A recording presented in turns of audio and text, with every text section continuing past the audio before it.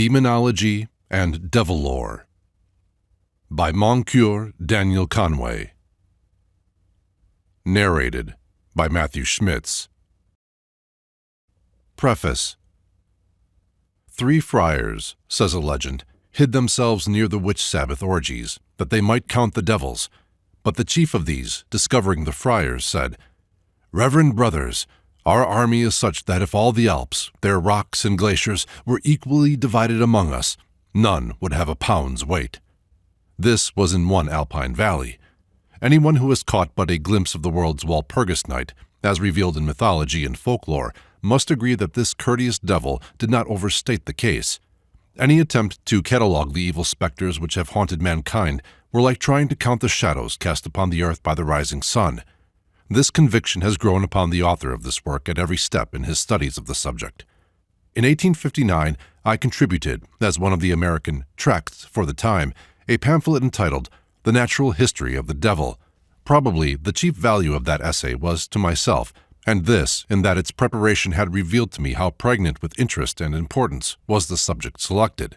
Subsequent researches in the same direction, after I had come to reside in Europe, revealed how slight had been my conception of the vastness of the domain upon which that early venture was made. In 1872, while preparing a series of lectures for the Royal Institution on Demonology, it appeared to me that the best I could do was to point those lectures with some notes and additions. But after they were delivered, there still remained with me unused the greater portion of materials collected in many countries, and the phantasmal creatures which I had evoked would not permit me to rest from my labors until I had dealt with them more thoroughly. The fable of Thor's attempt to drink up a small spring, and his failure because it was fed by the ocean, seems aimed at such efforts as mine. But there is another aspect of the case which has yielded me more encouragement. These phantom hosts, however unmanageable as to number when closely examined, present comparatively few types. They coalesce by hundreds. From being at first overwhelmed by their multiplicity, the classifier finds himself at length beating bushes to start a new variety. Around some single form, the physiognomy, it may be, of hunger or disease, of lust or cruelty, ignorant imagination has broken up nature into innumerable bits, like mirrors of various surface, reflect the same in endless sizes and distortions, but they vanish if that central fact be withdrawn. In trying to conquer, as it were, these imaginary monsters, they have sometimes swarmed and gibbered around me in a mad comedy which travestied their tragic sway over those who believed in their reality. Gargoyles extended their grin over the finest architecture, cornices coiled to serpents. The very words of speakers started out of their conventional sense into images that tipped my attention. Only as what I believed right solutions were given to their problems were my sphinxes laid. But through this psychological experience, it appeared that when one was so laid, his or her legion disappeared also. Long ago, such phantasms ceased to haunt my nerves because I discovered their unreality. I am now venturing to believe that their mythologic forms cease to haunt my studies because I have found out their reality. Why slay the slain? Such may be the question that will arise in the minds of many who see this book. A Scotch song says, "The devil is dead and buried in Kirkcaldy." If so, he did not die until he had created a world in his image. The natural world is overlaid by an unnatural religion, breeding bitterness around simplest thoughts, obstructions to science, estrangements not more reasonable than if they resulted from varying notions of lunar figures, all derived from the devil-bequeathed dogma that certain beliefs and disbeliefs are of infernal instigation. Dogmas molded in a fossil demonology make the foundation of institutions which divert wealth, learning, enterprise to fictitious ends. It has not, therefore, been mere intellectual curiosity which has kept me working at this subject these many years, but an increasing conviction that the seculae of such superstitions are exercising a still formidable influence. When Father Delaporte lately published his book on the devil, his bishop wrote, "Reverend Father, if every one busied himself with the devil as you do, the kingdom of God would gain by it." Identifying the kingdom here spoken of as that of truth, it has been with a certain concurrence in the bishop's sentiment that I have busied myself with the work now given to the public. Part 1. Demonology. Chapter 1. Dualism. A college in the state of Ohio has adopted for its motto the words, "Orient thyself." This significant admonition to Western youth represents one condition of attaining truth in the science of mythology. Through neglect of it, the glowing personifications and metaphors of the East have too generally migrated to the West, only to find it a Medusa turning them to stone. Our prosaic literalism changes their ideals to idols. The time has come when we must learn rather to see ourselves in them, out of an age and civilization where we live in habitual recognition of natural forces. We may transport ourselves to a period and region where no sophisticated eye looks upon nature. The sun is a chariot drawn by shining steeds and driven by a refulgent deity. The stars ascend and move by arbitrary power or command. The tree is the bower of a spirit. The fountain leaps from the urn of a naiad. In such gay costumes did the laws of nature hold their carnival until science struck the hour for unmasking. The costumes and masks have with us become materials for studying the history of the human mind, but to know them, we must translate our senses back into that phase of our own early existence, so far as is consistent with carrying our culture with us. Without conceding too much to solar mythology, it may be pronounced tolerably clear that the earliest emotion of worship was born out of the wonder with which man looked up to the heavens above him. The splendors of the morning and evening, the azure vault, painted with frescoes of cloud or blackened by the storm, the night, crowned with constellations. These awakened imagination, inspired awe, kindled admiration, and at length adoration in the being who had reached intervals in which his eye was lifted above the earth. Amid the rapture of Vedic hymns to these sublimities, we meet sharp questionings whether there be any such gods as the priests say, and suspicion is sometimes cast on sacrifices. The forms that peopled these celestial spaces may have been those of ancestors, kings, and great men, but anterior to all forms was the poetic enthusiasm which built heavenly mansions for them, and the crude cosmogonies of primitive science were probably caught up by the spirit and consecrated as slowly as scientific generalizations now are. Our modern ideas of evolution might suggest the reverse of this, that human worship began with things low and gradually ascended to high objects, that from rude ages in which adoration was directed to stock and stone, tree and reptile, the human mind climbed by degrees to the contemplation and reverence of celestial grandeurs. But the accord of this view with our ideas of evolution is apparent only. The real progress seems here to have been from the far to the near, from the great to the small. It is, indeed, probably inexact to speak of the worship of stock and stone, weed and wart, insect and reptile, as primitive. There are many indications that such things were by no race considered intrinsically sacred, nor were they really worshipped until the origin of their sanctity was lost. And even now, ages after their oracular or symbolical character has been forgotten, these superstitions that have survived in connection with such insignificant objects points to an original association with the phenomena of the heavens. No religions could, at first glance, seem wider apart than the worship of the serpent and that of the glorious sun, yet many ancient temples are covered with symbols combining sun and snake, and no form is more familiar in Egypt than the solar serpent standing erect upon its tail, with rays around its head. Nor is this high relationship of the adored reptile found only in religions where it might have been raised up by ethnical combinations as the mere survival of a savage symbol. William Craft, an African who resided for some time in the kingdom of Dahomey, informed me of the following incident which he had witnessed there.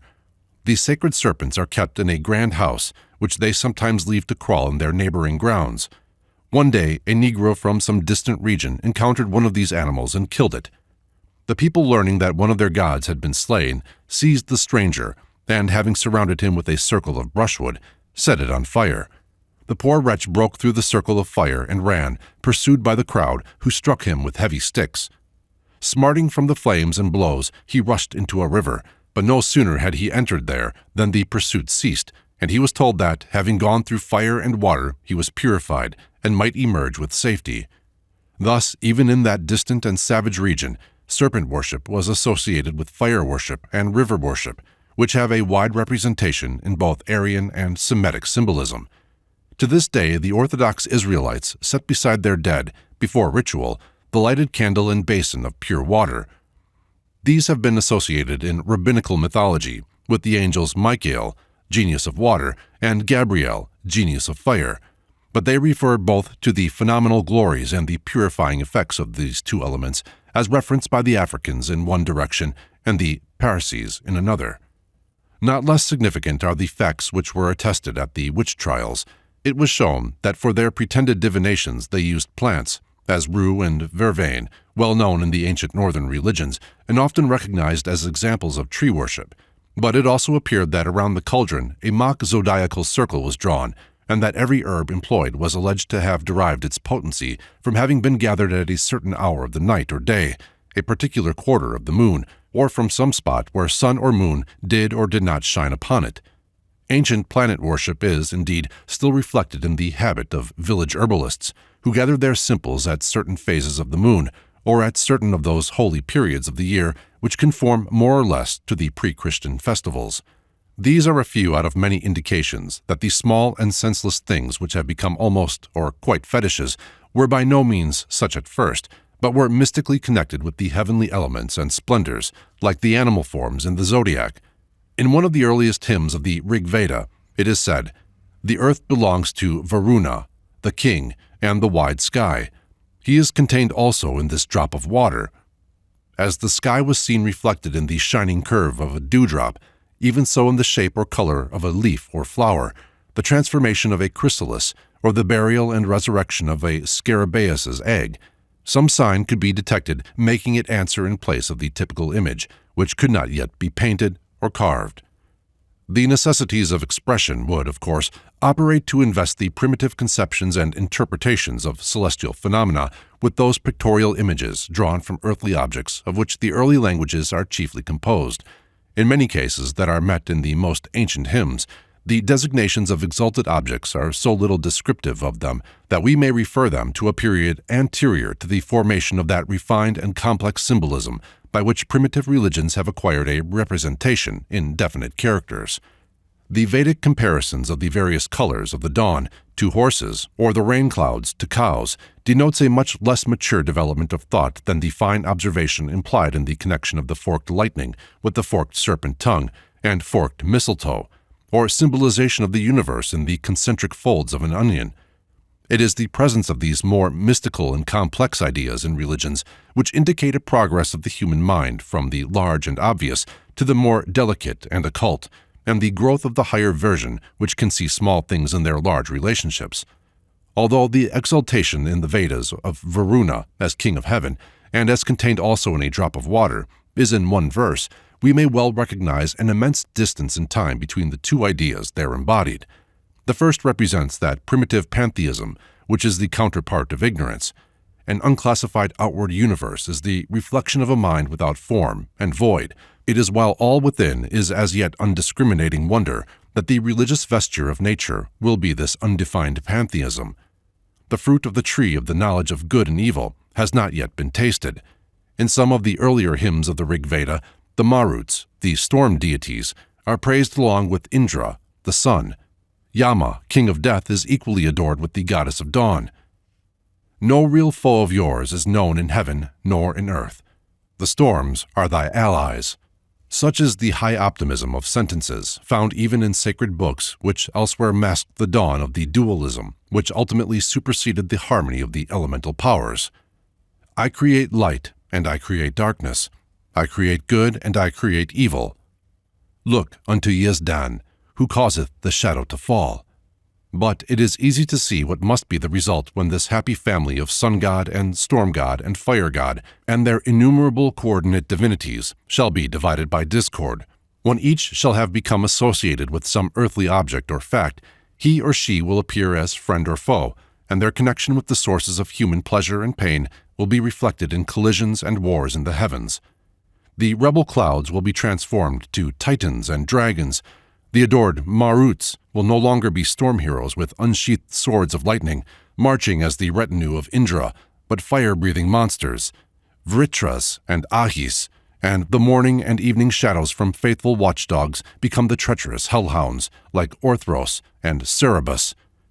The vehement antagonisms between animals and men and of tribe against tribe will be expressed in the conception of struggles among gods, who will thus be classified as good or evil deities.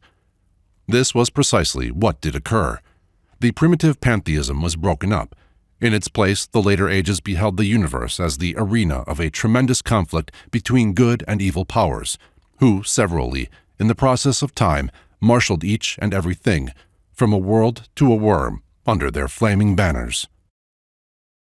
Chapter 2. The Genesis of Demons. The first pantheon of each race was built of intellectual speculations. In a moral sense, each form in it might be described as more or less demonic, and indeed it may almost be affirmed that religion, considered as a service rendered to superhuman beings, began with the propitiation of demons, albeit they might be called gods. Man found that in the earth good things came with difficulty, while thorns and weeds sprang up everywhere.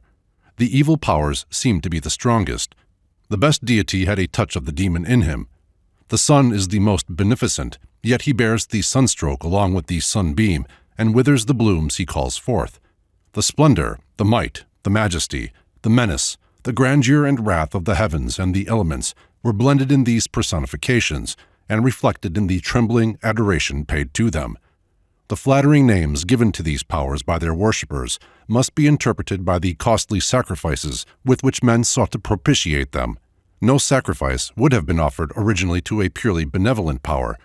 The Furies were called the Eumenides, the well-meaning, and there arises a temptation to regard the name as preserving the primitive meaning of the Sanskrit original of Irenaeus, namely Saraniu, which signifies the morning light stealing over the sky. But the descriptions of the Irenaeus by the Greek poets, especially of Aeschylus, who pictures them as black, serpent-locked, with eyes dripping blood, and calls them hounds, show that Saraniu, as morning light, and thus the revealer of deeds of darkness, had gradually been degraded into a personification of the curse. And yet, while recognizing the name Eumenides as euphemistic, we may admire nonetheless the growth of that rationalism which ultimately found in the epithet a suggestion of the soul of good in things evil, and almost restored the beneficent sense of Saraniu. "I have settled in this place," says Athene in the Eumenides of Aeschylus. "These mighty deities, hard to be appeased. They have obtained by lot to administer all things concerning men. But he who has not found them gentle knows not whence come the ills of life." But before the dread Irenaeus of Homer's age had become the venerable goddesses of popular phrase in Athens, or the Eumenides of the later poet's high insight, piercing their Gorgon form as portrayed by himself, they had passed through all the phases of human terror. Cowering generations had tried to soothe the remorseless avengers by complimentary phrases. The worship of the serpent, originating in the same fear, similarly raised that animal into the region where poets could invest it with many profound and beautiful significances. But these more distinctly terrible deities are found in the shadowy borderland of mythology, from which we may look back into ages when the fear in which worship is born had not yet been separated into its elements of awe and admiration, nor the heaven of supreme forces divided into ranks of benevolent and malevolent beings. And, on the other hand, we may look forward to the ages in which the moral consciousness of man begins to form the distinctions between good and evil, right and wrong, which changes cosmogony into religion and impresses every deity of the mind's creation to do his or her part in reflecting the physical and moral struggles of mankind. The intermediate processes by which the good and evil were detached and advanced to separate personification cannot always be traced, but the indications of their work are, in most cases, sufficiently clear. The relationship, for instance, between Baal and Baal-zebub cannot be doubted. The one represents the sun in his glory as quickener of nature and painter of its beauty, the other the insect-breeding power of the sun. Baal-zebub is the fly god. Only at a comparatively recent period did the deity of the Philistines, whose oracle was consulted by Ahaziah, 2 Kings 1, suffer under the reputation of being the prince of devils, his name being changed by a mere pun to Beelzebub, dung god. It is not impossible that the modern Egyptian mother's hesitation to disturb flies settling on her sleeping child, and the sanctity attributed to various insects, originated in the awe felt for him. The title fly god is paralleled by the reverent epithet applied to Zeus as worshipped at Elis, the Meagris deus of the Romans, and the Maiodes mentioned by Pliny. Our picture is probably from a protecting charm, and evidently by the god's believers. There is a story of a peasant woman in a French church who was found kneeling before a marble group and was warned by a priest that she was worshipping the wrong figure, namely Beelzebub. "Never mind," she replied, "it is well enough to have friends on both sides." The story, though now only ben trovato, would represent the actual state of mind in many a Babylonian invoking the protection of the fly god against formidable swarms of his venomous subjects. Not less clear is the illustration supplied by Scandinavian mythology. In Sæmund's Edda, the evil-minded Loki says, "Odin, dost thou remember when we in early days blended our blood together?"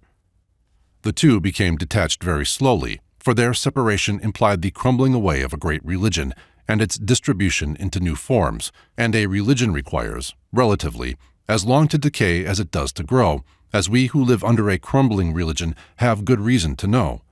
Protap Chunder Mozumdar of the Brahmo Somaj, in an address to London, said, "The Indian pantheon has many millions of deities, and no space is left for the devil."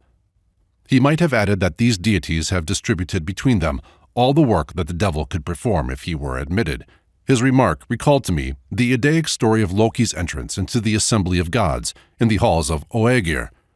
Loki, destined in a later age to be identified with Satan, is angrily received by the deities, but he goes round and mentions incidents in the life of each one which show them to be little, if any, better than himself. The gods and goddesses, unable to reply, confirm the cynic's criticisms in the theologic fashion by tying him up with a serpent for cord.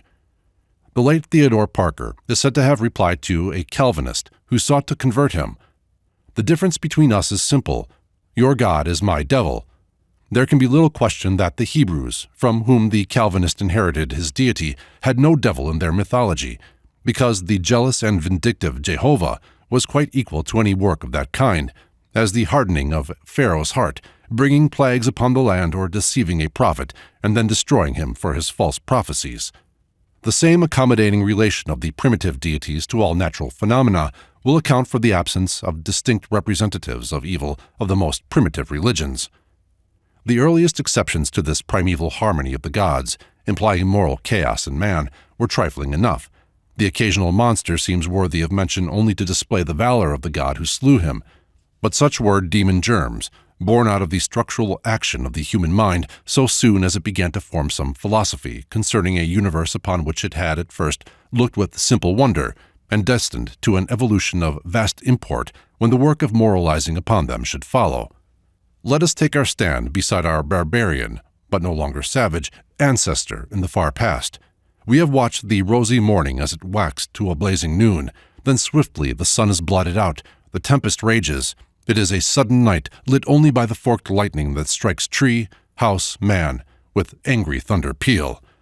From an instructed age, man can look upon the storm blackening the sky, not as an enemy of the sun, but one of its own superlative effects.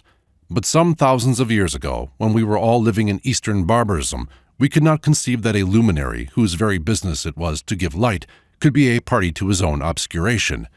We then looked with pity upon the ignorance of our ancestors, who had sung hymns to the storm dragons, hoping to flatter them into quietness, and we came by irresistible logic to that dualism which long divided the visible and still divides the moral universe into two hostile camps. This is the mother principle out of which demons, in the ordinary sense of the term, proceeded. At first few, as distinguished from the host of deities by exceptional harmfulness, they were multiplied with man's growth in the classification of his world. Their principle of existence is capable of indefinite expansion until it shall include all the realms of darkness, fear, and pain. In the names of demons, and in the fables concerning them, the struggles of man in his ages of weakness with peril, want, and death are recorded more fully than in any inscriptions on stone. Dualism is a creed which all superficial appearances attest. Side by side, the desert and the fruitful land, the sunshine and the frost, sorrow and joy, life and death, sit weaving around every life its vesture of bright and somber threads, and science alone can detect how each of these casts the shuttle to the other. Enemies to each other they will appear in every realm which knowledge has not mastered. There is a refrain, gathered from many ages, in William Blake's Apostrophe to the Tiger. Tiger, tiger, burning bright in the forests of the night, What immortal hand or eye framed thy fearful symmetry? In what distant deeps or skies burned that fire within thine eyes? On what wings dared he aspire? What the hand dared seize the fire? When the stars threw down their spears and water heaven with their tears, did he smile his work to see? Did he who made the Lamb make thee? That which one of the devoutest men of genius whom England has produced thus asked was silently answered in India by the serpent worshipper kneeling with his tongue held in his hand, in Egypt by Osiris seated on a throne of Chakir. It is necessary to distinguish clearly between the demon and the devil, though for some purposes they must be mentioned together. The world was haunted with demons for many ages before there was any embodiment of their spirit in any central form, much less any conception of a principle of evil in the universe. The early demons had no moral character, not any more than the man-eating tiger. There is no outburst of moral indignation mingling with the shout of victory when Indra slays Vritra and Apollo's face is serene when his dart pierces the python. It required a much higher development of the moral sentiment to give rise to the conception of a devil. Only that intensest light could cast so black a shadow athwart the world as the belief in a purely malignant spirit. To such a conception, love of evil for its own sake, the word devil is limited in this work. Demon is applied to beings whose harmfulness is not gratuitous, but incidental to their own satisfactions. Deity and demon are from words once interchangeable, and the latter has simply suffered degradation by the conventional use of it to designate the less beneficent powers and qualities which originally inhered in every deity, after they were detached from these and separately personified. Every bright god had his shadow, so to say, and under the influence of dualism, this shadow attained a distinct existence and personality in the popular imagination. The principle having once been established that what seemed beneficent and what seemed the reverse must be ascribed to different powers, it is obvious that the evolution of demons must be continuous, and their distribution coextensive with the ills that flesh is heir to. Chapter 3. Degradation. The atmospheric conditions having been prepared in the human mind for the production of demons, the particular shapes or names they would assume would be determined by a variety of circumstances, ethnical, climatic, political, or even accidental. They would indeed be rarely accidental, but Professor Max Muller, in his notes to the Rig Veda, has called attention to a remarkable instance in which the formation of an imposing mythological figure of this kind had its name determined by what, in all probability, was an accident. There appears in the earliest Vedic hymns the name of Aditi as the holy mother of many gods, and thrice there is mentioned the female name Diti, but there is reason to believe that Diti is a mere reflex of Aditi, the A being dropped originally by the reciter's license. The later reciters, however, regarding every letter in so sacred a book, or even the omission of a letter, as of eternal significance, Diti, this decapitated Aditi, was evolved into a separate and powerful being, and every niche of beneficence being occupied by its god or goddess, the new form was at once relegated to the newly defined realm of evil, where she remained as the mother of the enemies of the gods, the Daityas. Unhappily, this accident followed the ancient tendency by which the furies and vices have, with scandalous constancy, been described in the feminine gender. The close resemblance between these two names of Hindu mythology, severely representing the best and the worst, may be thus accidental, and only serve to show how the demon-forming tendency, after it began, was able to press even the most trivial incidents into its service. But generally, the names of demons, and for whole races of demons, report far more than this, and in no inquiry more than that before us is it necessary to remember that names are things. The philological facts supply a remarkable confirmation of the statements already made as to the original identity of demon and deity. The word demon itself, as we have said, originally bore a good instead of evil meaning. The Sanskrit deva, the shining one, Zend, daiva, correspond with the Greek theos, Latin deos, Anglo-Saxon tiu, and remain in deity, deus. Probably it exists in Armorican, teus, a phantom.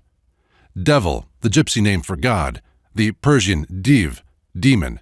The demon of Socrates represents the personification of being still good, but no doubt on the path of decline from pure divinity. Plato declares that good men, when they die, become demons, and says demons are reporters and carriers between gods and men. Our familiar word, bogi, a sort of nickname for an evil spirit, comes from the Slavonic word for God, bog, appearing here in the West as bogi, Welsh bog, a goblin. This word bog began probably as the baga of cuneiform inscriptions, a name of the supreme being, or possibly the Hindu Bhaga, Lord of Life. In the Bishop's Bible, the passage occurs, "Thou shalt not be afraid of any bugs by night." The word has been altered to terror.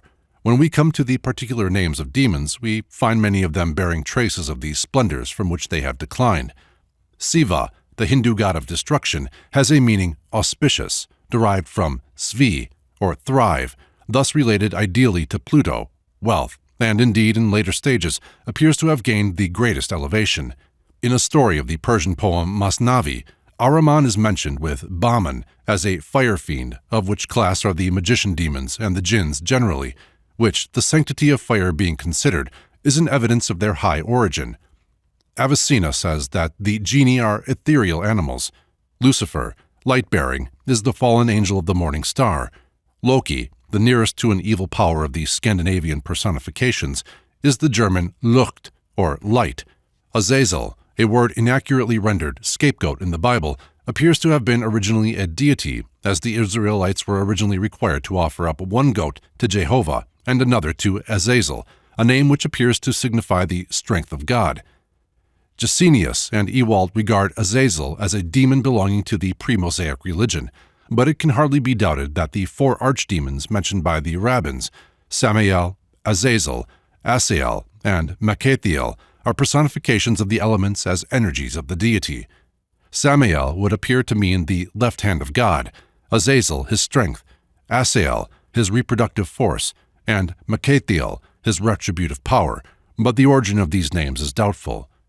Although Azazel is now one of the Muslim names for a devil, it would appear to be nearly related to Al-Uzza of the Quran, one of the goddesses of whom the significant tradition exists, that once when Muhammad had read, from the surah called the Star, the question, "What think ye of Allat, Al-Uzza, and Manah, that other third goddess?" he himself added, "These are the most high and beauteous damsels, whose intercession is to be hoped for," the response being afterwards attributed to a suggestion of Satan. Belial is merely a word for godlessness. It has become personified through the misunderstanding of the phrase in the Old Testament by the translators of the Septuagint, and thus passed into Christian use, as in 2 Corinthians 6:15, "What concord hath Christ with Belial?" The word is not used as a proper name in the Old Testament, and the late creation of a demon out of it may be set down to accident. Even where the names of demons and devils bear no such traces of their degradation from the state of deities, there are apt to be characteristics attributed to them, or myths connected with them, which point in the direction indicated. Such is the case with Satan, of whom much must be said hereafter, whose Hebrew name signifies the adversary, but who in the book of Job appears among the sons of God. The name given to the devil in the Quran, Eblis, is almost certainly Diabolus, abricized, and while this Greek word is found in Pindar, 5th century BC, meaning a slanderer, the fables in the Quran concerning Iblis describe him as a fallen angel of the highest rank. One of the most striking indications of the fall of demons from heaven is the widespread belief that they are lame. Mr. Taylor has pointed out the curious persistence of this idea in various ethnical lines of development. Hephaestus was lamed by his fall when hurled by Zeus from Olympus, and it is not a little singular that in the English travesty of Limping Vulcan, represented in Wyland the Smith, there should appear the suggestion, remarked by Mr. Cox, of the name Vala, coverer, one of the designations of the dragon destroyed by Indra.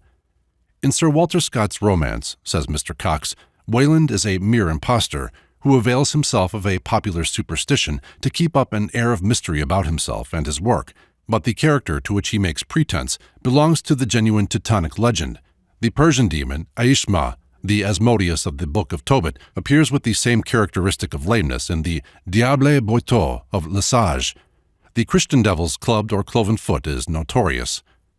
Even the horns, popularly attributed to the devil, may possibly have originated with the aureole, which indicates the glory of his first estate.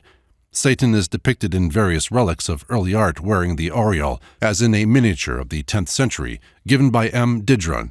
The same author has shown that Pan and the satyrs, who had so much to do with the shaping of our horned and hoofed devil, originally got their horns from the same high source as Moses in the old Bibles and in the great statue of him at Rome by Michelangelo.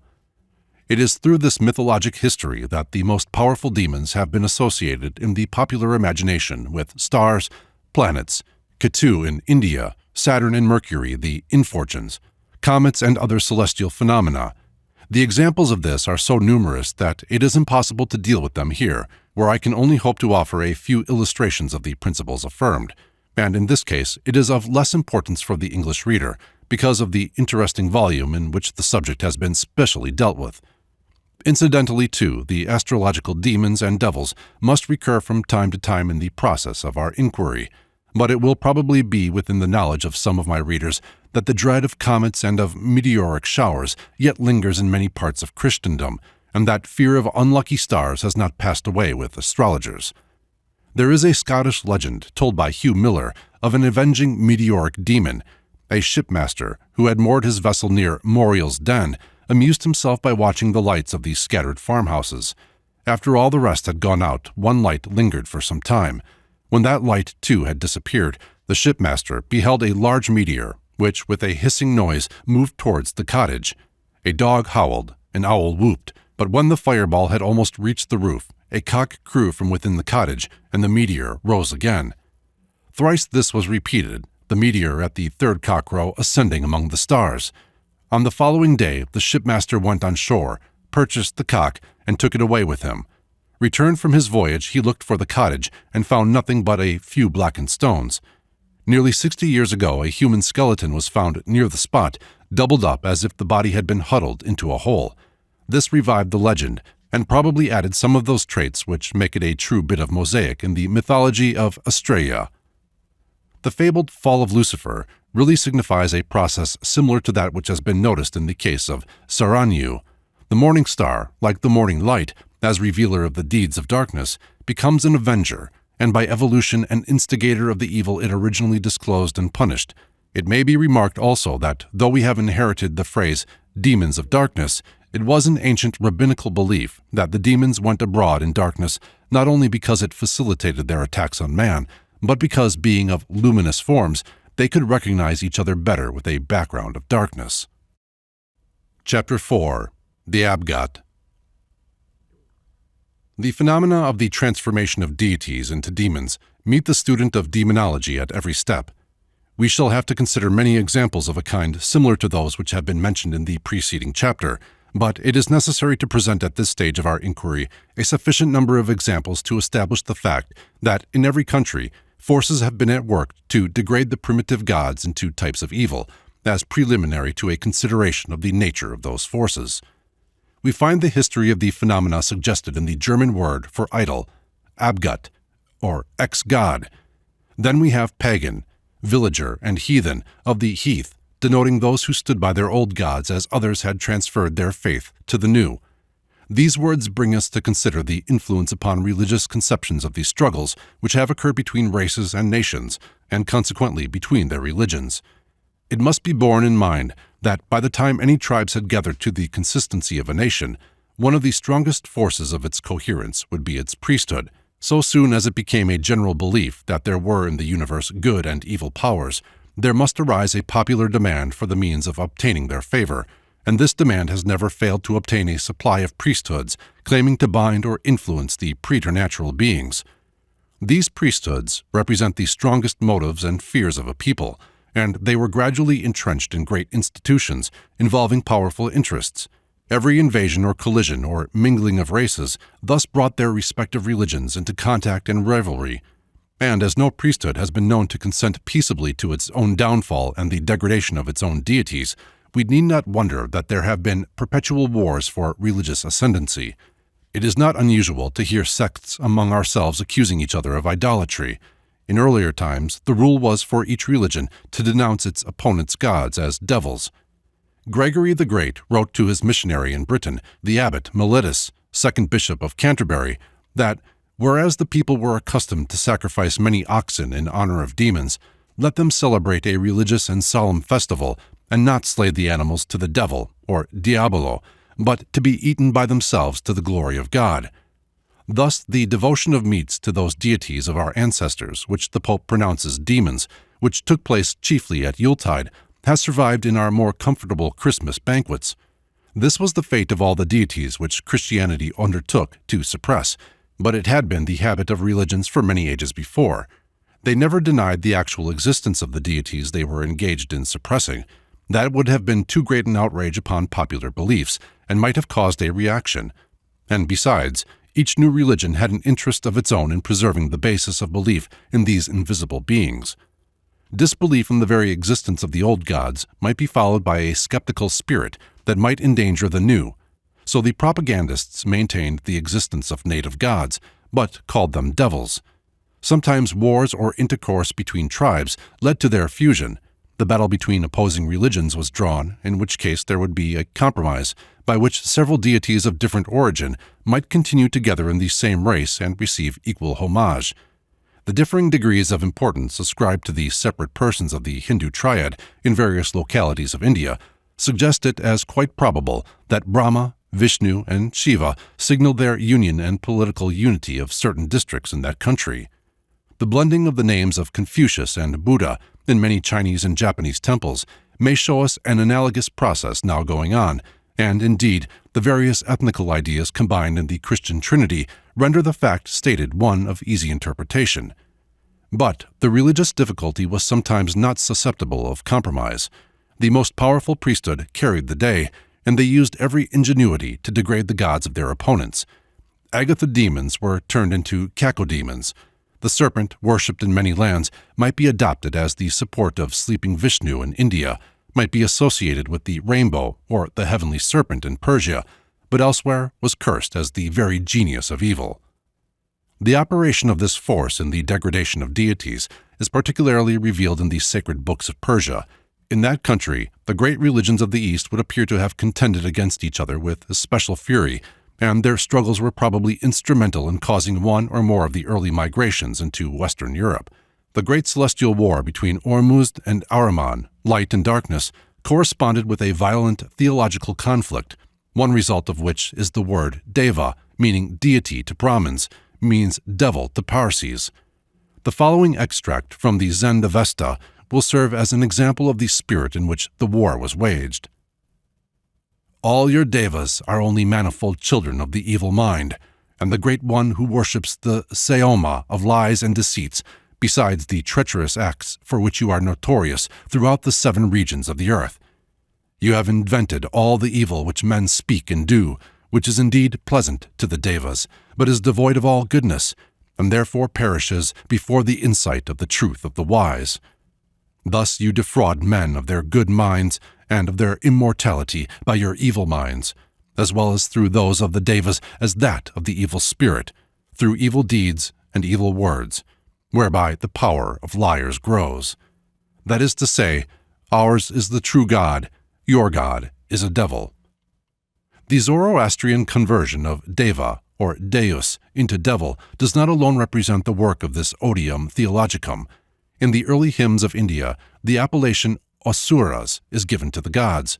Asura means a spirit, but in the process of time, Asura, like daemon, came to have a sinister meaning. The gods were called Suras, the demons Asuras, and these were said to contend together. But in Persia, the Asuras, demonized in India, retained their divinity and gave the name Ahura to the supreme deity, Ormuzd, Ahura Mazda. On the other hand, as Mr. Muir supposes, Varenya, applied to evil spirits of darkness in the Zend-Avesta, is cognate with Varuna, or heaven, and the Vedic Indra, king of the gods, the sun, is named in the Zoroastrian religion as one of the chief counselors of that prince of darkness. But in every country conquered by a new religion, there will always be found some, as we have seen, who will hold on to the old deity under all his changed fortunes. These will be called bigots, but still they will adhere to the ancient belief and practice the old rites. Sometimes, even after they have had to yield to the popular terminology and called the old god a devil, they will find some reason for continuing the transmitted forms. It is probable that to this cause was originally due the religions which have been developed into what is now termed devil worship. The distinct and avowed worship of the evil power in preference to the good is a rather startling phenomenon when presented baldly, as for example in a prayer of the Madagascans to Niang, author of evil, quoted by Dr. Reveal. O Zamor, to thee we offer no prayers. The good God needs no asking, but we must pray to Niang. Niang must be appeased. O Niang, bad and strong spirit, let not the thunder roar over our heads. Tell the sea to keep within its bounds. Spare, O Niang, the ripening fruit, and dry not up the blossoming rice. Let not our women bring forth children on the accursed days. Thou reignest, and this thou knowest over the wicked. And great is their number, O Niang. Torment not, then, any longer the good folk. This is natural and suggestive of the criminal under sentence of death, who, when asked if he was not afraid to meet his God, replied, "Not in the least. It's that other party I'm afraid of." Yet it is hardly doubtful that the worship of Niang began in an era when he was by no means considered morally baser than Zamor. How the theory of dualism, when attained, might produce the phenomenon called devil worship is illustrated in the case of the Yazidis, now so notorious for that species of religion. Their theory is usually supposed to be entirely represented by the expression uttered by one of them, "Will not Satan, then, reward the poor Yazidis, who alone have never spoken ill of him and have suffered so much for him?" But these words are insignificant, no doubt, of the underlying fact. They have never spoken ill of the Satan they worship. The Mussulman calls the Yazidi a Satan worshipper, only as the early Zoroastrian held the worshipper of a Deva to be the same. The chief object of worship among the Yazidis is the figure of the bird Taus, a half-mythical peacock. Professor King of Cambridge traces the Taus of this Assyrian sect to the sacred bird called a phoenix, whose picture, as seen by Herodotus in Egypt, is described by him as very like an eagle in outline and in size, but with plumage partly gold-colored, partly crimson, and which was said to return to Heliopolis every 500 years, there to burn itself on the altar of the sun, that another might rise from its ashes. Now the name Yazidis is simply Izids, genii, and we are thus pointed to Arabia, where we find the belief in genii is the strongest, and also associated with the mythical bird Roh of its folklore. There we find Muhammad rebuking the popular belief in a certain bird called Hama, which was said to take form from the blood near the brain of a dead person and fly away, to return, however, at the end of every 100 years to visit that person's sepulchre. But this is by no means devil worship, nor can we find any trace of that in the most sacred scripture of the Yazidis, the eulogy of Sheikh Adi. This sheikh inherited from his father, Musafir, the sanctity of an incarnation of the divine essence, of which he, Adi, speaks as the All-Merciful. By his light he hath lighted the lamp of the morning. I am he that placed Adam in my paradise. I am he that made Nimrod a hot burning fire. I am he that guided Amet, mine elect. I gifted him with my way and guidance. Mine are all existences together. They are my gift under my discretion. I am he that possesseth all majesty, and beneficence and charity are from my grace. I am he that entereth the heart in my zeal, and I shine through the power of my awfulness and majesty. I am he to whom the lion of the desert came. I rebuked him, and he became like stone. I am he to whom the serpent came, and by my will I made him like dust. I am he that shook the rock and made it terrible, and sweet water flowed therefrom from every side. The reverence shown in these sacred sentences for Hebrew names and traditions, as of Adam in paradise, Mara, and the smitten rock, and for Amet or Mohammed, appears to have had its only requital in the odious designation of the worshippers of Taus as devil worshippers, a label which the Yazidis perhaps accepted as the Wesleyans and Friends accepted such names as Methodist and Quaker. Muhammad has expiated the many deities he degraded to devils by himself being turned into an idol, a Mahomet, a term of contempt all the more popular for its resemblance to mummery. Despite his denunciations of idolatry, it is certain that this earlier religion represented by the Yazidis has never been entirely suppressed, even among his own followers. In Dr. Leitner's interesting collection, there is a lamp which he obtained from a mosque made in the shape of a peacock, and this is but one of many similar relics of primitive or alien symbolism found among the Muslim tribes. The evolution of demons and devils out of deities was made real to the popular imagination in every country where the new religion found art existing, and by alliance with it was enabled to shape the ideas of the people. The theoretical degradation of deities of previously fair association could only be completed where they were presented to the eye in repulsive forms. It will readily occur to everyone that a rationally conceived demon or devil would not be repulsive. If it were a demon that man wished to represent, mere euphemism would prevent its being rendered odious. The main characteristic of a demon, that which distinguishes it from a devil, is, as we have seen, that it has a real and human-like motive for whatever evil it causes. If it afflict or consume man, it is not from mere malignancy, but because impelled by the pangs of hunger, lust, or other suffering, like the famished wolf or shark. And if sacrifices of food were offered to satisfy its need, equally we might expect that no unnecessary insult would be offered in the attempt to portray it. But if it were a devil, a being actuated by simple malevolence, one of its essential functions, temptation, would be destroyed by hideousness. For the work of seduction we might expect a devil to wear the form of an angel of light, but by no means to approach his intended victim in any horrible shape, such as would repel every mortal. The great representations of evil, whether imagined by the speculative or the religious sense, have never been, originally, ugly. The gods might be described as falling swiftly like lightning out of heaven, but in the popular imagination they retained for a long time much of their splendor. The very ingenuity with which they were afterwards invested with ugliness in religious art attests that there were certain popular sentiments about them which had to be distinctly reversed. It was because they were thought beautiful that they must be painted ugly. It was because they were, even among converts to the new religion, still secretly believed to be kind and helpful, that there was employed such elaboration of hideous designs to deform them. The pictorial representations of demons and devils will come under a more detailed examination hereafter. It is for the present sufficient to point out that the traditional blackness or ugliness of demons and devils, as now thought of, by no means militates against the fact that they were once the popular deities. The contrast, for instance, between the horrible physiognomy given to Satan in ordinary Christian art and the theological representation of him as the tempter is obvious. Had the design of art been to represent the theological theory, Satan would have been portrayed in a fascinating form. But the design was not that. It was to arouse horror and antipathy for the native deities to which the ignorant clung tenaciously. It was to train children to think of the still secretly worshipped idols as frightful and bestial beings. It is important, therefore, that we should guard against confusing the speculative or moral attempts of mankind to personify pain and evil with the ugly and brutal demons and devils of artificial superstition, oftenest pictured on church walls. Sometimes they are set to support waterspouts, often the brackets that hold their foes, the saints.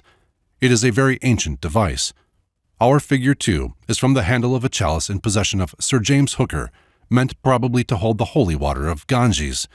These are not genuine demons or devils, but carefully caricatured deities, who that looks upon the grinning bestial forms carved about the roof of any old church, as those on Melrose Abbey and York Cathedral, which, there is reason to believe, represent the primitive deities driven from the interior by potency of holy water and chained to the uncongenial service of supporting the roof gutter, can see in these gargoyles, French gargouille, or dragon, anything but carved imprecations. Was it to such ugly beings, guardians of their streams, hills, and forests, that our ancestors consecrated the holly and mistletoe, or with such that they associated their flowers, fruits, and homes? They were caricatures, inspired by missionaries made to repel and disgust, as the images of saints beside them were carved in beauty to attract. If the pagans had been the artists, the good looks would have been on the other side.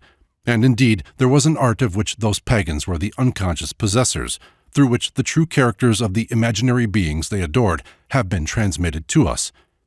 In the fables of their folklore, we find the fairies that represent the spirit of the gods and goddesses to which they are easily traceable.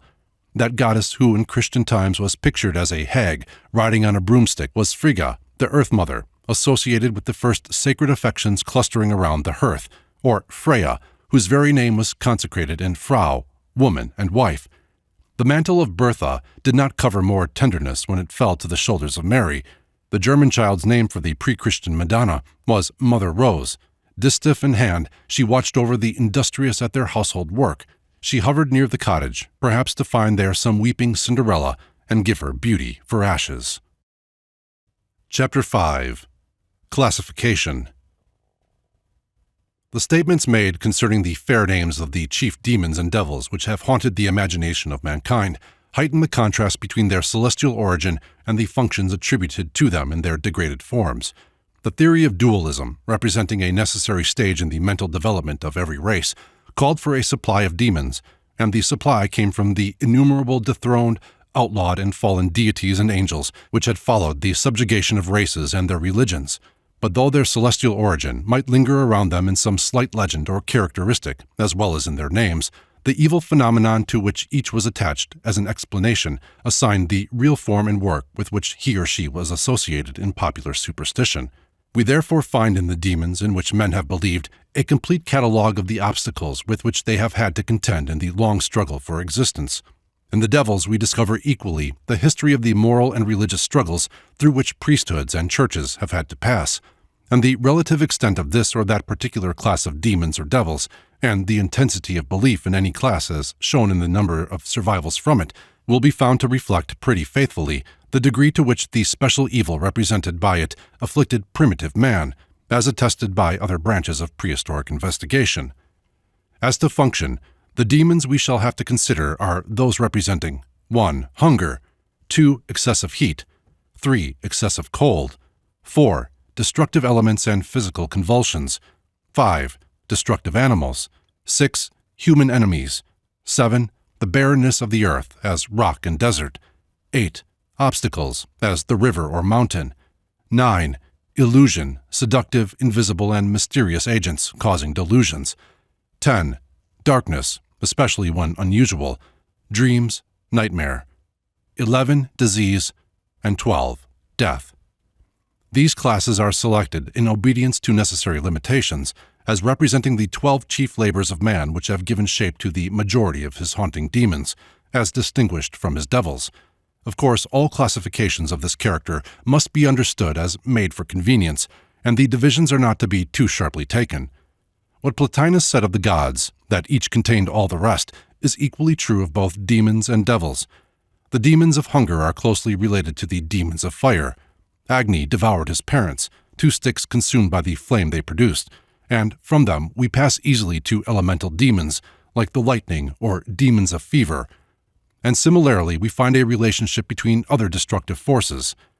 Nevertheless, the distinctions drawn are not fanciful, but exist in clear and unmistakable beliefs as to the special dispositions and employments of demons. And as we are not engaged in dealing with natural phenomena, but with superstitions concerning them, the only necessity of this classification is that it shall not be arbitrary, but shall really simplify the immense mass of facts which the student of demonology has to encounter. But there are several points which require special attention as preliminary to a consideration of these various classes of demons. First, it is to be borne in mind that a single demonic form will often appear in various functions, and that these must not be confused. The serpent may represent the lightning, or the coil of the whirlwind, or fatal venom. The earthquake may represent a swallowing hunger demon, or the rage of a chained giant. These separate functions must not be lost sight of because sometimes traceable to a single form, nor their practical character suffered disguise through their fair euphemistic or mythological names. Secondly, the same form appears repeatedly in a diabolic as well as a demonic function, and here a clear distinction must be maintained in the reader's mind. The distinction already taken between a demon and a devil is not arbitrary. The word demon is related to deity. The word devil, though sometimes connected with the Sanskrit deva, has really no relation to it, but has a bad sense as calumniator. But even if there were no such etymological identity and difference, it would be necessary to distinguish such widely separate offices as those representing the afflictive forces of nature were attributed to humanly appreciable motives on the one hand, and evils ascribed to pure malignancy or a principle of evil on the other. The devil may, indeed, represent a further evolution in the line on which the demon has appeared. Ahriman, the bad, in conflict with Ormuzd, the good, may be a spiritualization of the conflict between light and darkness, sun and cloud, as represented in the Vedic Indra and Vritra, but the two phases represent different classes of ideas, indeed different worlds, and the apprehension of both requires that they shall be carefully distinguished, even when associated with the same forms and names. Thirdly, there is an important class of demons which the reader may expect to find fully treated of in the part of my work more particularly devoted to demonology, which must be deferred or further traced in that portion relating to the devil. They are forms which in their original conception were largely beneficent, and have become of evil repute mainly through the anathema of theology. The checkerboard on which Osiris sat had its development in hosts of primitive shapes of light opposing shapes of darkness. The evil of some of these is ideal. Others are morally amphibious. Teraphim, Laris, Genii were ancestors of the guardian angels and patron saints of the present day. They were oftenest in the shapes of dogs and cats and aged human ancestors, supposed to keep watch and ward about the house, like the friendly domovoi respected in Russia. The evil disposition and harmfulness ascribed to them are partly natural, but partly also theological, and due to the difficulty of superseding them with patron saints and angels. The degradation of beneficent beings, already described in relation to large demonic and diabolic forms, must be understood as constantly acting in the smallest details of household superstition, with what strange reaction and momentous result will appear when we come to consider the phenomena of witchcraft. Finally, it must be remarked that the nature of our inquiry renders the consideration of the origin of myths, whether solar or other, of secondary importance. Such origin it will be necessary to point out and discuss incidentally, but our main point will always be the forms in which the myths have become incarnate, and their modifications in various places and times, these being the result of those actual experiences with which demonology is chiefly concerned. A myth, as many able writers have pointed out, is, in its origin, an explanation by the uncivilized mind of some natural phenomenon, not an allegory, not an esoteric conceit. For this reason, it possesses fluidity and takes on manifold shapes. The apparent sleep of the sun in winter may be represented in a vast range of myths, from the seven sleepers to the man in the moon of our nursery rhyme, but the variations all have relation to facts and circumstances. Comparative mythology is mainly concerned with the one thread running through them and binding them all to the original myth. The task of demonology is rather to discover the agencies which have given their several shapes. If it be shown that Orthros and Cerberus were primarily the morning and evening twilight or howling winds, either interpretation is here secondary to their personification as dogs. Demonology would ask, why dogs? Why not bulls? Its answer in each case detaches from the anterior myth its mode, and shows this as the determining force of further myths. Part 2. The Demon. Chapter 1. Hunger. In every part of the earth, man's first struggle was for his daily food. With only a rude implement of stone or bone, he had to get fish from the sea, bird from the air, beast from the forest. For ages, with such poor equipment, he had to wring a precious livelihood from nature.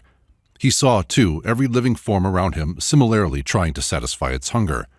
There seemed to be a spirit of hunger abroad, and at the same time there was such a resistance to man's satisfaction of his need, the bird and fish so hard to get, the stingy earth so ready to give him a stone when he asked for bread, that he came to the conclusion that there must be invisible, voracious beings who wanted all good things for themselves. So the ancient world was haunted by a vast brood of hunger demons. There is an African tribe, the Karens, whose representation of the devil, Kephen, is a huge stomach floating through the air, and this repulsive image may be regarded as the type of nearly half the demons which have haunted the human imagination. This, too, is the terrible Miru, with her daughters and slave, haunting the South Sea Islander. The esoteric doctrine of the priests was that souls leave the body ere breath has quite gone, and travel to the edge of a cliff facing the setting sun, Ra.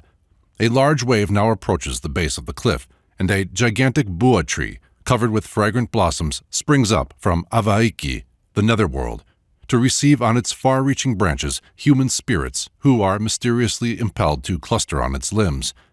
When at length the mystic tree is covered with human spirits, it goes down with its living freight to the netherworld. Akanga, the slave of fearful Miru, mistress of the invisible world, infallibly catches all these unhappy spirits in his net and laves them to and fro in a lake. In these waters, the captive ghosts exhaust themselves by wriggling about like fishes in the vain hope of escape. The net is pulled up, and the half-drowned spirits enter into the presence of dread Miru, who is ugliness personified. The secret of Miru's power over her intended victims is the kava root, Piper methysticum. A bowl of this drink is prepared for each visitor to the shades by her 4 lovely daughters. Stupefied with the draught and unresisting victims are borne off to a mighty oven and cooked. Miru, her peerless daughters, her dance-loving son, and the attendants subsist exclusively on human spirits decoyed to the netherworld and then cooked. The drinking cups of Miru are the skulls of her victims. She is called in song Miru the Ruddy, because her cheeks ever glow with the heat of the oven where her captives are cooked. As the sunset way to Miru's oven is to die a natural death, one need not marvel that the Reverend Mr. Gill, who made these statements before the Anthropological Institute in London, February 8, 1876, had heard many anecdotes of aged warriors, scarcely able to hold a spear, insisting on being led to the field of battle in the hope of gaining the house of the brave. As the South Sea Paradise seems to consist in an eternal war dance, or, in one island, in an eternal chewing of sugarcane, it is not unlikely that the aged seek violent death chiefly to avoid the oven. We have here a remarkable illustration of the distinguishing characteristic of the demon. Fearful as Miru is, it may be noted that there is not one gratuitous element of cruelty in her procedure. On the contrary, she even provides her victims with an anesthetic draught. Her prey is simply netted, washed, and cooked, as for man are his animal inferiors. In one of the islands, Aitutaki, Miru is believed to resort to a device which is certainly terrible, namely the contrivance that each soul entering the netherworld shall drink a bowl of living centipedes. But this is simply with the one end in view of appeasing her own pangs of hunger, for the object and effect of the draught is to cause the souls to drown themselves, it being apparently only after entire death that they can be cooked and devoured by Miru and her household. Fortunately for the islanders, Miru is limited in her tortures to a transmundane sphere, and room is left for many a slip between her dreadful cup and the human lip. The floating stomach, Kefin, is, however, not otherworldly. We see, however, a softened form of him in some other tribes. The Greenlanders, Finns, Lapps, conceived the idea that there is a large paunched demon which people could invoke to go and suck the cows or consume the herds of their enemies.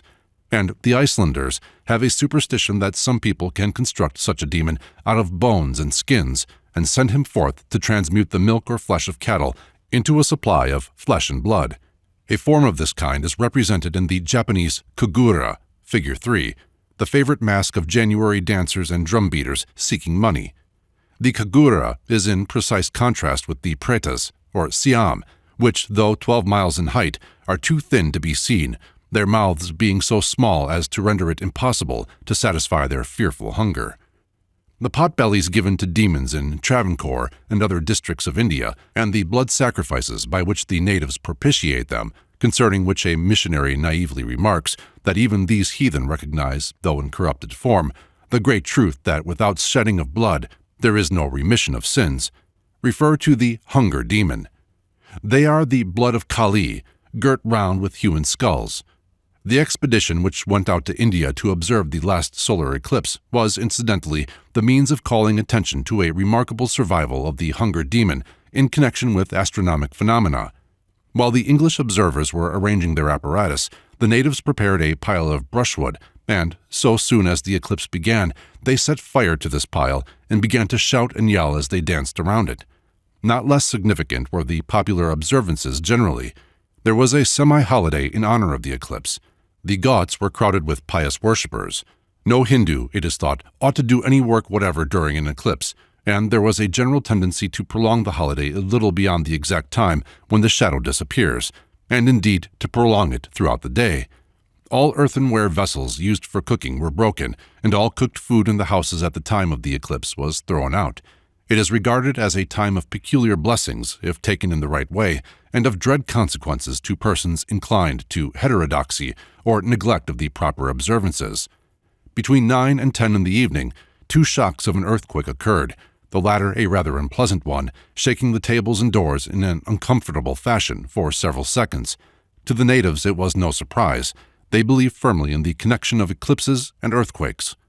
Especially notable is the breaking of their culinary utensils by the Hindus during an eclipse. In Copenhagen, there is a collection of the votive weapons of ancient Norsemen, every one broken as it was offered up to the god of their victory in token of good faith, lest they should be suspected of any intention to use again what they had given away. For the same reason the cup was offered, broken, with the libation. The Northman felt himself in the presence of the Jotun, giants, whose name Grimm identifies as the Eaters. For the Hindu of today, the ceremonies appropriate at an eclipse, however important, have probably as little rational meaning as the occasional bellfire that lights up certain dark corners of Europe has for those who build it. But the traditional observances have come up from the childhood of the world, when the eclipse represented a demon devouring the sun, who was to have his attention called by outcries and prayers to the fact that if it was fire he needed, there was plenty on earth, and if food, he might have all in their houses, provided he would consent to satisfy his appetite with articles of food less important than the luminaries of heaven.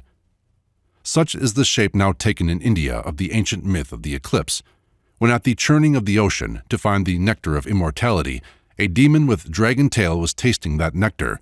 The sun and moon told on him, but not until his head had become immortal, and it is this head of Rahu which seeks now to devour the informers, the sun and moon.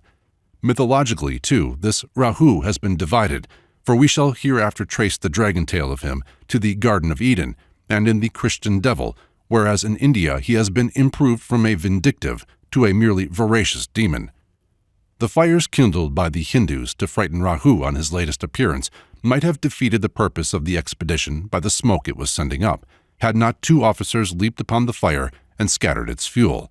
But just about the time when these courageous gentlemen were trampling out the fires of superstition, whose smoke would obscure the vision of science, an event occurred in England which must be traced to the same ancient belief. The belief, namely, that when anything is apparently swallowed up, as the sun and moon by an eclipse, or a village by earthquake or flood, it is the work of a hungry demon, earthworm, or other monster. The Pelsall mine was flooded, and a large number of miners drowned. When the accident became known in the village, the women went out with the families of the unfortunate men and sat beside the mouth of the flooded pit, at the bottom of which the dead bodies yet remained. These women then yelled down the pit with voices very different from ordinary lamentation.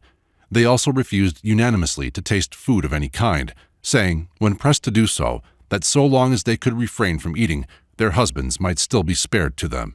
When finally one poor woman, driven by the pangs of hunger, was observed to eat a crust of bread, the cries ceased, and the women, renouncing all hope, proceeded in silent procession to their homes in Pelsall. The Hindu people casting their food out of the window during an eclipse, the Pelsall wives refusing to eat when the mine is flooded, are acting by force of immemorial tradition, and so are doing unconsciously what the African woman does consciously when she surrounds the bed of her sick husband with rice and meat, and beseeches the demon to devour them instead of the man.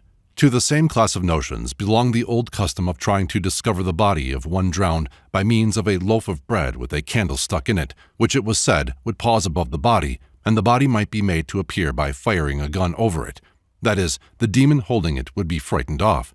A variant, too, is the Persian custom of protecting a woman in parturition by spreading a table, with a lamp at each corner, with 7 kinds of fruit and 7 different aromatic seeds upon it. In 1769, when Pennant made his Scottish tour, he found fully observed in the Highlands the ceremony of making the Beltane cake on the 1st of May, and dedicating its distributed fragments to birds and beasts of prey, with invocation to the dread being of whom they were the supposed agents to spare the herds. Demons especially love milk. The Lambton worm required 9 cows' milk daily, and Jerome mentions a diabolical baby which exhausted 6 nurses. The devil nominally inherits, among the peasantry of Christendom, the attributes of the demons which preceded him, but it must be understood that in every case where mere veracity is ascribed to the devil, a primitive demon is meant, and of this fact the superstitious peasant is dimly conscious. In Franconia, when a baker is about to put dough biscuits into an oven to be baked, he will first throw 6 of them into the fire, saying, "There, poor devil, those are for you." If pressed for an explanation, he will admit his fear that but for this offering his biscuits are in danger of coming out burnt, but that the poor devil is not bad-hearted, only driven by his hunger to make mischief. The being he fears is, therefore, clearly not the devil at all, whose distinction is a love of wickedness for its own sake, but the half-starved, gobbling ghosts of whom, in Christian countries, devil has become the generic name. Of their sacrifices, grace before meat is a remnant. In Muslim countries, however, Shaitan combines the demonic and the malignant veracities. During the late lunar eclipse, the inhabitants of Pera and Constantinople fired guns over their houses to drive Shaitan, or Satan, away from the moon, for whoever the foe, the Turk trusts in gunpowder. But superstitions representing Satan as a devourer are becoming rare. In the Church of Notre Dame at Hall, Belgium, the lectern shows a dragon attempting to swallow the Bible, which is supported on the back of an eagle. There is another and much more formidable form in which the hunger demon appears in demonology. The fondness for blood, so characteristic of supreme gods, was distributed as a special thirst through a large class of demons. In the legend of Ishtar descending to Hades to seek some beloved one, she threatens if the door be not opened, "I will raise the dead to be devourers of the living. Upon the living shall the dead prey." This menace shows that the Chaldean and Babylonian belief in the vampire, called Akaru in Assyrian, was fully developed at a very early date. Although the hunger demon was very fully developed in India, it does not appear to have been at any time so cannibalistic, possibly because the natives were not great flesh-eaters. In some cases, indeed, we meet with the vampire superstition, as in the story of Vikram and the vampire, and in the Tamil drama of Harakandra, where the frenzied Sandramati says to the king, "I belong to the race of elves, and I have killed thy child in order that I might feed on its delicate flesh." Such expressions are rare enough to warrant suspicion of their being importations. The Vatala's appetite is chiefly for corpses. The poor hungry demons of India, such as the Bhut, a dismal ravenous ghost, dreaded at the moon wane of the month Kartik, October through November, was not supposed to devour a man, but only man's food. The Hindu demons of this class may be explained by reference to the Srada, or oblation to ancestors, concerning which we read directions in the Manu Code. The ancestors of man are satisfied a whole month with tila, or rice, 2 months with fish, etc. The Mains say, "Oh, may that man be born in our line who may give us milky food, with honey and pure butter, both on the 13th of the moon and when the shadow of an elephant falls to the east." The bloodthirsty demons of India have pretty generally been caught up like Kali into a higher symbolism, and their veracity systematized and satisfied in sacrificial commutations. The popular belief in the southern part of that country is indicated by Professor Monier Williams in a letter written from southern India, wherein he remarks that the devils alone require propitiation. It is generally a simple procedure, performed by offerings of food or other articles supposed to be acceptable to disembodied beings. For example, when a certain European, once a terror to the district in which he lived, died in the south of India, the natives were in the constant habit of depositing brandy and cigars on his tomb to propitiate his spirit, supposed to roam about the neighborhood in a restless manner, and with evil proclivities. The very same was done to secure the good offices of the philanthropic spirit of a great European sportsman, who, when he was alive, delivered his district from the ravages of tigers. Indeed, all evil spirits are thought to be opposed by good ones, who, if duly propitiated, make it their business to guard the inhabitants of particular places from demonic intruders. Each district, and even every village, has its guardian genius, often called its mother. Such ideas as these are represented in Europe in some varieties of the kobold and the goblin. Though the goblin must, according to folk philosophy, be fed with nice food, it is not a deadly being. On the contrary, it is said that the Gobelin tapestry derives its name because the secret of its colors was gained from these ghosts. Though St. Taurin expelled one from Evero, he found it so polite that he would not send it to hell, and it still haunts the credulous there and at Caen, without being thought very formidable. The demon that lurks in graveyards is universal and may have suggested cremation. In the East, it is represented mainly by such forms as the repulsive ghoul, which preys on dead bodies, but it has been developed in some strange way to the Slavonic phantom called vampire, whose peculiar fearfulness is that it represents the form in which any deceased person may reappear, not ghoul-like to batten on the dead, but to suck the blood of the living. This is perhaps the most formidable survival of demonic superstition now existing in the world. A people who still have in their dictionary such a word as miscreant or misbeliever can hardly wonder that the priests of the Eastern Church fostered the popular belief that heretics at death changed into drinkers of the blood of the living. The Slavonic vampires have declined in England and America to be the ogres who smell the blood of an Englishman, but are rarely supposed to enjoy it. But it exposes the real ugliness of the pious superstitions, sometimes deemed pretty, that, in proportion to the intensity of belief in supernaturalism, the people live in terror of the demons that go about seeking whom they may devour. In Russia, the watcher beside a corpse is armed with the holy charms against attack from it at midnight. A vampire may be the soul of any outcast from the church, or one over whose corpse, before burial, a cat has leaped or a bird flown. It may be discovered in a graveyard by leading a black colt through. The animal will refuse to tread on the vampire's grave, and the body is taken out and a stake driven through it, always by a single blow. A related class of demons are the heart devourers. They touch their victim with an aspen or other magical twig. The heart falls out and is perhaps replaced by some baser one. Mr. Ralston mentions a Mazovian story in which a hero awakes with the heart of a hare and remains a coward ever after. And in another case, a quiet peasant received a cock's heart and was always crowing. The werewolf, in some respects, closely related to the vampire, also pursues his ravages among the priest-ridden peasantry of the south and east. In Germany, though the more horrible forms of the superstition are rare, the Nachzehrer is much dreaded.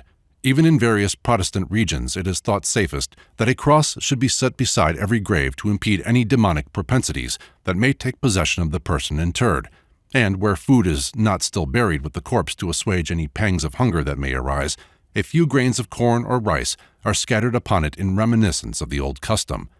In Duisdorf, it is believed that if money is not placed in the dead person's mouth at burial, or his name not cut from his shirt, he is likely to become a Nachzehrer, and that the ghost will come forth in the form of a pig. It is considered a sure preventative of such a result to break the neck of the dead body. On one occasion, it is there related, several persons of one family having died, the suspected corpse was exhumed and found to have eaten up its own grave clothes. Dr. Dyer, an eminent physician of Chicago, Illinois, told me, in 1875, that a case occurred in that city within his personal knowledge, where the body of a woman who had died of consumption was taken out of the grave and the lungs burned, under a belief that she was drawing after her into the grave some of her surviving relatives. In 1874, according to the Providence Journal, in the village of Peacedale, Rhode Island, in the U.S., Mr. William Rose dug up the body of his own daughter and burned her heart, under the belief that she was wasting away the lives of other members of his family. The characteristic of modern spiritualism appeared to indicate that the superstitious have outgrown this fear of ghostly malevolence where surrounded by civilization. It is very rare in the ancient world, or in barbarous regions, to find any invocations for the return of the spirits of the dead. Mr. Tyler has quoted a beautiful dirge using the Ho tribe of India, beginning, "We never scolded you, never wronged you. Come to us back." But generally, funereal customs are very significant of the fear that spirits may return, and their dirges more in the vein of the Bodo of northeast India. "Take and eat. Heretofore you have eaten and drunk with us. You can do so no more. You were one of us. You can be so no longer. We come no more to you. Come you not to us." Even, says Mr. Tyler, in the lowest culture we find flesh holding its own against spirit, and at higher stages the householder rids himself with little scruple of an unwelcome inmate. The Greenlanders would carry the dead out by the window, not by the door, while an old woman, waving a firebrand behind, cried, "Pick Lurukbok," or "There is nothing more to be had here." The Hottentots removed the dead from the hut by an opening broken out on purpose to prevent him from finding the way back. The Siamese, with the same intention, break an opening through the house wall to carry the coffin through, and then hurry it at full speed, thrice round the house. The Siberian Chuwashes fling a red-hot stone after the corpse is carried out for an obstacle to bar the soul from coming back. So Brandenburg peasants pour out a pail of water at the door after the coffin to prevent the ghost from walking, and Pomeranian mourners, returning from the churchyard, leave behind the straw from the hearse, that the wandering soul may rest there and not come back so far as home. It may be remarked in this connection that in nearly all the pictures of demons and devils, they are represented as very lean.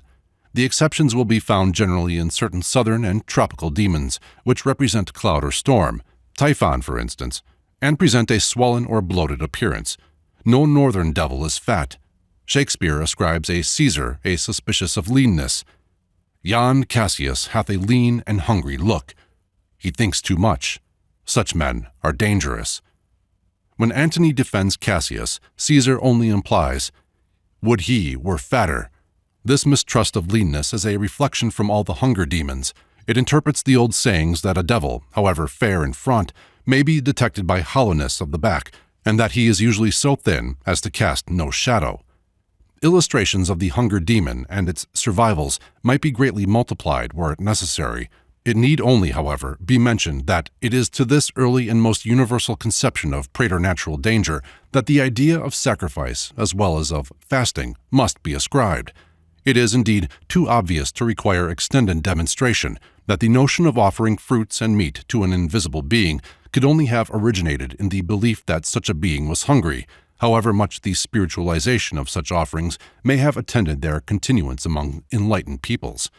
In the evolution of purer deities, fire, the devouring element, was substituted for a coarser method of accepting sacrifices, and it became a sign of baser beings, such as the Assyrian Akaru and the later Lamia, to consume dead bodies with their teeth, and this fire was the spiritual element in the idolatries whose objects were visible. But the original accent of sacrifice never left it. The Levitical law says, "The 2 kidneys, and the fat that is upon them, which is by the flanks and the caul above the liver, with the kidneys, it shall he take away. And the priest shall burn them upon the altar.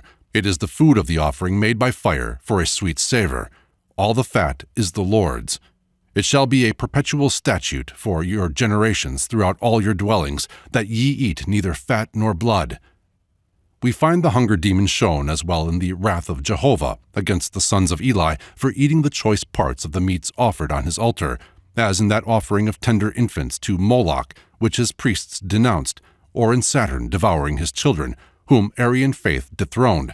And they all reappear as phantoms, thinly veiled above the spotless lamb offered up on Calvary, the sacrificed Macaria, or blessed, the pierced heart of Mary. The beautiful boy, Menocius, must be sacrificed to save Thebes. The gods will not have aged and tough Creon, though a king in his place. Iphigenia, though herself saved from the refined palate of Artemis, through the huntress's fondness for kid's blood, becomes the priestess of human sacrifices. The human offering, deemed half divine, could alone at last satisfy the deity, gathered in his side this sheaf of sacrificial knives, wedded in many lands and ages, and in his self-sacrifice the hunger demon himself was made the victim. Theologians have been glad to rescue the first person of their Trinity from association with the bloodthirsty demons of barbarous ages by describing the sacrifice of Jesus as God himself, becoming the victim of an eternal law. But whatever may be said of this complex device, it is sufficient evidence that man's primitive demon, which personified his hunger, has ended with being consumed on his own altar. For though fasting is a survival of the same savage notion that man may secure benefits from invisible beings by leaving them food, it is a practice which survives rather through the desire of imitating ascetic saints than because of any understood principle. The strange yet natural consummation adds depth of meaning to the legend of Odin being himself sacrificed in his disguise on the holy tree at Uppsala, where human victims were hung as offerings to him and to his ruin in the Havamal. I know that I hung on a wind-rocked tree 9 whole nights, with a spear wounded, and to Odin offered myself to myself. Chapter 2. Heat. Fire was of old the element of fiends. No doubt this was in part due to the fact that it was also a devouring element. Sacrifices were burnt, the demon visibly consumed them, but the great flame demons represent chiefly the destructive and painful action of intense heat. They originate in regions of burning desert, of sunstroke, and drought. Agni, the Hindu fire of God, was adored in Vedic hymns as the twin of Indra. Thy appearance is fair to behold, thou bright-faced Agni, when like gold thou shinest at hand. Thy brightness comes like the lightning of heaven, thou showest splendor like the splendor of the bright sun. Adorable and excellent Agni, emit the moving and graceful smoke. The flames of Agni are luminous, powerful, fearful, and not to be trusted.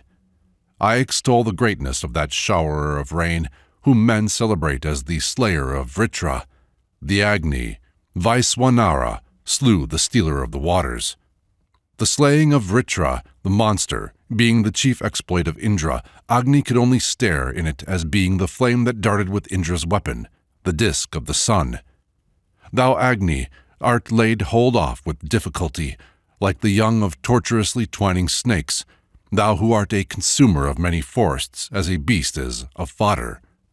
Petrifaction awaits all these glowing metaphors of early time. Verbal inspiration will make Agni a literally torturous serpent and consuming fire. His smoke, called Kali, black, is now the name of Siva's terrible bride. Much is said in Vedic hymns of the method of producing the sacred flame symbolizing Agni, namely the rubbing together of two sticks. He it is whom the two sticks have engendered, like a newborn babe. It is a curious coincidence that a similar phrase should describe the devil on two sticks, who has come by way of Persia into European romance. Asmodeus was a lame demon, and his two sticks as diable boiteux are crutches, but his lameness may be referable to the attenuated extremities suggested by spires of flame, tortuously twining snakes, rather than to the rabbinical myth that he broke his leg on his way to meet Solomon.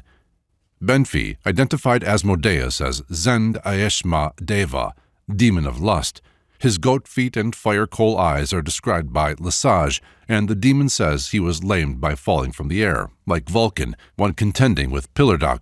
It is not difficult to imagine how flame engendered by the rubbing of sticks might have attained personification as sensual passion, especially among Zoroastrians, who would detach from the adorable fire all associations of evil. It would harmonize well with the Persian tendency to diabolize Indian gods, that they should note the lustful character occasionally ascribed to Agni in the Vedas. Him alone, the ever-youthful Agni, men groom like a horse in the evening and at dawn. They bed him as a stranger in his couch. The light of Agni, the worshipped male, is lighted. Agni was the Indian Brulifer, or love charmer, and patron of marriage. The fire god, Hephaestus, was the husband of Aphrodite. The day of the Norse thunder and lightning god Thor, or Thursday, is in Scandinavian regions considered the luckiest for marriage. The process of obtaining fire by friction is represented by a nobler class of myths than that referred to. In the Mahabharata, the gods and demons together churn the ocean for the nectar of immortality, and they use for their churning stick the mountain Manthara. This word appears in Pramantha, which means a fire drill, and from it comes the great name of Prometheus, who stole fire from heaven and conferred on mankind a boon which rendered them so powerful that the jealousy and wrath of Zeus were excited. This fable is generally read in its highly rationalized and mystical form, and on this account belongs to another part of our general subject. But it may be remarked here that the Titan, so terribly tortured by Zeus, could have hardly been regarded, originally, as the friend of man. At the time when Zeus was a god genuinely worshipped, when he first stood forth as the supplanter of the malign devourer Saturn, it could have been no friend of man, who was seen chained on the rock forever to be the vulture's prey. It was fire, in some destructive form, which must have been then associated with Prometheus, and not that power by which later myths represented his animating with a divine spark, the man of clay. The Hindu myth of churning the ocean for the immortal draught, even if it be proved that the ocean is heaven and the draught lightning, does not help us much. The traditional association of Prometheus with the arts might also lead one to imagine that the early use of fire by some primitive inventor had brought upon him the wrath of his mates, and that Zeus's thunderbolts represented some early strike against machinery. It is not quite certain that it may not have been through some euphemistic process that fire worship arose in Persia. Not only does fire occupy a prominent place in the tortures inflicted by Ahriman in the primitive Parsi Inferno, but it was one of the weapons by which he attempted to destroy the heavenly child, Zoroaster. The evil magicians kindled a fire in the desert and threw the child on it, but his mother, Dogdo, found him sleeping tranquilly on the flames, which were as a pleasant bath, and his face shining like Zohor and Moshteri, Jupiter and Mercury. The Zoroastrians also held that the earth would ultimately be destroyed by fire. Its metals and minerals, ignited by a comet, would form streams which all souls would have to pass through. They would be pleasant to the righteous, but terrible to the sinful, who, however, would come through purified into paradise, the last to arrive being Ahriman himself. The combustible nature of many minerals under the surface of the earth, which was all the realm of Hades, or invisible, would assist the notion of a fiery abode for the infernal gods. Our phrase, plutonic rock, would then have a very prosaic sense. Pliny says that in his time sulfur was used to keep off evil spirits, and it is not impossible that it first came to be used as a medicine by this route. Fire festivals still exist in India, where the ancient raiment of Agni has been divided up and distributed among many deities. At the popular annual festival in honor of Dharma Raja, called the Feast of Fire, the devotees walk barefoot over a glowing fire extending 40 feet. It lasts 18 days, during which time those that make a vow to keep it must fast, abstain from women, lie on the bare ground, and walk on a brisk fire. The 18th day, they assemble on the sound of instruments, their heads crowned with flowers, their bodies daubed with saffron, and follow the figures of Dharma Raja and Draupadi, his wife, in procession. When they come to the fire, they stir it to animate its activity and take a little of the ashes, with which they rub their foreheads, and when the gods have been carried 3 times round it, they walk over a hot fire about 40 feet. Some carry their children in their arms, and others lances, sabers, and standards. After the ceremony, the people press to collect the ashes to rub their foreheads with, and obtain from devotees the flowers with which they were adorned, and which they carefully preserve. The passion of Agni reappears in Draupadi, purified by fire for her 5 husbands, and especially her union with Dharma Raja, son of Yama, is celebrated in this unorthodox passion feast. It has been so much the fashion for travelers to look upon all idolatry with biblical eyes that we cannot feel certain with Sunarat that there was anything more significant in the carrying of children by the devotees than the supposition that what was good for the parent was equally beneficial to the child. But the identification of Moloch with an Aryan deity is not important. The Indian Feast of Fire and the rites of Moloch are derived by a very simple mental process from the most obvious aspects of the sun, as the quickening and the consuming power in nature. The child offered to Moloch was offered to the god by whom he was generated, and as the most precious of all the fruits of the earth for which his genial aid was implored and his destructive intensity deprecated. Moloch, a word that means king, was a name almost synonymous with human sacrifice. It was in all probability at first only a local Ammonite personification growing out of an ancient shrine of Baal. The Midianite Baal accompanied the Israelites into the wilderness, and that worship was never thoroughly eradicated. In the Egyptian confession of faith, which the initiated took even into their graves inscribed upon a scroll, the name of God is not mentioned, but is expressed only by the words, Nuk Pu Nuk, I am He who I am. The flames of the burning bush, from which these same words came to Moses, were kindled from Baal, the sun, and we need not wonder that while the more enlightened chiefs of Israel preserved the higher ideas and symbols of the countries they abandoned, the ignorant would still cling to Apis, the golden calf, to Ashtaroth, and to Moloch. Amos, and after him Stephen the martyr, reproached the Hebrews with having carried into the wilderness the tabernacle of their god Moloch, and though the passing of children through the fire to Moloch was, by the Mosaic law, made a capital crime, the superstition and the corresponding practice retained such strength that we find Solomon building a temple to Moloch on the Mount of Olives, and, long after, Manasseh making his son pass through the fire in honor of the same god. It is certain from the denunciations of the prophets that the destruction of children in these flames was actual. From Jeremiah, as well as other sources, we know that the burnings took place in the valley of Tophet, or Hinnom, or Gehenna. The idol Moloch was of brass, and its throne of brass.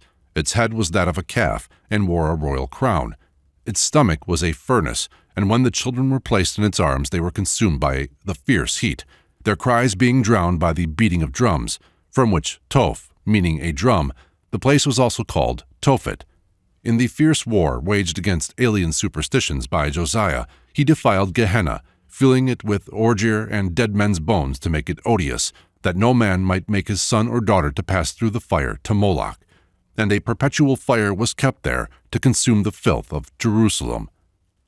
From this horrible Gehenna, with its perpetual fire, its loathsome worm, its cruelties, has been derived the picture of a never-ending hell prepared for the majority of human beings by one who, while they live on earth, sends the rain and sunshine alike on the evil and the good. Wo Chang, a Chinaman in London, has written to a journal his surprise that our religious teachers should be seized with such concern for the victims of Turkish atrocities in Bulgaria, while they are so calm in view of the millions burning and destined to burn endlessly in the flames of hell.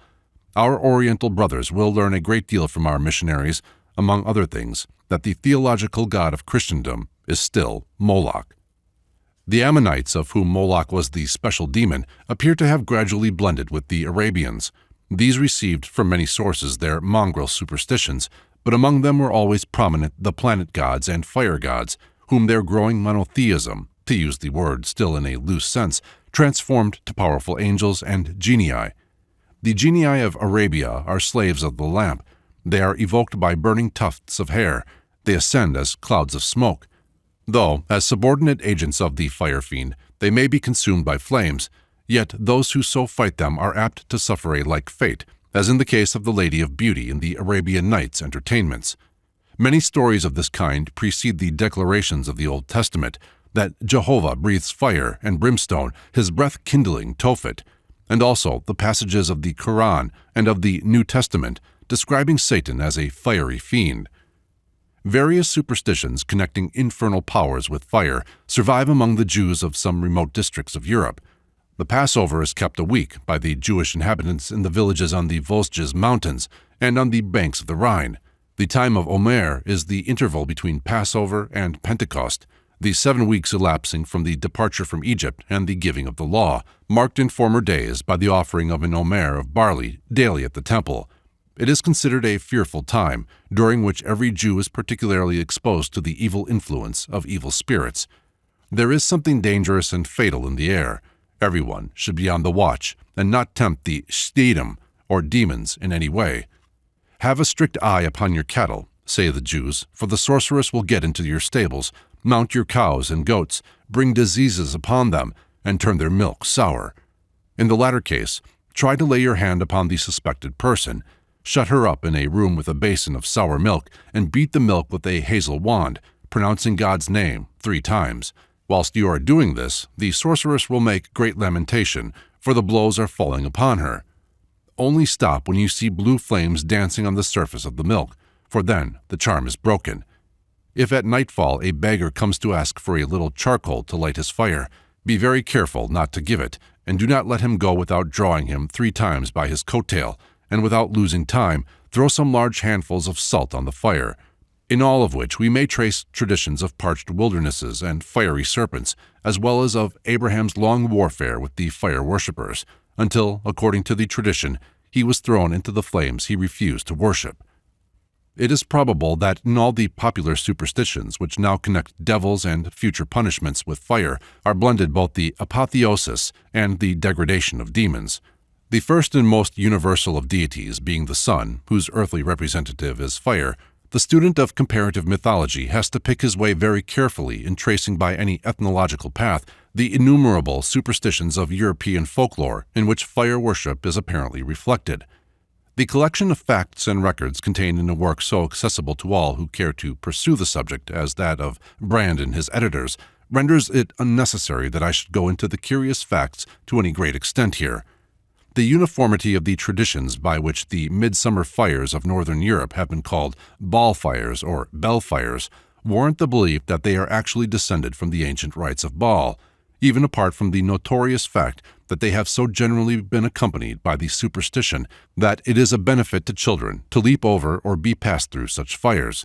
That this practice still survives in out-of-the-way places of the British Empire appears from such communications as the following, from the Times, which are occasionally addressed to the London journals. Lerwick, or Shetland, July 7, 1871. Sir, it may interest some of your readers to know that last night, being St. John's Eve, Old Style, I observed within a mile or so of this town 7 bonfires blazing in accordance with the immemorial custom of celebrating the midsummer solstice. These fires were kindled on various heights around the ancient hamlet of Sound, and the children leaped over them and passed through the fire to Moloch, just as their ancestors would have done 1,000 years ago on these same heights, and their still remoter progenitors in eastern lands many thousand years ago. This persistent adherence to mystic rites in this scientific epoch seems to me worth taking note of. A.J. To this may be added the following recent extract from a Scotch journal. Halloween was celebrated at Balmoral Castle with unusual ceremony in the presence of Her Majesty the Princess Beatrice, the ladies and gentlemen of the royal household, and a large gathering of the tenantry. The leading features of the celebration were a torchlight procession, the lighting of large bonfires, and the burning in effigy of witches and warlocks. Upwards of 150 torchbearers assembled at the castle as dark set in, and separated into two parties, one band proceeding to Invergelder and the other remaining at Balmoral. The torches were lighted at 6:15 o'clock, and shortly after the Queen and Princess Beatrice drove to Invergelder, followed by the Balmoral party of torchbearers.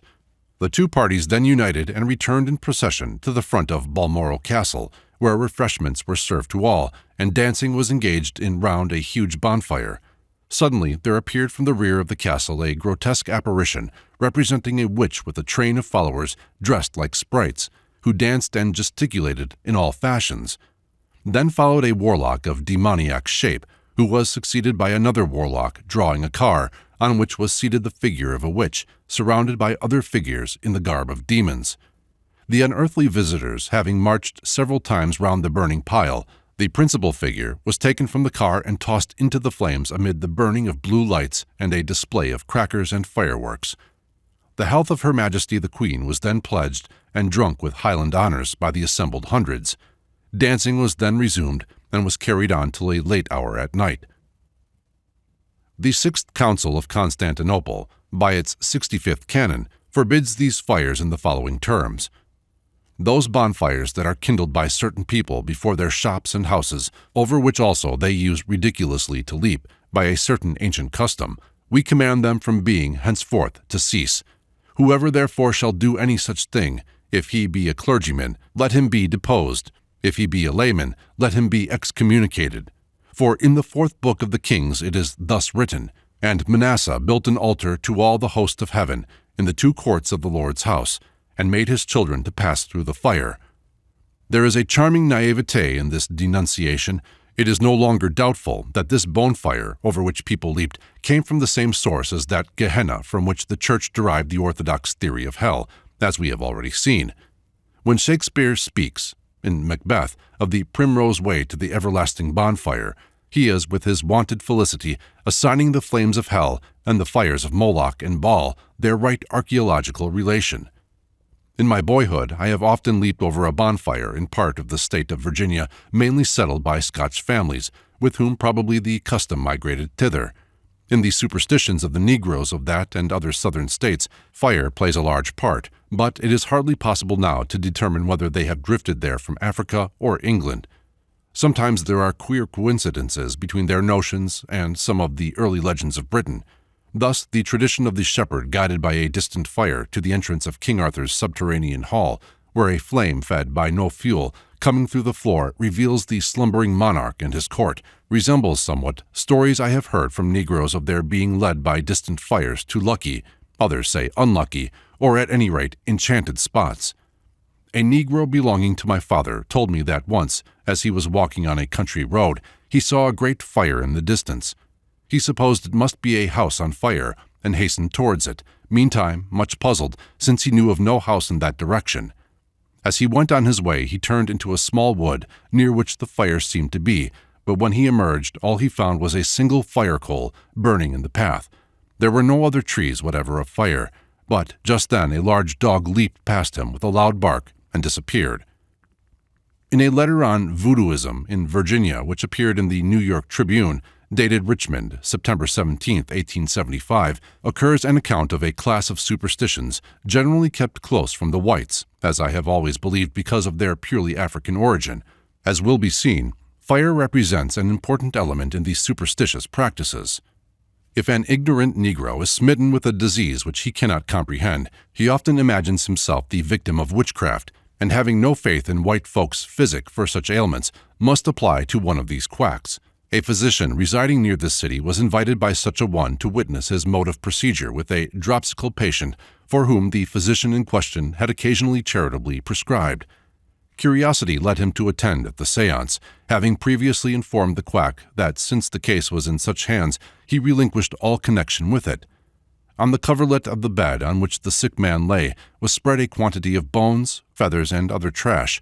The charlatan went through with a series of so-called conjurations, burned feathers, hair, and tiny fragments of wood in a charcoal furnace, and mumbled gibberish past the physician's comprehension.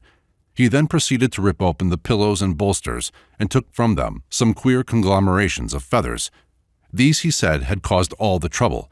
Sprinkling a whitish powder over them, he burnt them in his furnace. A black, offensive smoke was produced, and he announced triumphantly that the evil influence was destroyed and that the patient would surely get well. He died not many days later, believing, in common with all his friends and relatives, that the conjurations of the trick doctor had failed to save him only because resorted to too late. The following account of a spell from which his wife was rescued was given me by a Negro in Virginia. The wizard, to quote the exact words of my informant, threw a stick on a chest. The stick bounded like a trap ball 3 times. Then he opened the chest, took out something looking like dust or clay, and put it into a cup with water over a fire. Then he poured it over a board, after chopping it 3 times, which he then put up beneath the shingles of the house. Returning to the chest, he took a piece of old chain, near the length of my hand, took a hoe and buried the chain near the sill of the door of my wife's house, where she would pass. Then he went away. I saw my wife coming and called to her not to pass, and to go for a hoe and dig up the place. She did this, and I took up the chain, which burned the ends of all my fingers clean off. The same night, the conjurer came back. My wife took 2 half-dollars and a quarter in silver and threw them on the ground before him. The man seemed as if he was shocked, and then offered her his hand, which she refused to take, as I had bid her not to let him touch her. He left and never came to the house again. The spell was broken. I am convinced that this is a pure voodoo procedure, and it is interesting in several regards. The introduction of the chain may have been the result of the excitement of the time, for it was during the war when Negroes were breaking their chains. The fire and water show how widespread in Africa is that double ordeal which, as we have seen, is well known in the kingdom of Dahomey. But the mingling of something like dust with the water held in a cup over the fire is strongly suggestive of the Jewish method of preparing holy water, the water of separation. For an unclean person they shall take of the dust of the burnt heifer of purification for sin, and running water shall be put thereto in a vessel. The fiery element of the mixture was in this case imported with the ashes of the red heifer. As for this sacrifice of the red heifer itself, it was plainly the propitiation of a fiery demon. In Egypt, red hair and red animals of all kinds were considered infernal, and all the details of this sacrifice show that the color of this selected heifer was typical. The heifer was not a usual sacrifice. A red one was obviously by its color marked for the genii of fire, the terrible 7, and not to be denied them. Its blood was sprinkled 7 times before the tabernacle, and the rest was utterly consumed, including the hide, which is particularly mentioned, and the ashes taken to make the water of separation. Calmet notes, in this connection, that the apis of India was red-colored. The following interesting story of the Chinese fire god was supplied to Mr. Denny's by Playfair of H.M. Consulate, to whom it was related in Peking. The temples of the god of fire are numerous in Peking, as is natural in a city built for the most part of very combustible materials. The idols representing the god are, with one exception, decked with red beards, typifying their color, the element under his control. The exceptional god has a white beard, and thereby hangs a tail. 100 years ago, the Chinese imperial revenue was in much better case than it is now. At that time, they had not yet come into collision with Western powers, and the word indemnity had not, so far, found a place in their vocabulary. Internal rebellions were checked as soon as they broke out, and, in one word, Qian Lung was in less embarrassed circumstances than Kuang Su. He had more money to spend, and did lay out a good deal in the way of palaces. His favorite building, and on one which no expense had been spared, was the Hall of Contemplation. This hall was of very large dimensions. The rafters and the pillars which supported the roof were of a size such as no trees in China furnish nowadays. They were not improbably originally sent as an offering by the tributary monarch of some tropical country, such as Burma or Siam. 2 men could barely join hands round the pillars. They were cased in lustrous, jet-black lacquer, which, while adding to the beauty of their appearance, was also supposed to make them less liable to combustion. Indeed, every care was taken that no fire should approach the building. No lighted lamp was allowed in the precincts, and to have smoked a pipe inside those walls would have been punished with death. The floor of the hall was of different colored marbles, in a mosaic of flowers and mystic Chinese characters, always kept polished like a mirror. The sides of the room were lined with rare books and precious manuscripts. It was, in short, the finest palace in the imperial city, and it was the pride of Qianlong. Alas for the vanity of human wishes! In spite of every precaution, one night a fire broke out, and the Hall of Contemplation was in danger. The Chinese of a century ago were not without fire engines, and though miserably inefficient as compared with those of our London fire brigade, they were better than nothing, and 100 of them were soon working round the burning building. The emperor himself came out to superintend their efforts and encourage them to renewed exertions. But the hall was doomed. A more than earthly power was directing the flames, and mortal efforts were of no avail. For on one of the burning rafters, Qianlong saw the figure of a little old man with a long white beard standing in a triumphant attitude. "It is the god of fire," said the emperor. "We can do nothing." So the building was allowed to blaze in peace. Next day, Qianlong appointed a commission to go there round of the Peking temples in order to discover in which of them there was a fire god with a white beard, that he might worship him and appease the offended deity. The search was fruitless. All the fire gods had red beards.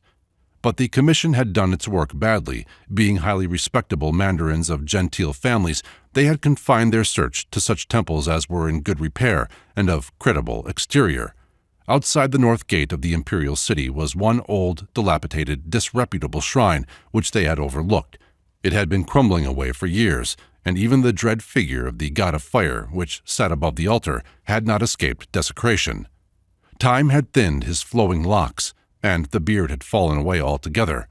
One day some water carriers who frequented the locality thought, either in charity or by way of a joke, that the face would look the better for a new beard.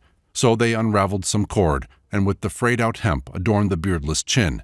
An official passing the temple one day peeped in out of curiosity and saw the hempen beard. "Just the thing the emperor was inquiring about," said he to himself, and he took the news to the palace without delay. Next day there was a state visit to the dilapidated temple, and Qianlong made obeisance and vowed a vow. "O fire god," said he, "thou hast been wroth with me in that I have built me palaces, and left thy shrine unhonored and in ruins. Here do I vow to build thee a temple surpassed by none other of the fire gods in Peking, but I shall expect thee in future not to meddle with my palaces." The emperor was as good as his word. The new temple is on the site of the old one, and the fire god has a flowing beard of fine white hair. In the San Francisco Bulletin, I recently read a description of the celebration by the Chinese in that city of their Feast for the Dead, in which there are some significant features. The chief attention was paid, says the reporter, to a figure representing what answers in their theology to our devil, and whom they evidently think it necessary to propitiate before proceeding with their worship over individual graves. This figure is on the west side of their temple. Before and around it candles and joss sticks were kept burning. On the east side was the better-looking figure, to which they paid comparatively little attention. It was, of course, but natural that the demons of fire should gradually be dispelled from that element in its normal aspects, as its uses became more important through human invention, and its evil possibilities were mastered. Such demons became gradually located in the region of especially dangerous fires, as volcanoes and boiling springs. The Titan, whom the ancients believed struggling beneath Etna, remained there as the devil in the Christian age. Saint Agatha is said to have prevented his vomiting fire for a century by her prayers.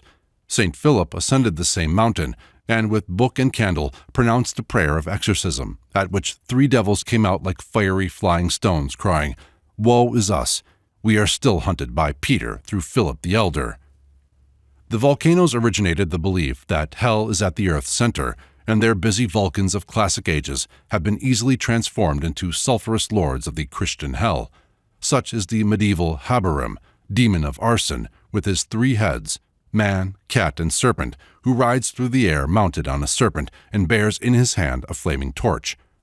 The astrologers assigned him command of 26 legions of demons in hell, and the superstitious often saw him laughing on the roofs of burning houses. But still more dignified is Raum, who commands 30 legions and who destroys villages. Hence also, concerned in the destructions of war, he became the demon who awards dignities, and although this made his usual form of apparition on the right bank of the Rhine that of the Odinistic raven, on the left bank he may be detected in the little red man who was reported as the familiar of Napoleon I during his career. Among Mr. Gill's South Pacific myths is one of a Prometheus, Maui, who, by assistance of a red pigeon, gets from the subterranean fire demon the secret of producing fire, by rubbing sticks, the demon, Maoki, being then consumed with his realm, and fire being brought to the upper world to remain the friend of man. In Vedic legend, when the world was enveloped in darkness, the gods prayed to Agni, who suddenly burst out as Tvastri, pure fire, the Vedic Vulcan, to the dismay of the universe. In Edaic sagas, Loki was deemed the most voracious of beings until defeated in an eating match with Logi, devouring fire. Survivals of belief in the fiery nature of demons are very numerous. Thus, it is a very common belief that the devil cannot touch or cross water, and may therefore be escaped by leaping a stream. This has sometimes been supposed to have something to do with the purifying character of water, but there are many instances in Christian folklore where the devil is shown quite independent of even holy water if it is not sprinkled on him or does not wet his feet. Thus, in the Norfolk legend concerning St. Godric, the devil is said to have thrown the vessel with its holy water at the saint's head out of anger at his singing a canticle which the Virgin taught him. But when the devil attacked him in various ferocious animal shapes, St. Godric escaped by running into the Wear, where he sometimes stood all night in water up to his neck. The kobolds get the red jackets they are said to wear from their fiery nature. Originally the Lar Familiaris of Germany, the kobold became of many varieties, but in one line he has been developed from the house spirit, whose good or evil temper was recognized in the comforts or dangers of fire, to a special stone demon. The hell dog in Faust's room takes refuge from the spell of Solomon's key behind the stone, and is there transformed to human shape. The German maidens read many pretty oracles in the behavior of the fire, and the like in that of its fellow warsauger, the house dog. It is indeed a widespread notion that imps and witches lurk about the fireside, obviously in cat and dog, and ride through the air on implements that usually stand about the fire, shovel, tongs, or broom. In Paris it was formerly the custom to throw 24 cats into the fire on St. John's night, the animals being, according to M. de Plancy, emblems of the devil.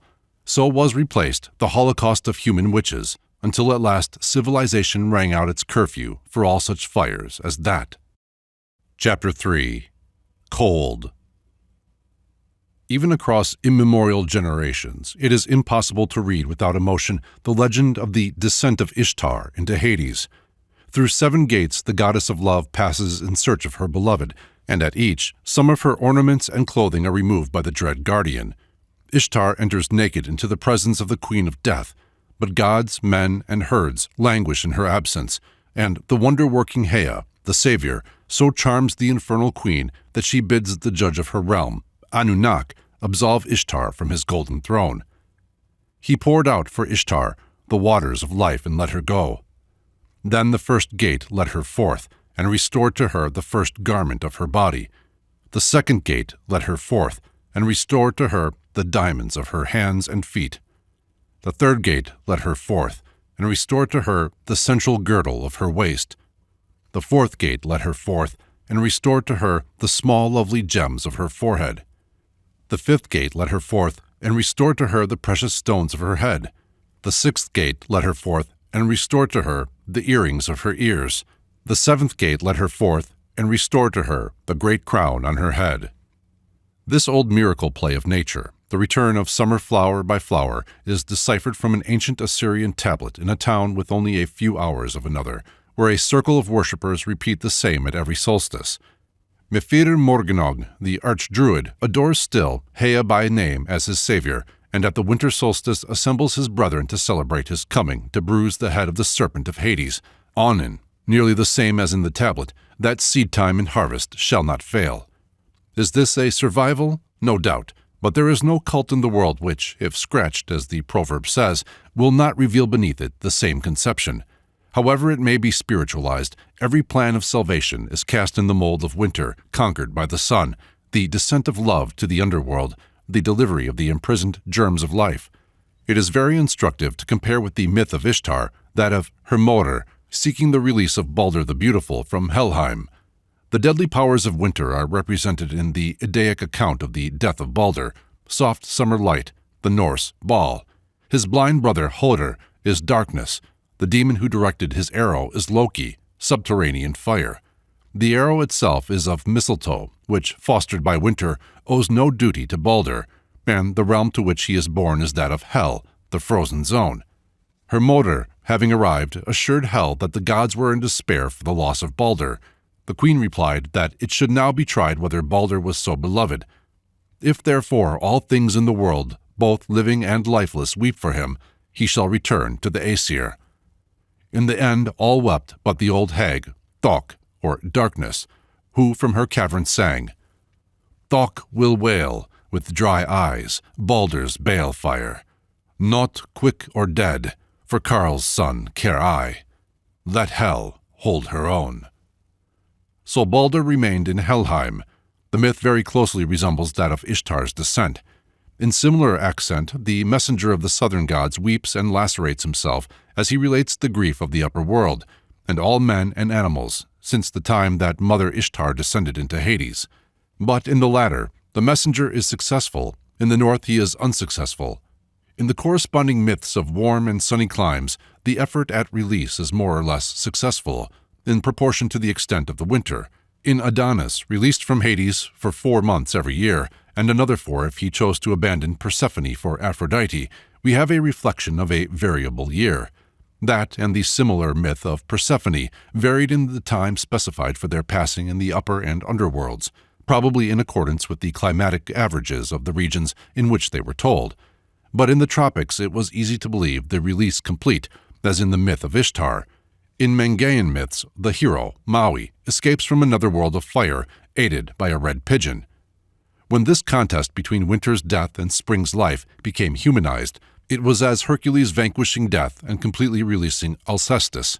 When it became spiritualized, it was as Christ conquering death and hell and releasing the spirits from prison. The wintry desolation had to be artificially imitated in a 40 days fast, and Lent, closing with a thrust from the spear, the mistletoe arrow, amid darkness, blind Hodr. But the myth of a swift resurrection had to be artificially preserved in the far north. The legend of a full triumph over death and hell could never have originated among our Norse ancestors.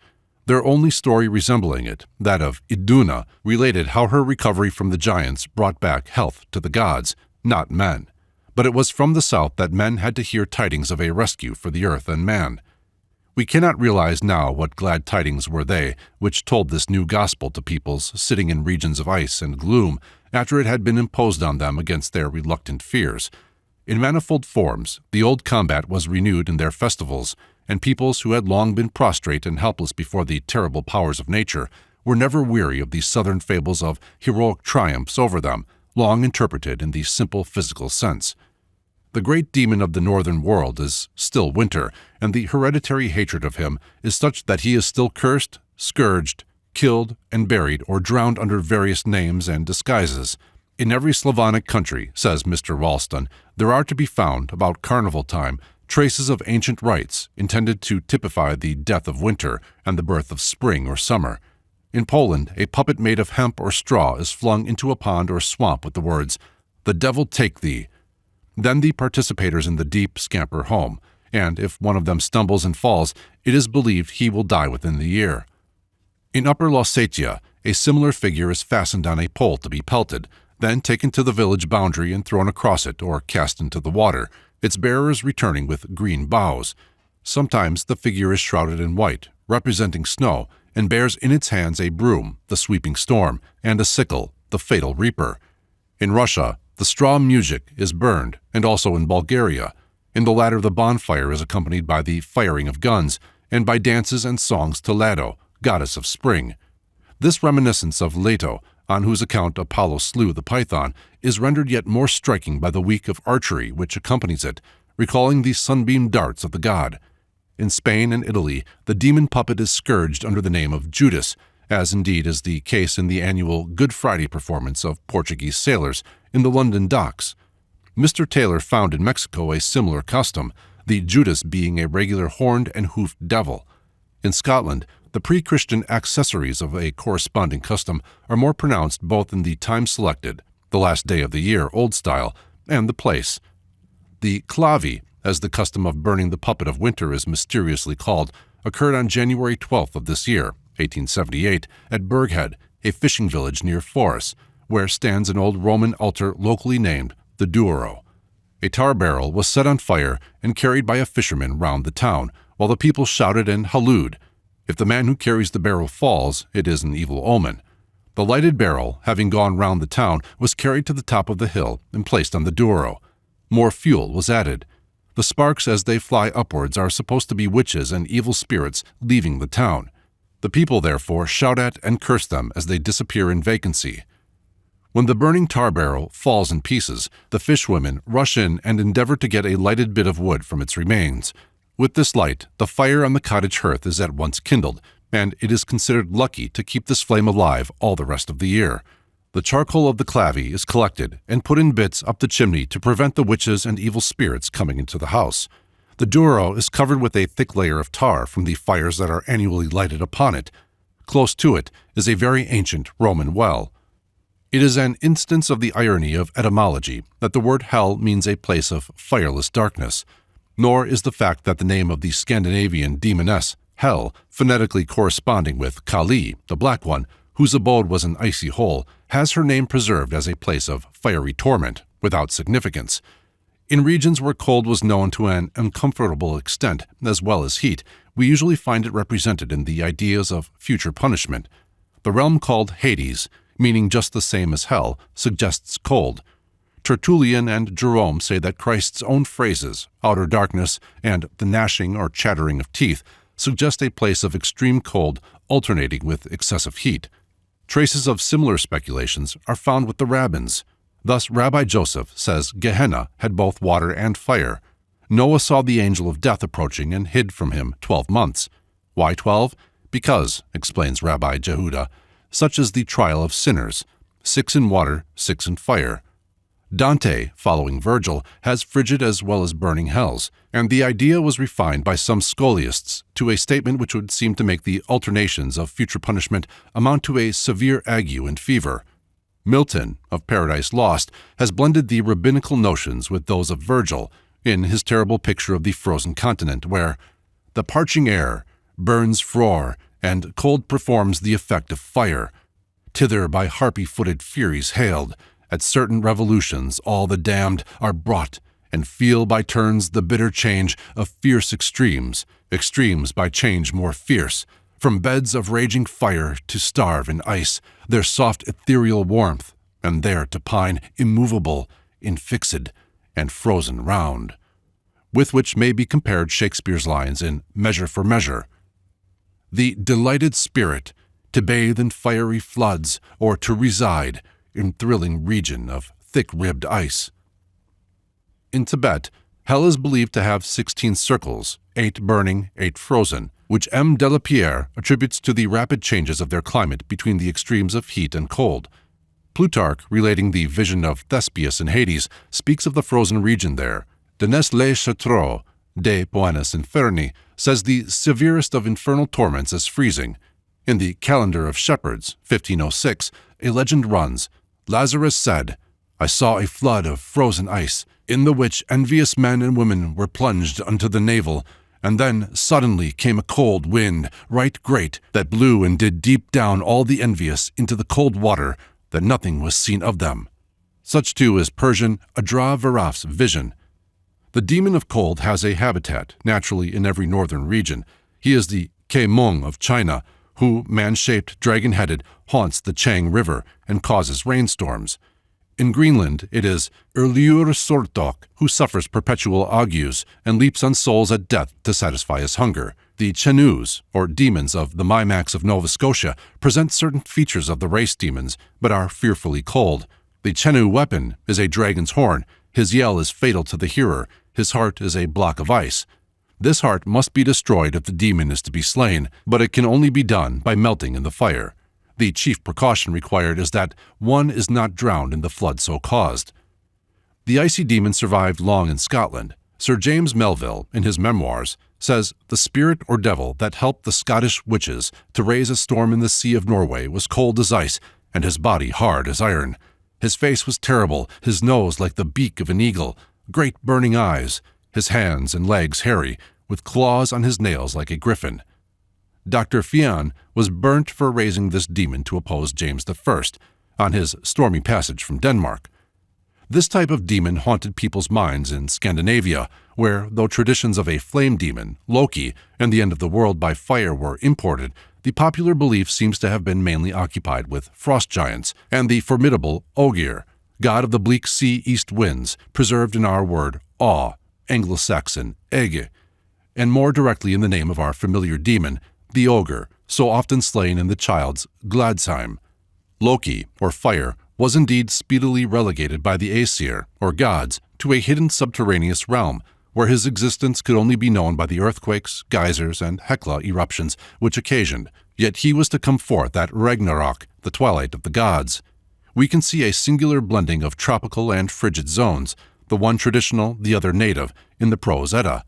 Thus, "What will remain," said Gangler, "after heaven and earth and the whole universe shall be consumed, and after all the gods and the homes of Valhalla and all mankind shall have perished?"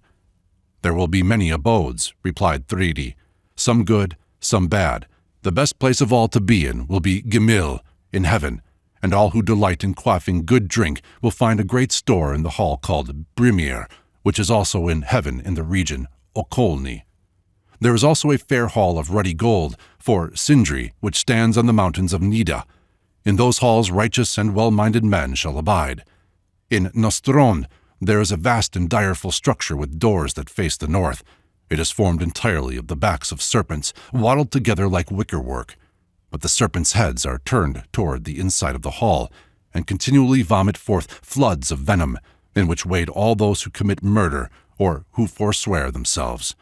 As it is said in the Voluspa, she saw a hall, far from the sun, in Nastrond, standing northward the doors look, and venom drops fall in through loopholes formed in that hall of wreathed serpents. There saw she wade through heavy streams, men forsworn and murderers." These names for the heavenly regions and their occupants indicate sunshine and fire. Gimil means fire, Brimir, flame, the giant and Sindri, cinder, the dwarf, jeweler of the gods, are raised to halls of gold. Nothing is said of a garden or walking therein in the cool of the day. On the other hand, Nostrond means strand of the dead. In that region whose doors face the north, far from the sun, we behold an inferno or extreme cold. Christianity has not availed to give the Icelanders any demonic name suggestive of fire. They speak of Skrati, the roarer, perhaps our old Scratch, and Kolski, the coal-black one, but promise nothing so luminous and comfortable as fire or fire fiend to the evildoer. In the great epic of the Nibelungen Lied, we have probably the shape in which the Northmen's dream of paradise finally cohered, a rose garden in the south, guarded by a huge worm, or water snake or glittering glacial sea intervening, whose glowing charms, with beauty or Kriemhild for their queen, could be won only by a brave dragon-slaying Siegfried. In passing by the pretty lakeside home of Richard Wagner, on my way to witness the Ammergau version of another dragon-binding and paradise-regaining legend, I noted that the old name of the Starnberg Lake was Vrmsea, from the dragon that once haunted it, while from the composer's window might be seen its Isle of Roses, which the dragon guarded. Since then, the myth of many forms has had its musical apotheosis at Bayreuth under his wand. England, partly perhaps on account of its harsh climate, once had the reputation of being the chief abode of demons. A demoness, leaving her lover on the continent, says, "My mother is calling me in England." But England assigned them still higher latitudes. In Christianizing Ireland, Iona, and other islands far north, it was preliminary to expel the demons. The Clavi, the Deus Iul of Lewis, and other Hebrides islands, fired carried round cattle to defend them from demons and around mothers not yet churched to keep the babes from being changed, show that the expulsion still goes on, though in such regions Norse and Christian notions have become so jumbled that it is fighting the devil with fire. So in the Havamal, men are warned to invoke fire for distempers, and Gudrun sings, "Raise, ye jarls, an oaken pile, let it under heaven the lightest be, may it burn a breast full of woes, the fire around my heart its sorrows melt." The last line is in contrast with the Hindu saying, "The flame of her husband's pyre cools the widow's breast." The characters of the northern heaven and hell survive in the English custom of burying the dead on the southern side of the church. How widely this usage prevailed in Brand's time may be seen by reference to his chapter on churchyards. The north side of the graveyard was set apart for unbaptized infants and executed criminals, and it was permitted the people to dance or play tennis in that part. Dr. Lee says that in the churchyard at Morinstow, the southern portion only contains graves, the north part being untenanted, as the Cornish believe, following old traditions, that the north is the region of demons. In some parishes of Cornwall, when a baptism occurs, the north door of the nave, opposite the font, is thrown open, so that the devil cast out may retire to his own region, the north. This accords with the saying in Martin's Month's Mind, "Ab aquilone omne malum." Indeed, it is not improbable that the fact noted by White, in his History of Selborne, that the usual approach to most country churches is by the south, indicated a belief that the sacred edifice should turn its back on the region of demons. It is a singular instance of survival which has brought about the fact that people who listen devoutly to sermons describing the fiery character of Satan and his abode should surround the very churches in which those sermons are heard with evidences of their lingering faith that the devil belongs to the region of ice, and that their dead must be buried in the direction of the happy abodes of Brimir and Sindri, fire and cinders. M. François Lenormand has written an extremely instructive chapter in comparison of the Akkadian and the Finnish mythologies. He there shows that they are as one and the same tree, adapted to antagonistic climates. With similar triad, runes, charms, and even names in some cases, their regard for the fire worshipped by both varies in a way that seems at first glance somewhat anomalous. The Akkadians in their fire worship exhausted the resources of praise in ascription of glory and power to the flames. The Finns in their cold home celebrated the fire festival at the winter solstice, uttered invocations over the fire, and the mother of the family, with her domestic libation, said, "Always rise so high, O my flame, but burn not larger nor more ardent." This diminution of enthusiasm in the northern fire worshipper, as compared with the southern, may only be the result of euphemism in the latter, or perhaps while the formidable character of the fire god among the primitive Assyrians is indicated in the utter prostration before him, characteristic of their litanies and invocations. In the case of the Finns, the perpetual presence of the more potent cold led to the less excessive adoration. These ventured to recognize the faults of fire. The true nature of this anomaly becomes visible when we consider that the great demon, dreaded by the two countries drawing their cult from a common source, represented the excess of the power most dreaded. The demon in each case was a wind. Among the Finns, the north wind. Among the Akkadians, the southwest, the most fiery wind. The Finnish demon was Hisi, speeding on his pale horse through the air with a terrible train of monster dogs, cats, furies, scattering pain, disease, and death. The Akkadian demon, of which the bronze image is in the Louvre, is the body of a dog, erect on eagle's feet, its arms pointed with lion's paws. It has the tail of a scorpion and the head of a skeleton, half stripped of flesh, preserving the eyes and mounted with the horns of a goat. It has 4 outspread wings. On the back of this ingeniously horrible image is an inscription in the Akkadian language, apprising us that it is the demon of the southwest wind, made to be placed at the door or window to avert its hostile action. As we observe such figures as these on the one hand, and on the other, the fair beings imagined to be antagonistic to them, as we note in runes and incantations how intensely the ancients felt themselves to be surrounded by these good and evil powers, and, reading nature so, learned to see in the seasons successively conquering and conquered by each other, and alternation of longer days and longer nights, the changing fortunes of a never-ending battle, we may better realize the meaning of solstitial festivals, the customs that gathered round Yuletide and New Year, and the manifold survivals from them which annually masquerade in Christian costume and names. To our sun-worshipping ancestor, the New Year meant the first faint advantage of the warmer time over winter, as nearly as he could fix it. The hovering of day between superiority of light and darkness is now named after Doubting Thomas. At Yuletide, the dawning victory of the sun is seen as a holy infant in a manger amid beasts of the stall. The old nature worship has bequeathed to Christian belief a close-fitting mantle. But the old idea of a war between the wintry and the warm powers still haunts the period of the new year, and the 12 days and nights, once believed to be the period of a fiercely contested battle between good and evil demons, are still regarded by many as a period for especial watchfulness and prayer. New Year's Eve, in the north of England, still Hogmanay, probably Holknacht, or midwinter night, when the sacrifices of Thor were prepared, formerly had many observances which reflected the belief that good and evil ghosts were contending for every man and woman. The air was believed to be swarming with them, and watch must be kept to see that the protecting fire did not go out in any household, that no strange man, woman, or animal approached, possibly a demon in disguise. Sacred plants were set in doors and windows to prevent the entrance of any malevolent being from the multitudes filling the air. John Wesley, whose noble heart was allied with a mind strangely open to stories of hobgoblins, led the way of churches and sects back into this ancient atmosphere. Nevertheless, the rationalism of the age has influenced St. Wesley's feast, Watch Night. It can hardly recognize its brother in the Boar's Head Banquet of Queen's College, Oxford, which celebrated victory over Tusky Winter, the decapitated demon whose bristles were once icicles fallen beneath the sylvan spirits of holly and rosemary.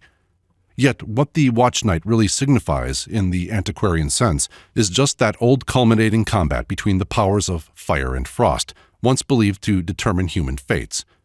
In White Russia, on New Year's Day, when the annual elemental battle has been decided, the killed and wounded on one hand, and the fortunate on the other, are told by carrying from house to house the rich and the poor kolyadas. These are two children, one dressed in fine attire and crowned with a wreath of full ears of grain, the other ragged and wearing a wreath of threshed straw. These having been closely covered, each householder is called in and chooses one. If his choice chances upon the poor kolyada, the attending chorus chant a mournful strain, in which he is warned to expect a bad harvest, poverty, and perhaps death. If he selects the rich kolyada, a cheerful song is sung, promising harvest, health, and wealth. The natives of certain districts of Dardistan assign political and social significance to their Feast of Fire, which is celebrated in the month preceding winter, at new moon, just after their meat provision for the season is laden to dry. Their legend is that it was then their national hero slew their ancient tyrant and introduced good government. This legend, related elsewhere, is of a tyrant slain through the discovery that his heart was made of snow. He was slain by the warmth of torches. In the celebrations, all the men of the villages go forth with torches, which they swing round their heads and throw in the direction of Gilgit, where the snow-hearted tyrant so long held his castle. When the husbands return home from their torch-throwing, a little drama is rehearsed. The wives refuse them entrance till they have entreated, recounting the benefits they have brought them. After admission, the husband affects sulkiness and must be brought round with caresses to join in the banquet. The wife leads him forward with this song: "Thou hast made me glad, thou favorite of the Raja. Thou hast rejoiced me, O bold horseman. I am pleased with thee, who so well usest the gun and sword. Thou hast delighted me, O thou invested with a mantle of honors. O great happiness, I will buy it by giving pleasure's price. O thou nourishment to us, heap of corn, store of ghee. Delighted will I buy it all by giving pleasure's price." Chapter 4. Elements. During some recent years, curious advertisements have appeared in a journal of Edinburgh, calling for pious persons to occupy certain hours of the night with holy exercises.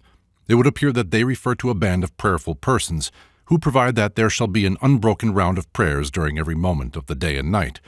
Their theory is that it is the usual cessation of Christian prayers at night which causes so many disasters. The devils, being then less restrained, raise storms and all elemental perils. The praying circle, which hopes to bind these demons by an uninterrupted chain of prayers, originated, as I am informed, in the pious enthusiasm of a lady whose kindly solicitude in some pre-existent sister was no doubt personified in the Hindu Munasa, who, while all gods slept, sat in the shape of a serpent on a branch of euphorbia to preserve mankind from the venom of snakes. It is to be feared, however, that it is hardly the wisdom of the serpent which is on prayerful watch at Edinburgh, but rather a vigilance of that perilous kind which was exercised by McGee of the Shore, anno 1785, as related by Hugh Miller. On a boisterous night, when two young girls had taken refuge in her cottage, they all heard about midnight cries of distress mingling with the roar of the sea. "Raise the window curtain and look out," said Meggie. The terrified girls did so and said, "There is a bright light in the middle of the bay of Udal. It hangs over the water about the height of a ship's mast, and we can see something below it like a boat riding at anchor, with the white sea raging around her." "Now drop the curtain," said Meggie. "I am no stranger, my lasses, to sights and noises like these, sights and noises of another world, but I have been taught that God is nearer to me than any spirit can be, and so have learned not to be afraid." Afterwards, it is not wonderful that a Cromarty yawl was discovered to have foundered, and all on board have been drowned, though Meggie's neighbors seem to have preserved the legend after her faith and made the scene described a premonition of what actually occurred. It was in a region where mariners, when becalmed, invoke the wind by whistling, and both the whistling and the praying, though their prospects in the future may be slender, have had a long career in the past. In the Rig Veda, there is a remarkable hymn to Rudra, the roarer, which may be properly quoted here. "Sire of the storm gods, let thy favor extend to us. Shut us not out from the sight of the sun. May our hero be successful in the onslaught.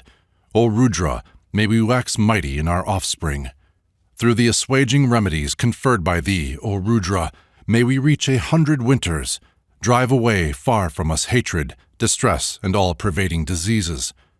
Thou, O Rudra, art the most excellent of beings in glory, the strongest of the strong, O wielder of the bolt. Bear us safely through evil to the further shore. Ward off all the assaults of sin. May we not provoke thee to anger, O Rudra, by our adorations, neither through faultiness in praises, nor through wantonness in invocations. Lift up our heroes by thy remedies. Thou art, I hear, the chief physician among physicians. May I propitiate with hymns this Rudra who is worshipped with invocations and oblations. May the tender-hearted, easily entreated, tawny-haired, beautiful-chinned God not deliver us up to the plotter of evil. Literally, to the mind meditating, I kill. The bounteous giver, escorted by the storm gods, hath gladdened me. His suppliant, with most invigorating food, as one distressed by heat seeketh the shade, may I, free from harm, find shelter in the good will of Rudra. Where, O Rudra, is that gracious hand of thine, which is healing and comforting? Do thou, removing the evil which cometh from the gods, O bounteous giver, have mercy upon me. To the tawny, the fair-complexioned dispenser of bounties, I send forth a great and beautiful song of praise. Adore the radiant God with prostrations. We hymn the illustrious name of Rudra. Sturdy-limbed, many-shaped, fierce, tawny, he hath decked himself with brilliant ornaments of gold. Truly strength is inseparable from Rudra, the sovereign of this vast world. Worthy of worship, thou bearest the arrows and the bow. Worthy of worship, thou wearest a resplendent necklace of many forms. Worthy of worship, thou rulest over this immense universe. There is none, O Rudra, mightier than thou. Celebrate the renowned and ever youthful God who is seated on a chariot, who is, like a wild beast, terrible, fierce, and destructive. Have mercy upon the singer, O Rudra, when thou art praised. May thy hosts strike down another than us. As a boy saluteth his father who approacheth and speaketh to him, so, O Rudra, I greet thee, the giver of much, the Lord of the good. Grant us remedies when thou art praised. Your remedies, O storm gods, which are pure and helping, O bounteous givers, which are joy-conferring, which our father Manu chose, these and the blessing and succor of Rudra I crave. May the dart of Rudra be turned aside from us, may the great malevolence of the flaming god be averted. Unbend thy strong bow from those who are liberal with their wealth. O generous God, have mercy upon our offspring and our posterity, or our children and children's children. Thus, O tawny Rudra, wise giver of gifts, listen to our cry. Give heed to us here, that thou mayest not be angry with us, O God, nor slay us. May we, rich in heroic sons, utter great praise at the sacrifice. In other hymns, the malevolent character of Rudra is made still more prominent. Slay not our strong man, nor our little child, neither him who is growing, nor him who is grown, neither our father, nor our mother. Hurt not, O Rudra, our dear selves. Harm us not in our children and children's children, nor in our men, nor our kine, nor in our houses. Smite not our heroes in thy wrath. We wait upon thee perpetually with offerings. In this hymn, verse 1, Rudra is described as having braided hair, and in the Yajur Veda and the Atharva Veda, other attributes of Shiva are ascribed to him, such as the epithet Nilagriva, or blue-necked. In the Rig Veda, Shiva occurs frequently as an epithet and means auspicious. It was used as a euphemistic epithet to appease Rudra, the lord of tempests, and finally, the epithet developed into a distinct god. The parentage of Shiva is further indicated in the legends that his glance destroyed the head of the youthful deity Ganesha, who now wears the elephant head, with which it was replaced, and that the gods persuaded him to keep his eyes perpetually winking, like sheet lightning, lest his concentrated look, the thunderbolt, should reduce the universe to ashes. With the latter legend, the gaze of the evil eye in India might naturally be associated, though in the majority of countries this was rather associated with the malign influences ascribed to certain planets, especially Saturn, the charms against the evil eye being marked over with zodiacal signs. The very myth of Shiva's eye survives in the Russian demon Magarko, or Winker, and the Servian V, whose glance is said to have power to reduce men, and even cities, to ashes. The terrible Rudra is represented in a vast number of beliefs, some of them perhaps survivals, in the rough sea and east wind demon Ogier of the northern world, and Typhon in the south, and in Luther's faith that devils do house in the dense black clouds and send storms, hail, thunder, and lightning, and poison the air with their infernal stench, a doctrine which Burton, the anatomist of melancholy too, maintained against the meteorologists of his time. Among the ancient Aryans, lightning seems to have been the supreme type of divine destructiveness. Rudra's dart, Shiva's eye, reappear with the Sinhalese prince of demons, Wasamani, described as wielding a golden sword, which, when he is angry, flies out of his hand, to which it spontaneously returns after cutting off 1,000 heads. A wonderful spear was borne by Odin, and was possibly the original Excalibur, the four-faced Sviatavit of Russia, whose mantle has fallen to St. George, whose statue was found at Zubruks in 1851, bore a horn of wine, in other words rain, and a sword, in other words lightning. In Greece, similar swords were wielded by Zeus, and also by the god of war. Through Zeus and Ares, the original wielders of the lightning, Indra and Shiva, became types of many gods and semi-divine heroes. The evil eye of Shiva glared from the forehead of the Cyclops, forgers of thunderbolts, and the saving disk of Indra flashed in the swords and arrows of famous dragon slayers. Perseus, Pegasus, Hercules, and St. George, the same sword, defended the tree of life in Eden, and was borne in the hand of death on the pale horse. A white horse was sacrificed to Sviatavit in Russia within Christian times. And finally, we have the wonderful sword which obeys the command, "Heads off," delighting all nurseries by the service it does to the king of the Golden Mountain. I beheld Satan as lightning falling out of heaven. To the Greeks, this falling of rebellious deities out of heaven accounted, as we have seen explained, for their lameness, but a universal phenomenon can alone account for the many demons with crooked or crippled legs, like Diable Boitois, all around the world. The Namaquas of South Africa have a deity whose occupation it is to cause pain and death. His name is Tsui Knap, that is, wounded knee. Livingstone says of the Bakwans, another people of South Africa, it is curious that in all their pretended dreams or visions of their god, he always has a crooked leg, like the Egyptian Thou.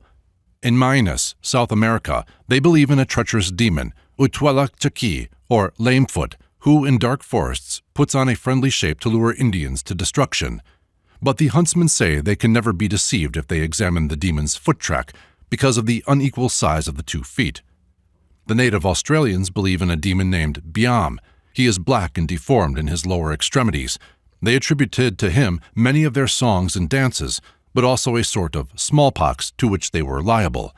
We have no evidence that these superstitions migrated from a common center, and there can be little doubt that many of these crooked legs are traceable to the crooked lightning. At the same time, this is by no means inconsistent with what has been already said of the fall of Titans and angels from heaven, as often accounting for their lameness in popular myths. But in such details it is hard to reach certainty, since so many of the facts bear a suspicious resemblance to each other. A wild boar with distorted legs attacked St. Godric, and the temptation is strong to generalize on the story, but the legs probably mean only to certify that it was the devil. Dr. Schliemann has unearthed among his other treasures the remarkable fact that a temple of Helios, the sun, once stood near the site of the present church of Elias at Mycenae, which has from time immemorial been the place to which people repair to pray for rain. When the storm-breeding sun was succeeded by the prophet whose prayer evoked the cloud, even the name of the latter did not need to be changed. The discovery is more interesting because it has always been a part of the Christian folklore of that region that, when a storm with lightning occurs, it is Elias in his chariot of fire. A similar phrase is used in some part of every Aryan country, with variation of the name. It is Woden, or King Waldemar, or the Grand Veneur, or sometimes God, who is said to be going forth in his chariot. These storm demons and their chariots have their forerunner in Vata, or Vayu, the subject of one of the most beautiful Vedic hymns. I celebrate the glory of Vata's chariot. Its noise comes from rending and resounding. Touching the sky, he moves onward, making all things ruddy, and he comes propelling the dust of the earth. Soul of the gods, source of the universe, this deity moves as he lists. His sounds have been heard, but his form is not seen. This Vata, let us worship with an oblation. This last verse, as Mr. Muir has pointed out, bears a startling resemblance to the passage in John. The wind bloweth where it listeth, and thou canst not tell whence it cometh or whither it goeth. So is every one that is born of the wind. But an equally striking development of the Vedic idea is represented in the Siamese legend of Buddha, and in this case the Vedic wind god, Vayu, reappears by name for the angels of tempests, or Loka Vayu. The first portent which preceded the descent of Buddha from the Tushita heavens was when the angels of the tempest, clothed in red garments and with streaming hair, travel among the abodes of mankind, crying, Attend all ye who are near to death, repent and be not heedless. The end of the world approaches, but 100,000 years more, and it will be destroyed. Exert yourselves then, exert yourselves to acquire merit. Above all things be charitable, abstain from doing evil, meditate with love to all beings, and listen to the teachings of holiness. For we are in the mouth of the king of death. Strive then earnestly for meritorious fruits, and seek that which is good. Not less remarkable is the Targum of Jonathan ben Utziel to 1 Kings 19, where around Elias on the mountain gather a host of angels of the wind, cleaving the mountain and breaking the rocks before the Lord. And after these angels of commotion, and next of fire, and finally voices singing in silence, preceded the descent of Jehovah. It can hardly be wondered that a prophet of whom this story was told, and that of the storm, evoked from a small cloud, should be caught up into that chariot of the Vedic Vayu, which has rolled on through all ages of mythology. Mythologic streams seem to keep their channels almost as steadfastly as rivers, but as even these change at last or blend, so do the old traditions. Thus we find that while Thor and Odin remain as separate in survivals as Vayu and Parajanya in India, in Russia, Elias has inherited not the mantle of the wind god or storm-breeding sun, but of the Slavonic thunderer, Perun. There is little doubt that this is Parajanya, described in the Rig Veda as the thunderer, the showerer, the bountiful, who strikes down trees and the wicked. The people of Novgorod, says Herbenstein, formerly offered their chief worship and adoration to a certain idol named Perun. When subsequently they received baptism, they removed it from its place and threw it into the river Volkhov, and the story goes that it swam against the stream, and that near the bridge a voice was heard saying, "This for you, O inhabitants of Novgorod, in memory of me." And at the same time a certain rope was thrown upon the bridge. Even now it happens from time to time on certain days of the year that this voice of Perun may be heard, and on these occasions the citizens run together and lash each other with ropes, and such a tumult arises therefrom that all the efforts of the governor can scarcely assuage it. The statue of Perun in Kiev, says Mr. Ralston, had a trunk of wood, while the head was of silver, with mustaches of gold, and among its weapons was a mace. Afanasieff states that in White Russian traditions, Perun is tall and well-shaped, with black hair and a long golden beard. This beard relates him to Barbarossa, and perhaps, though distantly, with the wood demon Barbatos, the wild archer, who divined by the songs of birds. Perun also has a bow which is sometimes identified with the rainbow, an idea which is known also to the Finns. From it, according to the White Russians, are shot burning arrows, which set on fire all things that they touch.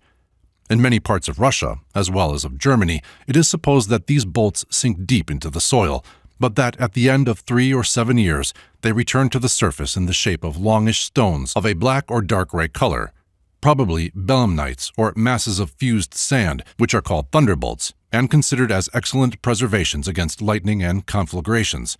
The Finns call them Ukonkiwi, the stone of the thunder god Ukko, and in Courland their name is Perkunstein, which explains itself. In some cases, the flaming dart of Perun became, in the imagination of the people, a golden key. With it he unlocked the earth and brought to light its concealed treasures, its restrained waters, its captive founts of light. With it also he locked away in safety fugitives who wished to be put out of the power of malignant conjurers, and performed various other good offices. Appeals to him to exercise these functions still exist in the spells used by the peasants, but his name has given way to that of some Christian personage. In one of them, for instance, the archangel Michael is called upon to secure the invoker behind an iron door fastened by 27 locks, the keys of which are given to the angels to be carried to heaven. In another, John the Baptist is represented as standing upon a stone in the Holy See, in other words, in heaven, resting upon an iron crook or staff, and is called upon to stay the flow of blood from a wound, locking the invoker's veins with his heavenly key. In this case, the myth has passed into a rite. In order to stay a violent bleeding from the nose, a locked padlock is brought, and the blood is allowed to drop through its aperture, or the sufferer grasps a key in each hand, either plan being expected to prove efficacious. As far as the key is concerned, the belief seems to be still maintained among ourselves. The key has a holy sense in various religions, and consequently an infernal key is its natural counterpart. The Vedic hymns, which say so much about the shutting and opening, imprisoning and releasing of heavenly rains and earthly fruits by demons and deities, interpret many phenomena of nature, and the same ideas have arisen in many lands. We cannot be certain, therefore, that Calmette is right in assigning an Indian origin to the subjoined figure 5, an ancient Persian metal. The signs of the zodiac on its body show it to be one of those celestial demons believed able to bind the beneficent or lose the formidable powers of nature. The key is of especial import in Hebrew faith. It was the high priest Eliakim's symbol of office, as being also perfect in the king's house. The key of the house of David will I lay upon his shoulder. He shall open, and none shall shut. He shall shut, and none shall open. The rabbins had a saying that God reserves to himself 4 keys, which he will entrust not even to the angels: the key of rain, the key of the grave, the key of fruitfulness, and the key of barrenness. It was the sign of one set above the angels when Christ was seen with the keys of hell and death, or when he delivered the keys of heaven to Peter, still thrust down the backs of Protestant children to cure nosebleed. The ubiquitous superstition which attributes the flint arrows of prehistoric races to gods, shot by them as lightning, and, as some said, from a rainbow, is too childlike a theory to call for elaborate treatment. We need not ethnographically connect our Thor arrows and elf shots with the stones hurled at mortals by the Thunder Duke, Lu Tzi, of China, the ancient Parthians who used to reply to the thunderstorm by shooting arrows at it, and the Turks who attack an eclipse with guns, fairly represent the infancy of the human race, though perhaps with more than its average pluck. Dr. McGowan relates, concerning the Lei Chao, in the Thunder District of China, various myths which resemble those which surround the world. After thunderstorms, black stones, it is believed, may be found which emit light and peculiar sounds on being struck. In a temple consecrated to the Thunder Duke, the people annually place a drum for that stormy demon to beat. The drum was formerly left on a mountaintop with a little boy as a sacrifice. Mr. Dennis speaks of the belief in the same country that violent winds and typhoons are caused by the passage through the air of bob-tailed dragon, and also of the rain god, Yushu. A storm god connected with the Igre, or boar of the river, Xiantang, presents a coincidence of name with the Scandinavian Ogier, which would be hardly noticeable were it not for the very close resemblance between the folklore concerning the bob-tailed dragon and the storm dragons of several Aryan races. Generally, in both China and Japan, the dragon is regarded with a veneration equal to the horror with which the serpent is visited. Of this phenomenon and its analogies in Britain, I shall have an explanation to submit when we come to consider dragon myths more particularly. To this general rule, the bobtailed dragon of China is a partial exception. His fidelity as a friend led to the ill return of an attack by which his tail was amputated, and ever since his soured temper has shown itself in raising storms. When a violent tempest arises, the Cantonese say, "The bobtailed dragon is passing," in the same proverbial way as the Aryan peasantries attribute the same phenomenon to their storm gods. The notion is widely prevalent in some districts of France that all whirlwinds, however slight, are caused by wizards or witches, who are in them, careering through the air, and it is stated by the Melusine that in the department of the Orne, storms are attributed to the clergy, who are supposed to be circling in them. The same excellent journal states that some years ago, in that department, a parishioner who saw his crops threatened by a hailstorm fired into the cloud. The next day he heard that the parish priest had broken his leg by a fall, for which he could not account. The following examples are given by Kuhn.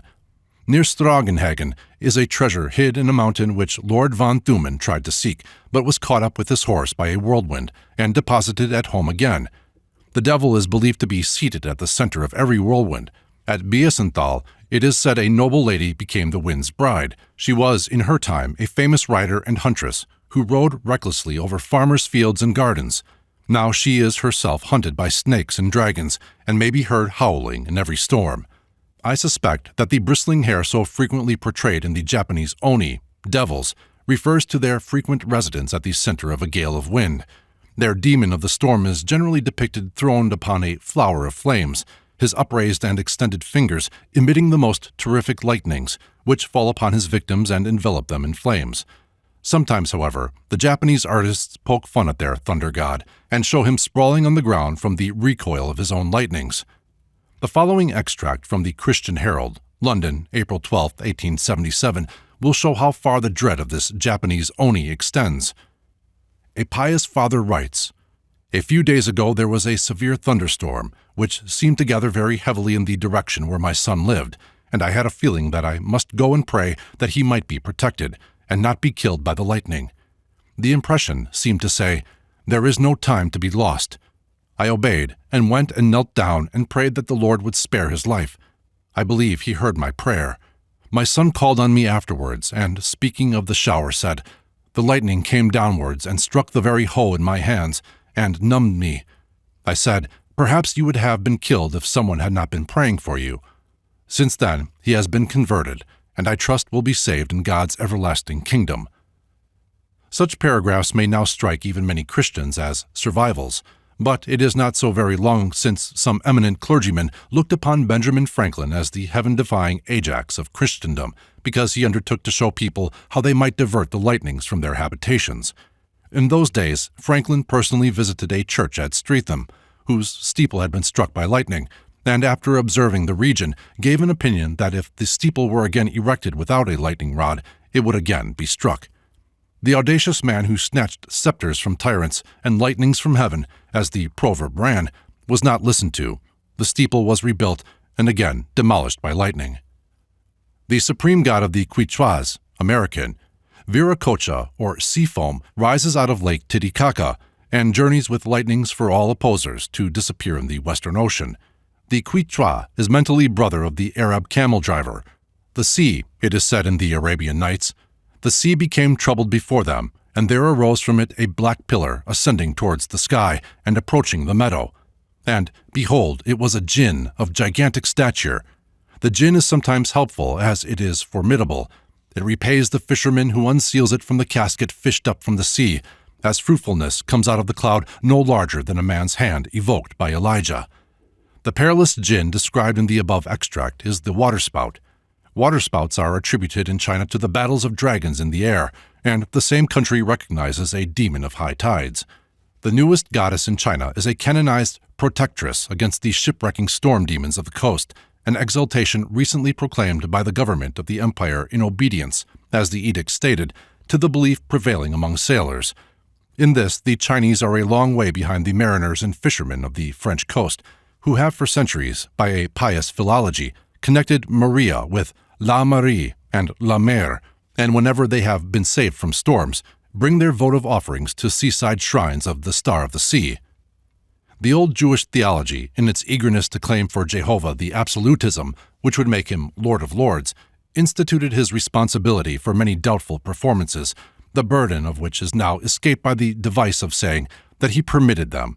In this way, the Elohim who brought on the deluge have been identified with Jehovah.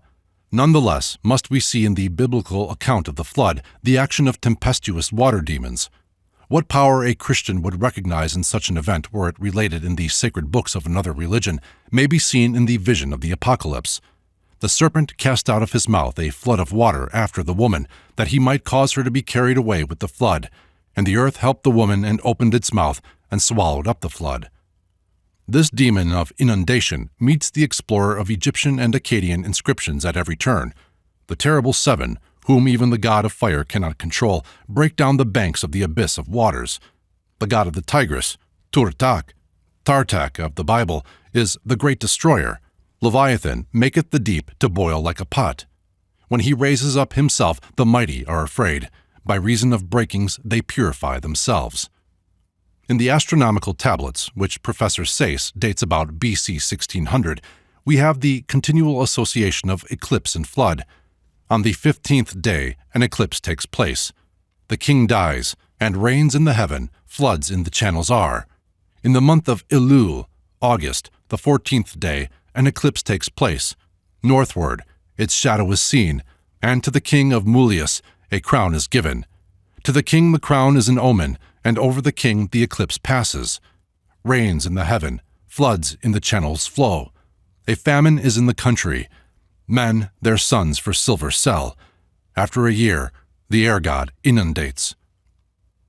In the Chaldeo-Babylonian cosmogony, the three zones of the universe were ruled over by a triad as follows: the heaven by Anu, the surface of the earth, including the atmosphere, by Bel, the underworld, by Nuah. This same Nuah is the Assyrian Hea, or Savior, and it is Noah of the Bible. The name means a rest or residence, the place where man may dwell. When Tiamat, the dragon, or the Leviathan, opens the fountains of the great deep, and Anu, the windows of heaven, it is Hea, or Noah, who saves the life of man. M. Francois Lenormant has shown this to be the probable sense of one of the most ancient Akkadian fragments in the British Museum. In it, allusion is made to the serpent of seven heads that beats the sea. Hea, however, appears to be more clearly indicated in a fragment which Professor Sayce appends to this. Below in the abyss, the forceful multitudes may they sacrifice. The overwhelming fear of Anu in the midst of heaven encircles his path. The spirits of earth, the mighty gods, withstand him not. The king, like a lightning flash, opened. Adar, the striker of the fortresses of the rebel band, opened. Like the stream in the circle of heaven I besprinkled the seed of men. His marching in the fealty of Bel to the temple I directed. He is the hero of the gods, the protector of mankind, far and near. O my Lord, life of Nebo, breathe thy inspiration, incline thine ear. O Adar, hero, crown of light, breathe thy inspiration, incline thine ear. The overwhelming fear of thee may the sea know. Thy setting is the herald of his rest from marching. In thy marching Merodach is at rest. Thy father on his throne thou dost not smite. Bel on his throne thou dost not smite. The spirits of earth on their throne may he consume. May thy father into the lands of thy valor cause them to go forth. May Bel into the lands of thy valor cause them to go forth. The king, the proclaimed of Anu, the firstborn of the gods, he that stands before Bel, the heart of the life of the house of the beloved. The hero of the mountain, for those that die in multitudes, the one God he will not urge. In this primitive fragment we find the hero of the mountain, Noah, invoking both Bel and Nebo, aerial and infernal intelligences, and Adar the Chaldean Hercules, for their inspiration, that breath which, in the biblical story, goes forth in the form of the dove, the herald of his rest in the Akkadian fragment, and in the wind, by which the waters were assuaged, in the fragment the spirits of the earth, which are given into the hand of the violent hero of the mountain, whom alone the gods will not urge. The Hydra may be taken as a type of the destructive water demon in a double sense, for its heads remain in many mythical forms. The Syrian Dagon and Atargatis, fish deities, have bequeathed but their element to our undines of romance. Some nymphs have so long been detached from aqueous associations as to have made their names puzzling and their place in demonology more so. To the Nixie of Germany, now merely mischievous like the British pixie, many philologists trace the common phrase for the devil, Old Nick. I believe, however, that this phrase owes its popularity to St. Nicholas rather than to the Norse water god whose place he was assigned after the Christian accession. This saintly Poseidon, who, from being the patron of fishermen, gradually became associated with that demon whom Sir Walter Scott said the British sailor feared when he feared nothing else, was also of the old patron of pirates, and robbers were called St. Nicholas's clerks. In Norway and the Netherlands, the ancient belief in the demon Nikke was strong. He was a kind of wild huntsman of the sea, and has left many legends, of which the Flying Dutchman is one. But my belief is that, through his legendary relation to boys, St. Nicholas gave the name Old Nick its modern, moral accent. Because of his reputation for having restored to life 3 murdered children, St. Nicholas was made their patron, and on his day, December 6th, it was the old custom to consecrate a boy bishop, who held office until the 28th of the month. By this means he became the moral appendage of the old Wodan god of the Germanic races, who was believed in wintertime to find shelter in and shower benefits from evergreens, especially firs, on his favorite children who happened to wander beneath them. Bartel, Klauboff, or whatever he might be called, was reduced to the servant of St. Nicholas, whose name is now jumbled into Santa Claus. According to the old custom, he appeared attended by his Knecht Klauboff, personated by those who knew all about the children, bringing a sort of doomsday. The gifts having been bestowed on the good children, St. Nicholas then ordered Klauboff to put the naughty ones into his pannier and carry them off for punishment. The terror and shrieks thus caused have created vast misery among children, and in Munich and some other places, the authorities have very properly made such tragedies illegal. But for many centuries it was the custom of nurses and mothers to threaten refractory children with being carried off at the end of the year by Nicholas, and in this way each year closed, in the young apprehension, with a judgment day, a weighing of souls, and a devil or Old Nick as agent of retribution. Nick has long since lost his aquatic character, and we find his name in the far west of America turning up as the Nick of the Woods, the wild legend of a settler who, following a vow of vengeance for his wrongs, used to kill the red men while they slept and was supposed to be a demon. The Japanese have a water dragon, Kappa, a retributive and moral kind, whose office it is to swallow bad boys who go to swim in disobedience to their parents' commands or at improper times and places. It is not improbable that such dangers to the young originated some of the water demons, probably such as are thought of as diminutive or mischievous, like nixies. The Nixa was for a long time on the Baltic coast the female Old Nick, and much feared by fishermen. Her malign disposition is represented in the Kelpie of Scotland, a water horse believed to carry away the unwary by sudden floods to devour them. In Germany, there was a river goddess whose temple stood at Magdeburg, whence its name. A legend exists of her having appeared in the market there in Christian costume, but she was detected by a continual dripping of water from the corner of her apron. In Germany, the Nixies generally played the part of the naiads of ancient times. In Russia, similar beings called rusalkas are much more formidable.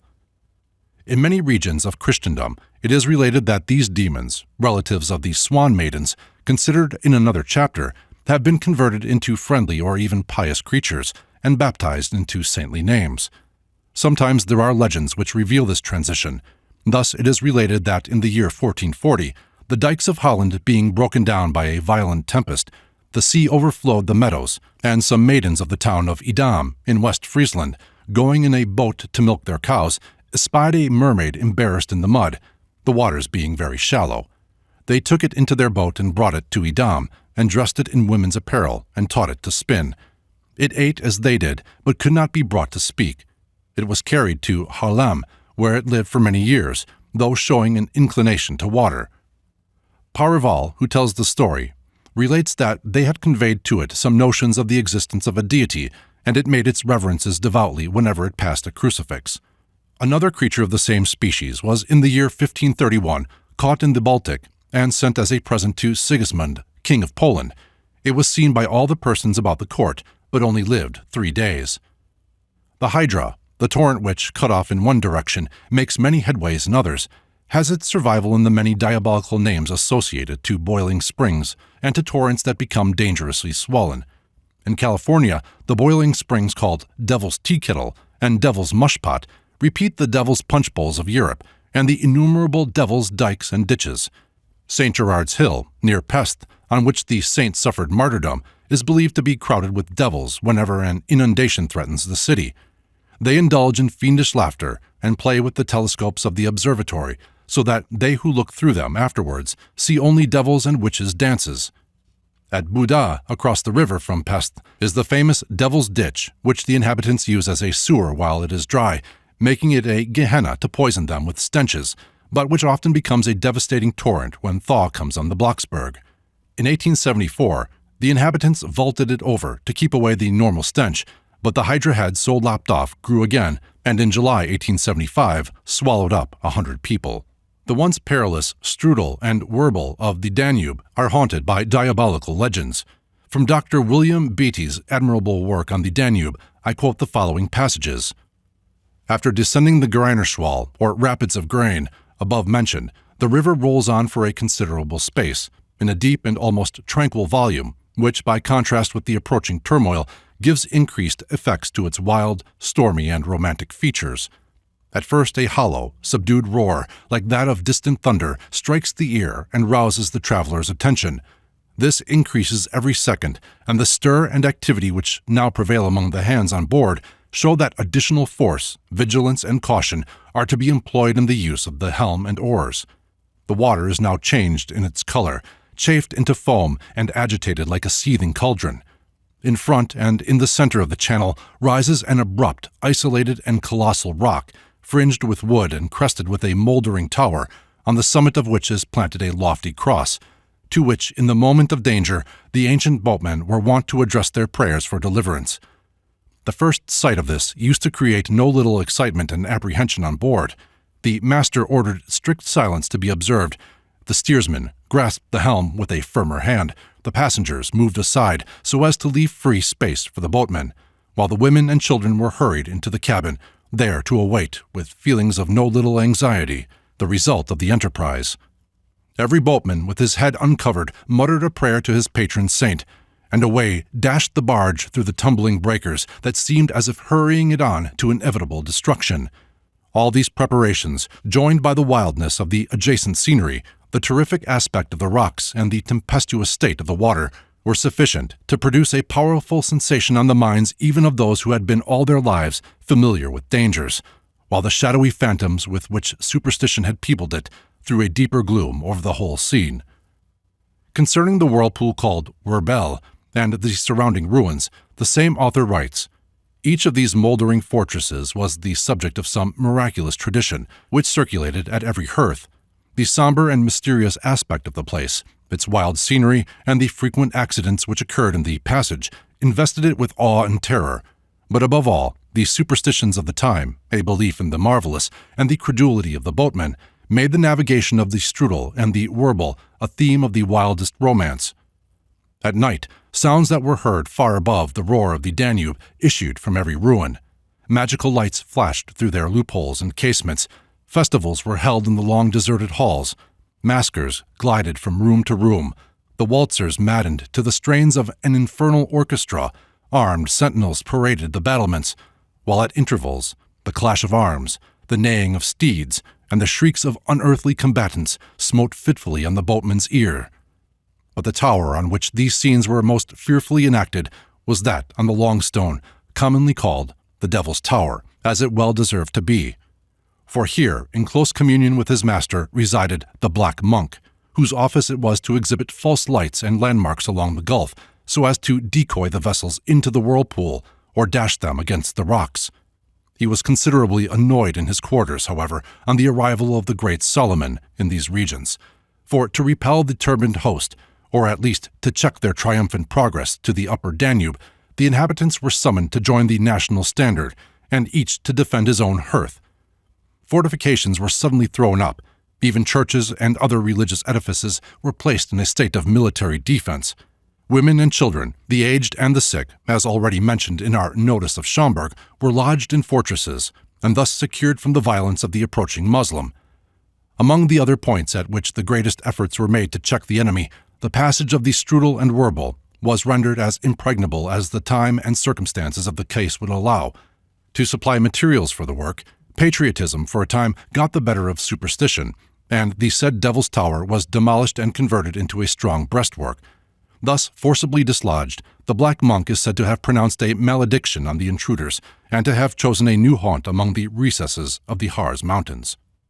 When the glaciers send down their torrents and flood the Rhone, it is the immemorial belief that the devil may be sometimes seen swimming in it, with a sword in one hand and a golden globe in the other.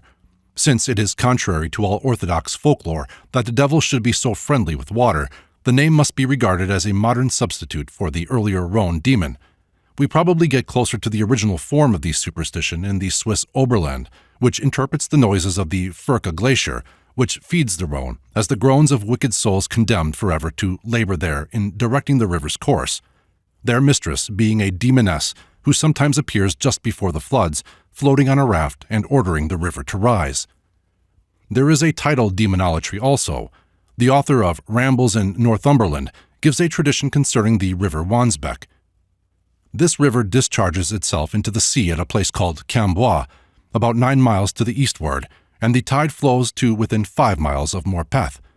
Tradition reports that Michael Scott, whose fame as a wizard is not confined to Scotland, would have brought the tide to the town had not the courage of the person failed upon whom the execution of this project depended. This agent of Michael, after his principal had performed certain spells, was to run from the neighborhood of Cambois to Morpeth without looking behind, and the tide would follow him. After having advanced a certain distance, he became alarmed at the roaring of the waters behind him, and forgetting the injunction, gave a glance over his shoulder to see if the danger was imminent, when the advancing tide immediately stopped, and the burgesses of Morpeth thus lost the chance of having the Wansbeck navigable between their town and the sea. It is also said that Michael intended to confer a similar favor on the inhabitants of Durham by making the Wear navigable to their city, but his good intentions, which were to be carried into effect in the same manner, were also frustrated by the cowardice of the person who had to guide the tide. The gentle and just king Aeolus, who taught his islanders navigation in his mythologic transfiguration, had to share the wayward dispositions of the winds he was said to rule, but though he wrecked the Trojan fleet and many a ship, his old human heart remained to be trusted on the appearance of Halcyon. His unhappy daughter of that name cast herself into the sea after the shipwreck of her husband, Ceyx, and the two were changed into birds.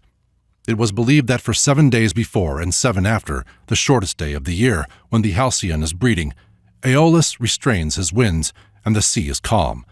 The accent of this fable has been transmitted to some variants of the folklore of swans. In Russia, the Tsar Morsky, or water demon's beautiful daughters, or swans, may naturally be supposed to influence the tides, which the fair bathers of our time are reduced to obey. In various regions, the tides are believed to have some relation to swans, and to respect them. I have met with a notion of this kind in England. On the day of Livingstone's funeral, there was an extraordinary tide in the Thames, which had been predicted and provided for. The crowds which had gathered at the Abbey on that occasion repaired after the funeral to Westminster Bridge to observe the tide, and among them was a venerable disbeliever in science, who announced to a group that there would be no high tide, because the swans were nesting. This skeptic was speedily put to confusion by the result, and perhaps one superstition the less remained in the circle that seemed to regard him as an oracle. The Russian peasantry live in much fear of the Rusalkas and Vodyanui, water spirits, who, of course, have for their chief the surely Neptune Tsar Morsky. In deprecation of this tribe, the peasant is careful not to bathe without a cross round the neck, nor to ford a stream on horseback without signing a cross on the water with a scythe or knife. In the Ukraine, these water demons are supposed to be the transformed souls of Pharaoh and his host when they were drowned, and they are increased by people who drown themselves.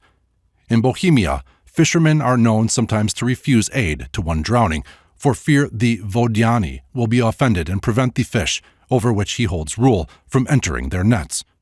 The wrath of such beings is indicated by the upheavals of water and foam, and they are supposed especially mischievous in the spring, when torrents and floods are pouring from melted snow. Those undefined monsters which Beowulf slew, Grendel and his mother, are interpreted by Simrock as personifications of the untamed sea and stormy floods invading the low flat shores, which devastations so filled Faust with horror, and in combating which his own hitherto desolating powers found their task. The sea sweeps on, in thousand quarters flowing, itself unfruitful barrenness bestowing. It breaks and swells and rolls and overwhelms the desert stretch of desolated realms. Let that high joy be mine forevermore, to shut the lordly ocean from the shore, the watery waste to limit and to bar, and push it back upon itself afar. In such brave work Faust had many forerunners, whose art and courage have their monument in the fairer fables of all these elemental powers, in which fear saw demons. Pavana, in India, messenger of the gods, rides upon the winds, and in his 49 forms, corresponding with the points of the Hindu compass, guards the earth. Solomon, too, journeyed on a magic carpet woven of the winds, which still serves the purpose of the wise. From the churned ocean rose Lakshmi, after the solar origin was lost to the myth, Hindu goddess of prosperity. And from the sea foam arose Aphrodite, beauty. These fair forms had their true worshipper in the Northman, who left on mastered wind and wave his song as Emerson found it. The gale that wrecked you on the sand, it helped my rowers to row. The storm is my best galley hand, and drives me where I go. Chapter 5. Animals. The animal demons, those whose evil repute is the result of something in their nature which may be inimical to man, should be distinguished from the forms which have been diabolized by association with mythological personages or ideas. The lion, tiger, and wolf are examples of the one class, the stag, horse, owl, and raven of the other, but there are circumstances which render it very difficult to observe this distinction. The line has to be drawn, if at all, between the measureless forces of degradation on the one side, discovering some evil in animals which, but for their bad associations, would not have been much thought of, and of euphemism on the other, transforming harmful beasts to benignant agents by dwelling upon some minor characteristic. There are a few obviously dangerous animals, such as the serpent, where it is easy to pick our way. We can recognize the fear that flatters it to an Agatha demon, and the diminished fear that pronounces it accursed. But what shall be said of the goat? Was there really anything in its smell or in its flesh when first eaten, its butting or injury to plants which originally classed it among the unclean animals? Or was it merely demonized because of its uncanny and shaggy appearance? What explanation can be given of the evil repute of our household friend, the cat? Is it derived by inheritance from its fierce ancestors of the jungle? Was it first suggested by its horrible, human-like sleep-murdering caterwaulings at night? Or has it simply suffered from a theological curse on the cats said to draw the chariots of the goddesses of beauty? The demonic dog is, if anything, a still more complex subject. The student of mythology and folklore speedily becomes familiar with the trivial sources from which vast streams of superstition often issue. The cock's challenge to the all-detecting sun no doubt originated his ominous career from the Code of Manu to the cock-headed devils frescoed in the cathedrals of Russia. The fleshy, forked roots of a soporific plant issued in the vast mandrake mythology, which has been the subject of many volumes without being even yet fully explored. The Italians have a saying that one knavery of the hedgehog is worth more than many of the fox, yet the nocturnal and hibernating habits and general quaintness of the humble hedgehog, rather than his furtive propensity to prey on eggs and chickens, must have raised him to the honors of demonhood. In various popular fables, this little animal proves more than a match for the wolf and the serpent. It was in the form of a hedgehog that the devil is said to have made the attempt to let in the sea through the Brighton Downs, which was prevented by a light being brought, though the seriousness of the scheme is still attested in the Devil's Dyke. There is an ancient tradition that when the devil had smuggled himself into Noah's Ark, he tried to sink it by boring a hole, but this scheme was defeated, and the human race saved, by the hedgehog stuffing himself into the hole. In the Brighton story, the devil would appear to have remembered his former failure in drowning people, and to have appropriated the form which defeated him. The fox, as incarnation of cunning, holds in the primitive belief of the Japanese almost the same position as the serpent in the nations that have worshipped, until bold enough to curse it. In many of the early pictures of Japanese demons, one may generally detect amid their human, wolfish, or other characters some traits of the kitsune, or fox. He is always the soul of the three-eyed demon of Japan. He is the sagacious vizier, as the Persian desatir calls him, and is practically the Japanese scapegoat. If a fox has appeared in any neighborhood, the next trouble is attributed to his visit. Then on such occasions, the sufferers and their friends repair to some ancient gnarled tree in which the fox is theoretically resident and propitiate him, just as would be done to a serpent in other regions. In Japan, the fox is not regarded as always harmful, but generally so. He is not to be killed on any account. Being thus spared through superstition, the foxes increase sufficiently to supply abundant material for the continuance of its demonic character. "Take us, the foxes, the little foxes that spoil the vines," is an admonition reversed in Japan. The correspondence between the cunning respected in this animal and that of the serpent, reverenced elsewhere, is confirmed by Mr. Fitzcunliffe Owen, who observed, as he informs me, that the Japanese will not kill even the poisonous snakes which crawl freely amid the decaying Buddhist temples of Nikko, one of the most sacred places in Japan, where once as many as 8,000 monastic Buddhists were harbored. It is the red fox that abounds in Japan, and its human-like cry at night near human habitations is such as might easily encourage these superstitions. But furthermore, mythology supplies many illustrations of a creditable tendency among rude tribes to mark out for special veneration or fear any force in nature finer than mere strength. Emerson says, "Foxes are so cunning because they are not strong." In our Japanese demon, whose three eyes alone connected with the preternatural vision ascribed by that race to the fox, the hare-lip is very pronounced. That little animal, the hare, is associated with a large mythology, perhaps because out of its weakness proceeds its main forces of survival: timidity, vigilance, and swiftness. The superstition concerning the hare is found in Africa. The same animal is the much venerated good genius of the Kalmucks, who call him Sakyamuni, the Buddha, and say that on earth he submitted himself to be eaten by a starving man, for which gracious deed he was raised to dominion over the moon, where they profess to see him. The legend is probably traceable back to the Sanskrit word sasin, moon, which means literally the hare-marked. Sasa means hare. Pausanians relate the story of the moon goddess instructing exiles to build their city where they shall see a hare take refuge in a myrtle grove. In the demonic fauna of Japan, another cunning animal figures, the weasel. The name of this demon is the sickle weasel, and it also seems to occupy the position of a scapegoat. In the language of a Japanese report, when a person's clogs slip from under his feet and he falls and cuts his face on the gravel, or when a person, who is out at night when he ought to have been at home, presents himself to his family with a freshly scarred face, the wound is referred to the agency of the malignant invisible weasel and his sharp sickle. In an aboriginal legend of America, also, two sister demons commonly take the form of weasels. The popular feeling which underlay much of the animal worship in ancient times was probably that which is reflected in the Japanese notions of today, as told in the subjoined sketch from an amusing book. One of these visitors was an old man, who himself was at the time a victim of a popular superstition that the departed revisit the scenes of their life in this world in shapes of different animals. We noticed that he was not in his usual spirits, and pressed him to unburden his mind to us. He said he had lost his little son, Shiosen, but that was not so much the cause of his grief as the absurd way in which his wife, backed up by a whole conclave of old women who had taken up their abode in his house to comfort her, was going on. "What do they all do?" we asked sympathetically. "Why," he replied, "every beastly animal that comes to my house, there is a cry amongst them all. Shiosen, Shiosen has come back," and the whole house swarms with cats and dogs and bats, for they say they are not quite sure which is Shiosen, and that they had better be kind to the lot than run the chance of treating him badly.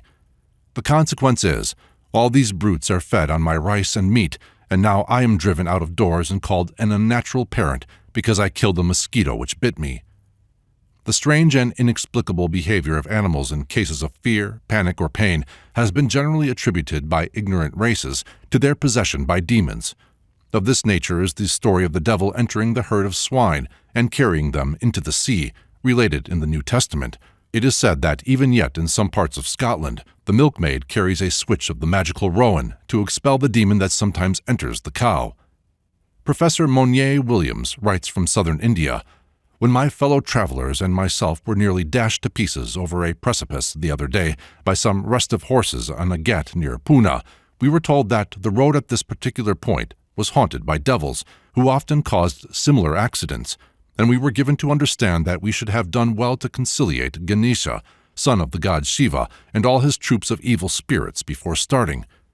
The same writer also tells us that the guardian spirits, or mothers, who haunt most regions of the peninsula, are believed to ride about on horses, and if they are angry, scatter blight and disease. Hence, the traveler just arrived from Europe is startled and puzzled by apparitions of rudely formed terracotta horses, often as large as life, placed by the peasantry round shrines in the middle of fields as acceptable propitiatory offerings, or in the fulfillment of vows in periods of sickness. This was the belief of the Corinthians in the Taraxipos, or shade of Glaucus, having been torn in pieces by the horses with which he had been racing, and which he had fed on human flesh to make more spirited, remained to haunt the isthmus and frighten horses during the races.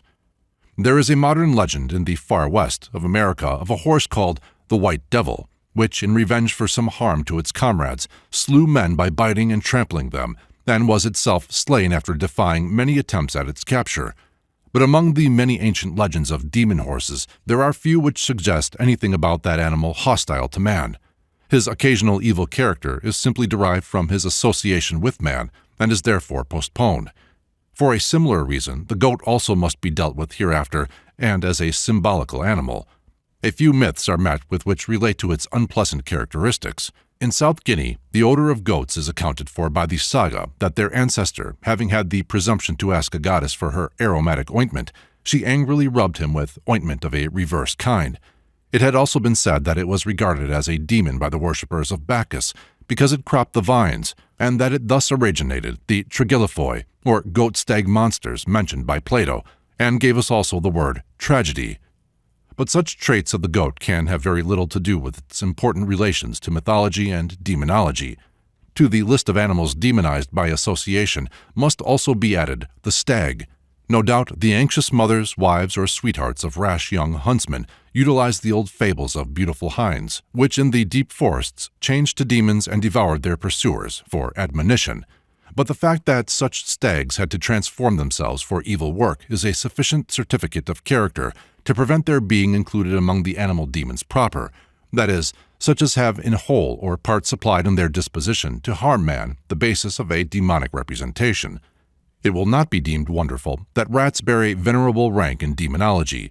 The shudder which some nervous persons feel at sight of even a harmless mouse is a survival from the time when it was believed that in this form unshriven souls or unbaptized children haunted their former homes, and probably it would be difficult to estimate the number of ghost stories which have originated in their nocturnal scamperings. Many legends report the departure of unhallowed souls from human mouths in the shape of a mouse. During the earlier Napoleonic Wars, mice were used in southern Germany as diviners, by being set with inked feet on the map of Europe to show where the fatal Frenchman would march. They gained this sanctity by a series of associations with force, stretching back to the Hindu fable of a mouse delivering the elephant and the lion by gnawing the cords that bound them. The battle of the frogs and mice is ascribed to Homer. Mice are said to have foretold the first civil war in Rome by gnawing the gold in the temple. Rats appear in various legends as avengers. The uncles of King Populus II, murdered by him and his wife and thrown into a lake, reappear as rats and gnaw the king and queen to death. The same fate overtakes Miskalaus of Poland through the transformed widows and orphans he had wronged. Mouse Tower, standing in the middle of the Rhine, is the haunted monument of cruel Archbishop Hatto of Mainz, who, anno 970, bade the famine-stricken people repair to his barn, wherein he shut them fast and burned them. But next morning, an army of rats, having eaten all the corn in his granaries, darkened the roads to the palace. The prelate sought refuge from them in the tower, but they swam after, gnawed through the walls, and devoured him. Saint Gertrude, wearing the funereal mantle of Holda, commands an army of mice. In this respect, she succeeds to the Pied Piper of Hamelin, who also leads off children, and my ingenious friend Mr. John Fiske suggests that this may be the reason why Irish servant maids often show such frantic terror at sight of a mouse. The care of children is often entrusted to them, and the appearance of mice prognosticated of old the appearance of the preternatural rat-catcher and psychopomp. Pliny says that, in his time, it was considered fortunate to meet a white rat. The people of Bassora always bow to these revered animals when seen, no doubt to propitiate them. The lion is a symbol of majesty and of the sun in his glory, reached in the zodiacal Leo, though here and there his original demonic character appears, as in the combats of Indra, Samson, and Heracles with terrible lions. Euphemism, in one sense, fulfills the conditions of Samson's riddle, sweetness coming out of the strong, and has brought honey out of the lion. His cruel character has subtly fallen to Sirius, the dog star, to whom are ascribed the drought and malaria of dog days, when the sun is in Leo. But the primitive fact is intimated in several fables like that of Aristeus, who, born after his mother had been rescued from the Libyan lion, was worshipped in Ceos as a savior from both droughts and lions. The lion crouching at the feet of beautiful Dugra in India reappears drawing the chariot of Aphrodite and typifies the potency of beauty rather than, as Emerson interprets, that beauty depends on strength. The chariot of the Norse Venus, Freya, was drawn by cats, diminished forms of her southern sisters, steeds. It was partly by these routes the cat came to play the sometimes beneficent role in Russian, and to some extent in German, French, and English folklore, such as Puss in Boots, Whittington and his cat, and Madame d'Aulnoy's La Carte Blanche. The demonic characteristics of the destructive cats have been inherited by the black, or, as in Macbeth, the brindled cat. In Germany, the approach of a cat to a sick bed announces death. To dream of one is an evil omen. In Hungary, it is said every black cat becomes a witch at the age of 7. It is the witch's favorite riding horse, but may sometimes be saved from such servitude by incision of the sign of the cross. A scratch from a black cat is thought to be the beginning of a fatal spell. De Gubernatus has a very curious speculation concerning the origin of our familiar fable, the Kilkenny cats, which he traces to the German superstition, which dreads the combat between cats as presaging death to one who witnesses it. And this belief he finds reflected in the Tuscan child's Game of Souls, in which the devil and angel are supposed to contend for the soul. The author thinks this may be one outcome of the contest between night and twilight in mythology, but if the connection can be traced, it would probably prove to be derived from the struggle between the two angels of death, one variation of which is associated with the legend of the strife for the body of Moses. The Book of Enoch says that Gabriel was sent, before the flood, to excite the man-devouring giants to destroy one another. In an ancient Persian picture in my possession, animal monsters are shown devouring each other, while their proffered victim, like Daniel, is unharmed. The idea is a natural one and hardly requires comparative tracing. Dr. Dennis tells us that in China there exists precisely the same superstition as in Scotland as to the evil omen of a cat or dog passing over a corpse. Brand and Pennant both mentioned this, the latter stating that the cat or dog that has so done is killed without mercy. This fact would seem to show that the fear is for the living, lest the soul of the deceased should enter the animal and become one of the innumerable werewolf or vampire class of demons. But the origin of the superstition is no doubt told in the Slavonic belief that if a cat leap over a corpse, the deceased person will become a vampire. In Russia, the cat enjoys a somewhat better reputation than it does in most other countries.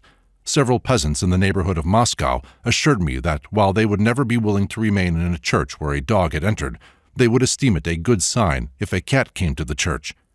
One aged woman near Moscow told me that when the devil once tried to creep into paradise, he took the form of a mouse. The dog and cat were on guard at the gates, and the dog allowed the evil one to pass, but the cat pounced on him and so defeated another treacherous attempt against human felicity. The cat superstition has always been strong in Great Britain. It is indeed, in one sense, true, as old Howell wrote in 1647, "We need not cross the sea for examples of this kind. We have too many, God wot, at home. King James, a great while, has loath to believe there were witches, but that which happened to my Lord Francis of Rutland's children convinced him, who were bewitched by an old woman that was a servant of Belvoir Castle, but being displeased, she contracted with the devil, who conversed with her in the form of a cat, whom she called Rutterkin, to make away those children out of mere malignity and thirst of revenge. It is to be feared that many a poor woman has been burned as a witch against whom her cherished cat was the chief witness. It would be a curious psychological study to trace how far the superstition owns a survival in even scientific minds, as if in Buffon's vituperation of the cat and in the astonishing story told by Mr. Wood of a cat which saw a ghost, anno 1877. The dog, so long the faithful friend of man, and even possibly because of the degree to which he has caught his master's manners, has a large demonic history. In the Semitic stories, there are many that indicate the path by which dog became the Muslim synonym of infidel, and the one dog Katmir, who in Arabic legend was admitted to paradise for his faithful watching 309 years before the cave of the seven sleepers, must have drifted among the Muslims from India as the Ephesian sleepers did from the Christian world. In the beautiful episode of the Mahabharata, Yudhishthira, having journeyed to the door of heaven, refuses to enter into that happy abode unless his faithful dog is admitted also. He is told by Indra, "My heaven hath no place for dogs. They steal away our offerings on earth." And again, "If a dog but behold a sacrifice, men esteem it unholy and void." This difficulty was solved by the dog, Yama in disguise, revealing himself and praising his friend's fidelity. It is tolerably clear that it is to his connection with Yama, god of death, and under the evolution of that dualism which divided the universe into upper and nether, that the dog was degraded among our Aryan ancestors. At the same time, his sometimes wolfish disposition and some other natural characters supplied the basis of his demonic character. He was at once a dangerous and corruptible guard. In the early Vedic mythology, it is the abode of the gods that is guarded by the two dogs, identified by solar mythologists as the morning and evening twilight. A later phase shows them in the service of Yama, and they reappear in the guardian of the Greek Hades, Cerberus and Orthros. The first of these has been traced to the Vedic Sarvara, the latter to the monster Vritra. Orthros is the phonetical equivalent of Vritra. The bitch Sarama, mother of the two Vedic dogs, proved a treacherous guard and was slain by Indra. Hence the Russian peasant comes fairly by another version of how the dog, while on guard, admitted the devil into heaven on being thrown a bone.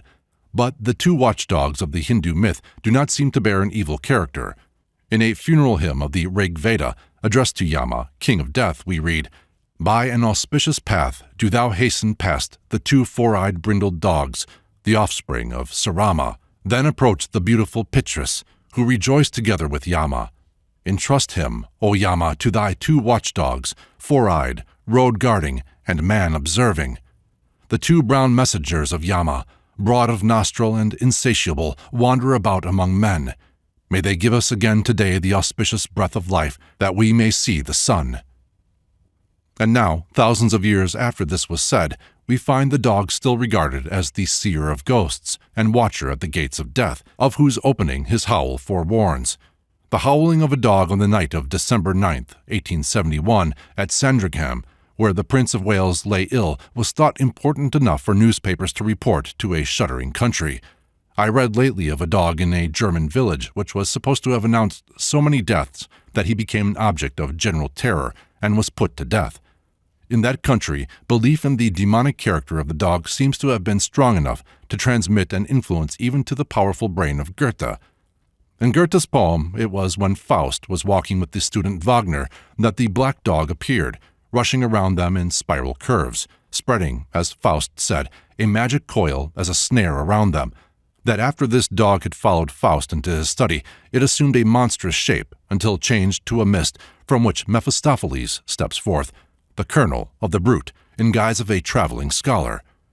This is a notable coincidence with the archaic symbolism of the dog as the most frequent form of the lares, or household genii, originally because of its vigilance. The form here presented is nearly identical with the cynocephalus, whom the learned author of Mankind, Their Origin and Destiny identifies as the Adamic being set as a watch and instructor in Eden, an example of which, holding pen and tablet, as described by Horapollo, is given in that work from Philae. Chrysippus says that these were afterwards represented as young men clothed with dogskins. Remnants of the tutelary character of the dog are scattered through German folklore. He is regarded as oracle, ghost-seer, and gifted with second sight. In Bohemia, he is sometimes made to lick an infant's face that it may see well. The passage in Faust has been traced to Goethe's antipathy to dogs, as expressed in his conversation with Falk at the time of Wieland's death. Annihilation is utterly out of the question, but the possibility of being caught on the way by some more powerful and yet baser monas, and subordinated to it, this is unquestionably a very serious consideration, and I, for my part, have never been able to entirely divest myself of the fear of it, in the way of a mere observation of nature. At this moment, says Falk, a dog was heard repeatedly barking in the street. Goethe sprang hastily to the window and called to it, "Take what form you will, vile larva, you shall not subjugate me." After some pause, he resumed with the remark, "This rabble of creation is extremely offensive. It is a perfect pack of monads with which we are thrown together in this planetary nook. Their company will do us little honor with the inhabitants of other planets if they happen to hear anything about them."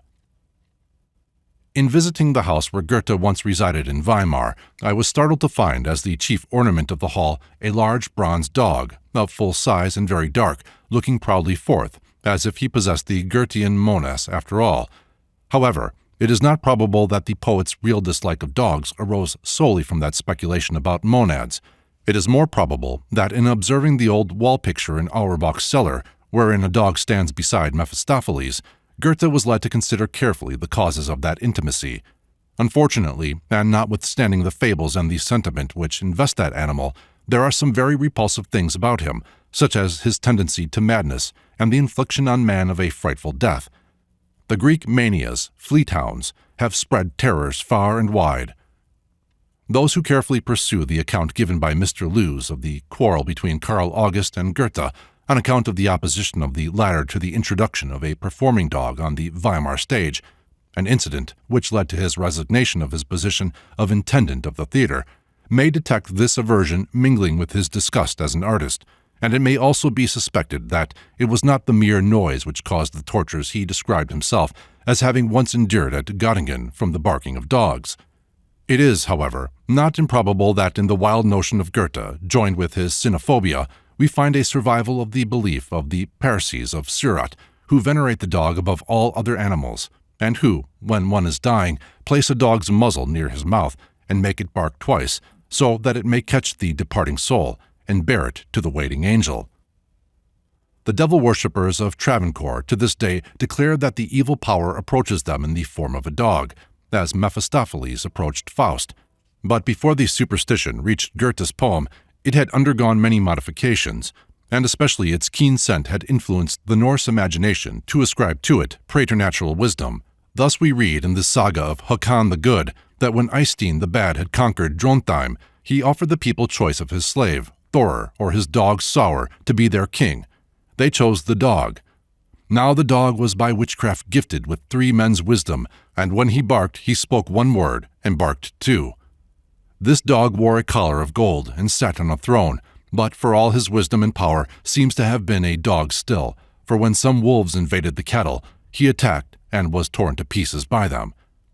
Among the Negroes of the southern states in America, I have found the belief that the most frequent form of a diabolical apparition is that of a large dog with fiery eyes, which may be among them an original superstition attributable to their horror of the bloodhound, by which in some regions they were pursued when attempting to escape. Among the whites of the same region, I have never been able to find any insistence of the same belief, though belief in the presage of the howling dog is frequent, and it is possible that this is a survival from some region in Africa, where the dog has an evil name of the same kind as the scapegoat. Among some tribes in Fazigal, there is an annual carnival at which everyone does as he likes. The king is then seated in the open air, a dog tied to the leg of his chair, and the animal is then stoned to death. Mark Twain records the folklore of a village of Missouri, where we find lads quaking with fear at the howling of a stray dog in the night, but indifferent to the howling of a dog they recognize, which may be a form of the common English belief that it is unlucky to be followed by a strange dog. From the same book it appears also that the dog will always have his head in the direction of the person whose doom is signified. The lads are entirely relieved when they find the howling animal has his back turned to them. It is remarkable that these fragments of European superstition should meet in the far west a plentiful crop of their like, which has sprung up among the aborigines, as the following extract from Mr. Brinton's work, Myths of the New World, will show. Dogs were supposed to stand in some peculiar relation to the moon, probably because they howl at it and run at night, uncanny practices which have cost them dear in reputation. The custom prevailed among tribes so widely asunder as Peruvians, Tupis, Creeks, Iroquois, Algonquins, and Greenland Eskimos to thrash the curs most soundly during an eclipse. The Greeks explained this by saying that the big dog was swallowing the sun, and that by whipping the little ones, they could make him desist. What the big dog was, they were not prepared to say. We know. It was the night goddess, represented by the dog, who was thus shrouding the world at midday. In a better sense, they represented the most agreeable characteristics of the lunar goddess. Xochiquetzal, most fecund of Aztec divinities, patroness of love, of sexual pleasure, and of childbirth, was likewise called Itzcuinan, which literally translated is bitch mother. This strange and to us so repugnant title for a goddess was not without parallel elsewhere. When his wars in the Inca Pachacutec carried his arms into the province of Huanca, he found its inhabitants had installed in their temples the figure of a dog as their highest deity. This canine canonization explains why in some parts of Peru a priest was called, by way of honor, Alco, dog. Many tribes on the Pacific coast united in the adoration of a wild species, the coyote, the Canis latrans of naturalists. Of the dog demon Chantico, the legend of the Nahuas was that he made a sacrifice to the gods without observing a preparatory fast, for which he was punished by being changed into a dog. He then invoked the god of death to deliver him, which attempt to evade a just punishment so enraged the divinities that they immersed the world in water. The common phrase, hellhounds, has come to us by various routes, Diana being degraded to Hecate, the dog of Hades. Orthros and Cerberus, multiplied into a pack of hounds for her chase, were degraded with her into infernal howlers and hunters. A like degradation of Odin's hunt took place at a later date. The wild huntsman, being a diabolical character, is considered elsewhere. Concerning the dog, it may be further said here that there are probably various characteristics of that animal reflected in his demonic character. His liability to become rabid and to afflict human beings with hydrophobia appears to have had some part in it. Spinoza alludes to the custom in his time of destroying persons suffering from this canine rabies by suffocation, and his English biographer and editor, Dr. Willis, tells me that in his boyhood in Scotland he always heard this spoken of as the old custom. That such treatment could have prevailed can hardly be ascribed to anything but a belief in the demonic character of the rabid dog, cognate with the unconscious superstition, which still causes rural magistrates to order a dog which has bitten anyone to be slain. The notion is that if the dog goes mad thereafter, the man will also. Of course, it would be rational to preserve the dog's life carefully, in order that, if it continues healthy, the bitten may feel reassured, as he cannot be if it be dead. But the degradation of the dog had a cause even in his fidelity as a watch. For this, as we have just seen, made him a common form among lares, or domestic demons. The teraphim also were often in this shape. Christianity had therefore a special reason for ascribing an infernal character to these little idols, which interfered with the popular dependence on the saints. It will thus be seen that there were many causes operating to create that formidable class of demons, which were called in the Middle Ages cynocephaly. The ancient holy pictures of Russia especially abound in these dog-headed devils. In the 16th century, they were frequently represented rending souls in hell, and sometimes the dragon of the apocalypse is represented with 7 horrible canine heads. M. Tussenel, in his transcendental interpretations, has identified the wolf as the bandit and outlaw. The proverbial medieval phrase for an outlaw, one who wears a teste love caput lupinum wolfschaffad, which the ingenious author perhaps remembered, is of good antiquity. The wolf is called robber in the Rig Veda, and he is there also demonized, since we find him fleeing before a devotee. In the Zend Vendidad, the souls of the pious fear to meet the wolf on the way to heaven. The god Pushan is invoked against the evil wolf, the malignant spirit. Cardano says that to dream of a wolf announces a robber. There is, in the wolf, at the same time, that always attractive love of liberty which, in the well-known fable, makes him prefer leanness to the comfort of the collar-wearing dog, which makes him, among demonic animals, sometimes the same as the mighty huntsman Nimrod and shaggy Esau among humanized demons. One is not surprised to find occasionally good stories about the wolf. Thus, the Nez Perce tribe in America traced the origin of the human race to a wolf. They say that originally, when there was nothing but animals, there was a huge monster which devoured them whole and alive. This monster swallowed a wolf, who, when he entered his belly, found the animals therein snarling at and biting one another as they had done on the earth outside. The wolf exhorted them that their common sufferings should teach them friendliness, and finally he induced them to a system of cooperation by which they made their way out through the side of the monster, which instantly perished. The animals so released were at once transformed to men, how and why the advocates of cooperation will readily understand, and founded the Nez Perce Indians. The myths of Asia and Europe are unhappily antipodal to this in spirit and form, telling of human beings transformed to wolves. In the Norse mythology, however, there stands a demon wolf whose story bears a touch of feeling, though perhaps it was originally the mere expression for a physical law. This is the wolf Fenris, which, from being at first the pet of the gods and lapdog of the goddesses, became so huge and formidable that Asgard itself was endangered. All the skill and power of the gods could not forge chains which might chain him. He snapped them like straws and toppled over the mountains to which he was fastened.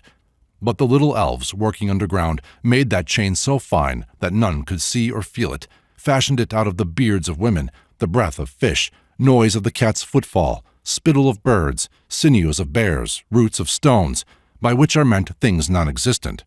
This held him. Fenris is chained till the final destruction, when he shall break loose and devour Odin. The fine chain that binds ferocity, is it the love that can tame all creatures? Is it the sunbeam that defines to the strongest creature its habitat? The two monsters formed when Rahu was cloven in twain in Hindu mythology reappear in Idaic fable as the wolves Skol and Hati, who pursue the sun and moon, as it is said in the Voluspa. Eastward in the iron wood the old one sitteth, and there bringeth forth Fenrir's fell kindred. Of these one, the mightiest, the moon's devourer, in form most fiend-like, and filled with the lifeblood of the dead and the dying, reddens with ruddy gore the seats of the high gods. Euphemism attending propitiation of such monsters may partly explain the many good things told of wolves in popular legend. The stories of the she-wolf nourishing children, as Romulus and Remus, are found in many lands. They must, indeed, have had some prestige to have been so largely adopted in saintly tradition. Like the bears that Elisha called to devour the children, the wolves do not lose their natural ferocity by becoming pious. They devour heretics and sacrilegious people. One guarded the head of St. Edmund, the martyr of England. Another escorted St. Otto, abbot of Cluny, as his ancestors did the priests of Cluny. The skin of the wolf appears in folklore as a charm against hydrophobia. Its teeth are best for cutting children's gums, and its bite, if survived, is an assurance against any future wound or pain. The tragedy which is so foolishly sprung upon the nerves of children, Little Red Riding Hood, shows the wolf as a crafty animal. There are many legends of a like character which have made it a favorite figure in which to represent pious impostors. In our figure 10, the wolf appears as the dangerous confessor. It was intended, as Mr. Wright thought, for Mary of Modena, Queen of James II, and Father Petri. At the top of the original are the words, Converte Angliam, and beneath, it is a foolish sheep that makes the wolf her confessor. The craft of the wolf is represented in a partly political, partly social turn given by an American fabulist to one of Aesop's fables. The wolf, having accused the lamb he means to devour of fouling the stream, and receiving answer that the lamb was drinking farther down the current, alters the charge and says, "You opposed my candidature at the caucus 2 years ago. I was not then born," replies the lamb. The wolf then says, "Anyone hearing my accusations would testify that I am insane and not responsible for my actions," and thereupon devours the lamb with full faith in a jury of his countrymen. M. Tussenel says the wolf is a terrible strategist, albeit the less observant have found little in his character to warrant this attribute of craft, his physiognomy and his habits showing him a rather transparent highwayman. It is probable that the fables of this character have derived that trait from his association with demons and devils supposed to take on his shape. In a beautiful hymn to the earth in the Atharva Veda, it is said, "The earth, which endureth the burden of the oppressor, beareth up the abode of the lofty and of the lowly, suffereth the hog, and giveth entrance to the wild boar." Boarhounds in Brittany and some other regions are still kept at government expense. There are many indications of this kind that in early times men had to defend themselves vigorously against the ravages of the wild boar, and as De Gubernatus remarks, its character is generally demoniacal. The contests of Hercules with the Erymanthian and of Meleager with the Caledonian boar are enough to show that it was through its dangerous character that he became sacred to the gods of war, Mars and Odin, but it is also to be remembered that the third incarnation of Vishnu was as a wild boar, and as the fearless exterminator of snakes, the pig merited this association with the preserver. Provided with a thick coat of fat, no venom can harm him unless it be on the lip. It may be this ability to defy the snake ordeal, which, after its uncleanliness, had accepted the hog from human veracity in some regions, assigned it a diabolical character. In rabbinical fable, the hog and rat were created by Noah to clear the ark of filth, but the rats becoming a nuisance, he evoked a cat from the lion's nose. It is clear that our Asiatic and Norse ancestors never had such a ferocious beast to encounter as the grizzly bear, Ursus horribilis, of America, else the appearances of this animal in Demonology could never have been so respectable. The comparatively timid Asiatic bear, Ursus labiatus, the small and almost harmless Tibetan species, Ursus tibetanus, would appear to have preponderated over the fiercer but rarer bears of the north in giving us the Indo-Germanic fables, in which this animal is, on the whole, a favorite. Emerson finds in the fondness of the English for their national legend of Beauty and the Beast a sign of the Englishman's own nature. He is a bear with a soft place in his heart. He says no and helps you. The old legend found place in the heart of a particularly representative American, also Theodore Parker, who loved to call his dearest friend Bear, and who, on arriving in Europe, went to Bern to see his favorites, from which its name is derived. The fondness of the bear for honey, once its Russian name Medved, or honey-eater, had probably something to do with its dainty taste for roses and its admiration for female beauty, as told in many myths. In his comparative treatment of the mythology of the bear, De Gubernatus mentions the transformation of King Trisanchus into a bear and connects this with the constellation of the Great Bear, but it may with equal probability be related to the many fables of princes who remain under the form of a bear until the spell is broken by the kiss of some maiden. It is worthy of note that in the Russian legends, the bear is by no means so amiable as those in our Western folklore. In one, the bear prince, lurking in his fountain, holds by the beard the king who, while hunting, tries to quench his thirst and releases him only after a promise to deliver up whatever he has at home without his knowledge. The twins, Ivan and Maria, born during his absence, are thus doomed, are concealed, but discovered by the bear who carries them away. They are saved by the help of the bull. When escaping the bear, Ivan throws down a comb, which becomes a tangled forest, which, however, the bear penetrates, but the spread-out towel, which becomes a lake of fire, sends the bear back. It is thus the ferocious Arctic bear which gives the story its somber character. Such also is the Russian tale of the bear with iron hairs, which devastates the kingdom, devouring the inhabitants until Ivan and Helena alone remain.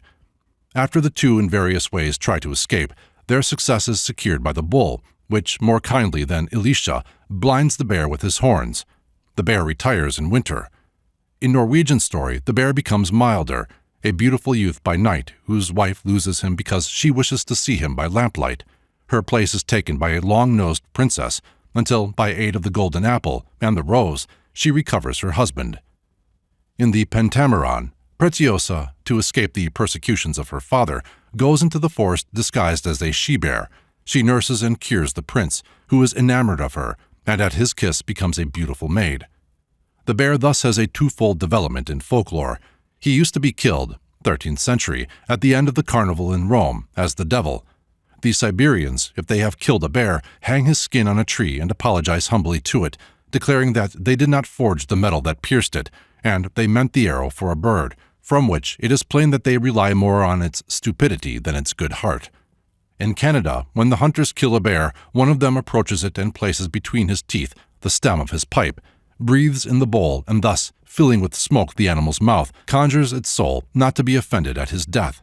As the bear's ghost makes no reply, the huntsman, in order to know if his prayer is granted, cuts the thread under the bear's tongue and keeps it until the end of the hunt, when a large fire is kindled, and all the band solemnly throw in what the threads of this kind they have. If these sparkle and vanish, as is natural, it is a sign that the bears are appeased. In Greenland, the great demon, at once feared and invoked especially by fishermen, is Torngarsuk, a huge bear with a human arm. He is invisible to all except his priests, the Angwakoks, who are the only physicians of that people. The extreme point of demonic power has always been held by the serpent. So much, however, will have to be said of the destructiveness and other characteristics of this animal when we come to consider at length its unique position in mythology, that I content myself here with a pictorial representation of the Singhalese demon of serpents. If anyone find himself shuddering at sight of a snake, even in a country where they are few and comparatively harmless, perhaps this figure, 11, may suggest the final cause of the shudder. In conclusion, it may be said that not only every animal ferocity, but every force which can be exerted injuriously has had its demonic representations. Every claw, fang, sting, hoof, horn has been as certain to be catalogued and labeled in demonology as in physical science. It is remarkable also how superstition rationalizes. Thus the horn of the animal world, though sometimes dangerous to man, was more dangerous to animals, which as foes of the horned animals were foes to man's interests. The early herdsmen knew the value of the horn as a defense against dog and wolf, besides its other utilities. Consequently, although it was necessary that the horn principle, so to say, in nature must be regarded as one of its retractile and cruel features, man never demonized the animals whose butt was most dangerous, but for such purpose transferred the horns to the head of some nondescript creature. The horn has thus become a natural weapon of man-demons. The same evolution has taken place in America, for although among its aboriginal legends we may meet with an occasional demon buffalo, such are rare and of apocryphal antiquity. The accompanying American figure 12 is from a photograph sent me by the president of Vanderbilt University, Tennessee, who found it in an old mound, Red Indian, in the state of Georgia. It is probably as ancient as any example of a human head with horns in the world, and as it could not have been influenced by European notions, it supplies striking evidence that the demonization of the forces and dangers of nature belongs to the structural action of the human mind. Chapter 6. Enemies. "We paint the devil black," says George Herbert. On the other hand, the Negro paints him white, with reason enough. The name of the devil at Mozambique is Muzungu Maya, or Wicked White Man. Of this demon they make little images of extreme hideousness, which are kept by people on the coast, and occasionally displayed, in the belief that if the white devil is lurking near them, he will vanish out of sheer disgust with a glimpse of his own ugliness. The hereditary horror of the kidnapper, displayed in this droll superstition, may possibly have been assisted by the familiarity with all things infernal represented in the language of the white sailors visiting the coast. Captain Basil Hall, on visiting Mozambique about 50 years ago, found that the native dignitaries had appropriated the titles of English noblemen, and a dumpy little Duke of Devonshire met him with his whole vocabulary of English. "How do you do, sir? Very glad to see you. Damn your eyes. Johanna man like English very much. God damn. That very good, eh? Devilish hot, sir. What news? Hope your ship stay too long while very. Damn my eye, very fine day." In most parts of India, Shiva also is painted white, which would indicate that there too was found reason to associate diabolism with the white face. It is said the thugs spared Englishmen because their white faces suggested relationship to Shiva. In some of the ancient Indian books, the monster whom Indra slew, Vritra, is called Dasyu, enemy, a name which in the Vedas designates the Aborigines as contrasted with the Aryans of the north. In the Old Sanskrit, in the hymns of the Veda, Arya occurs frequently as a national name and as a name of honor, comprising the worshippers of the gods of the Brahmins, as opposed to their enemies, who are called in the Veda Dasyus. Thus one of the gods, Indra, who in some respects answers to the Greek Zeus, is involved in the following words: "Know thou the Aryas, O Indra, and those who are Dasyus. Punish the lawless, and deliver them unto thy servant. Be thou the mighty helper of the worshippers, and I will praise all these thy deeds at the festivals." Naglok, or Snakeland, was at an early period a Hindu name for hell, but the Nagas were not real snakes. In that case they might have fared better, but an aboriginal tribe in Ceylon, believed by the Hindus to be of serpent origin, Naga being an epithet for native. The Sinhalese, on the other hand, have adapted the popular name for demons in India, Rakshasa, in their Rakseo, a tribe of invisible cannibals without supernatural powers, except invisibility, who no doubt merely embody the traditions of some early race. The dreaded powers were from another tribe designated Yakos, demons, and believed to have the power of rendering themselves invisible. Buddha's victories over these demonic beings are related in the Mahavanso. It was known, by inspiration, by the vanquishers that in Lanka, filled by Yakos, would be the place where his religion would be glorified. In like manner, knowing that in the center of Lanka, on the delightful bank of a river, in the agreeable Mahanaga garden, there was a great assembly of the principal Yakos, the deity of happy advent, approaching that great congregation, immediately over their heads, hovering in the air, struck terror into them by rains, tempests, and darkness. The Akos, overwhelmed with awe, supplicated of the vanquisher to be released from their terror. The consoling vanquisher thus replied, I will release ye, Yakos, from this your terror and affliction. Give ye unto me here by unanimous consent a place for me to alight on. All these Yakos replied, Lord, we confer on thee the whole of Lanka. Grant thou comfort to us. The vanquisher thereupon dispelling their terror and cold shivering, and spreading his carpet of skin on the spot bestowed on him, he there seated himself. He then caused the aforesaid carpet, refulgent with a fringe of flames, to extend itself on all sides. They, scorched by the flames, receding, stood around the shores of the island, terrified. The Savior then caused the delightful isle of Giri to approach for them. As soon as they transferred themselves thereto, to escape the conflagration, he restored it to its former position. This legend, which remains one irresistibly of the expulsion of reptiles by saints from Ireland and other western regions, is the more interesting if it be considered that these Yakos are the Sanskrit yakshas, attendants on Kuvera, the god of wealth, employed in the care of his garden and treasures. They are regarded as generally inoffensive. They transfer, by English authorities of the Tasmanians, from their native island to another, with the result of their extermination, may suggest the possible origin of the story of Giri. Buddha's dealings with the serpent men, or Nagas, is related as follows in the same volume. The vanquisher, in other words, of the 5 deadly sins, in the 5th year of his Buddhahood, while residing at the garden of the prince Jetto, observing that, on account of a disputed claim for a gem-set throne between the Naga Mahodero and a similar Koladero, a maternal uncle and nephew, a conflict was at hand. Taking with him his sacred dish and robes out of compassion to the Nagas, visited Nagadipo.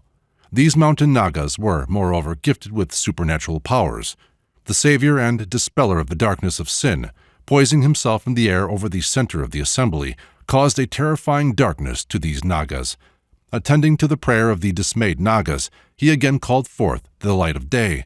They, overjoyed at having seen the deity of felicitous advent, bowed down at the feet of the divine teacher. To them the vanquisher preached a sermon of reconciliation. Both parties, rejoicing thereat, made an offering of the gem throne to the divine sage. The divine teacher, alighting on the earth, seated himself on the throne, and was served by the Naga kings with celestial food and beverage. The Lord of the universe procured for 80 kotas of Nagas, dwelling on land and in the waters, the salvation of the faith and the state of piety. At every step in the conversation of the native Sinhalese, the demons and serpent men, Buddha and his apostles are represented as being attended by the Devas, the deities of India, who are spoken of as if glad to become menials of the new religion.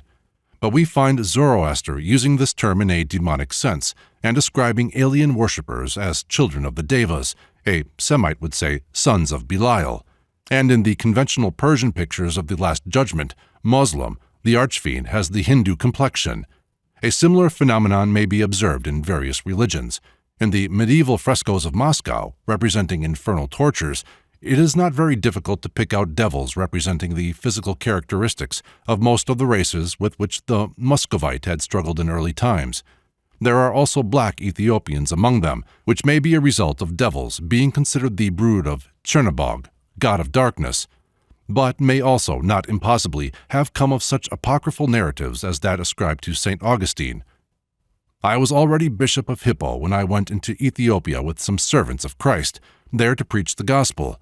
In this country we saw many men and women without heads, who had 2 great eyes in their breasts, and in countries, still more southerly, we saw a people who had but 1 eye in their foreheads.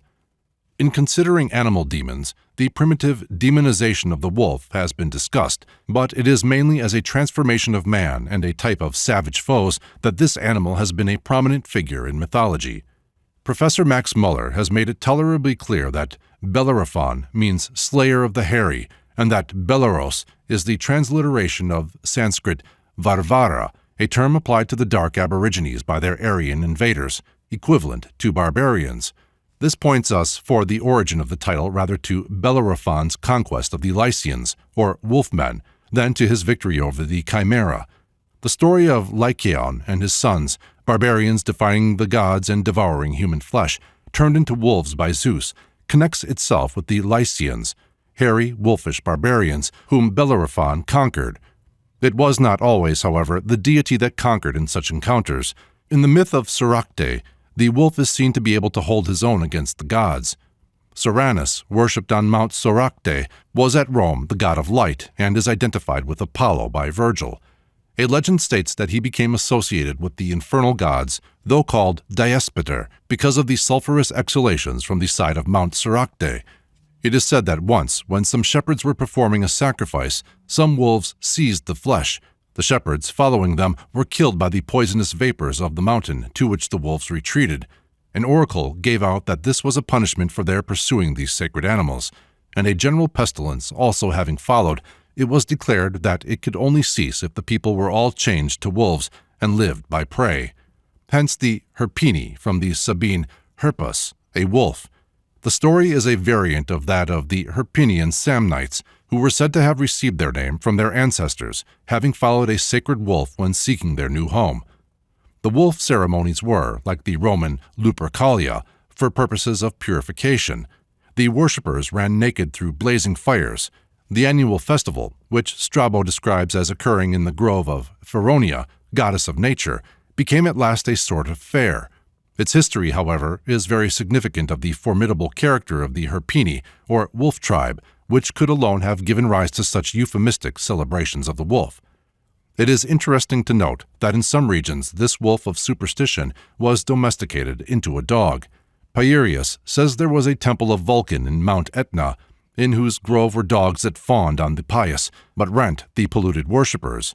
It will be seen by the left form of Figure 13 that the wolf had a diminution in pictorial representation similar to that which the canine lairs underwent.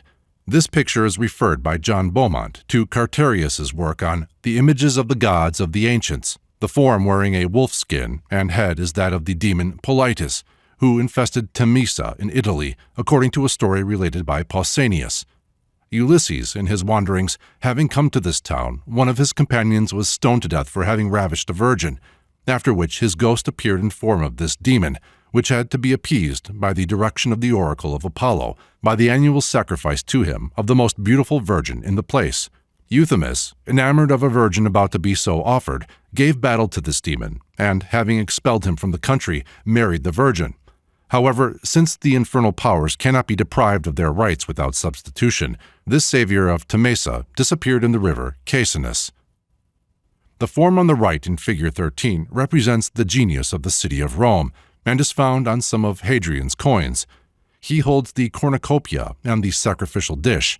The child and the serpent in the same picture represent the origin of the demonic character attributed to the Eleans by the Arcadians.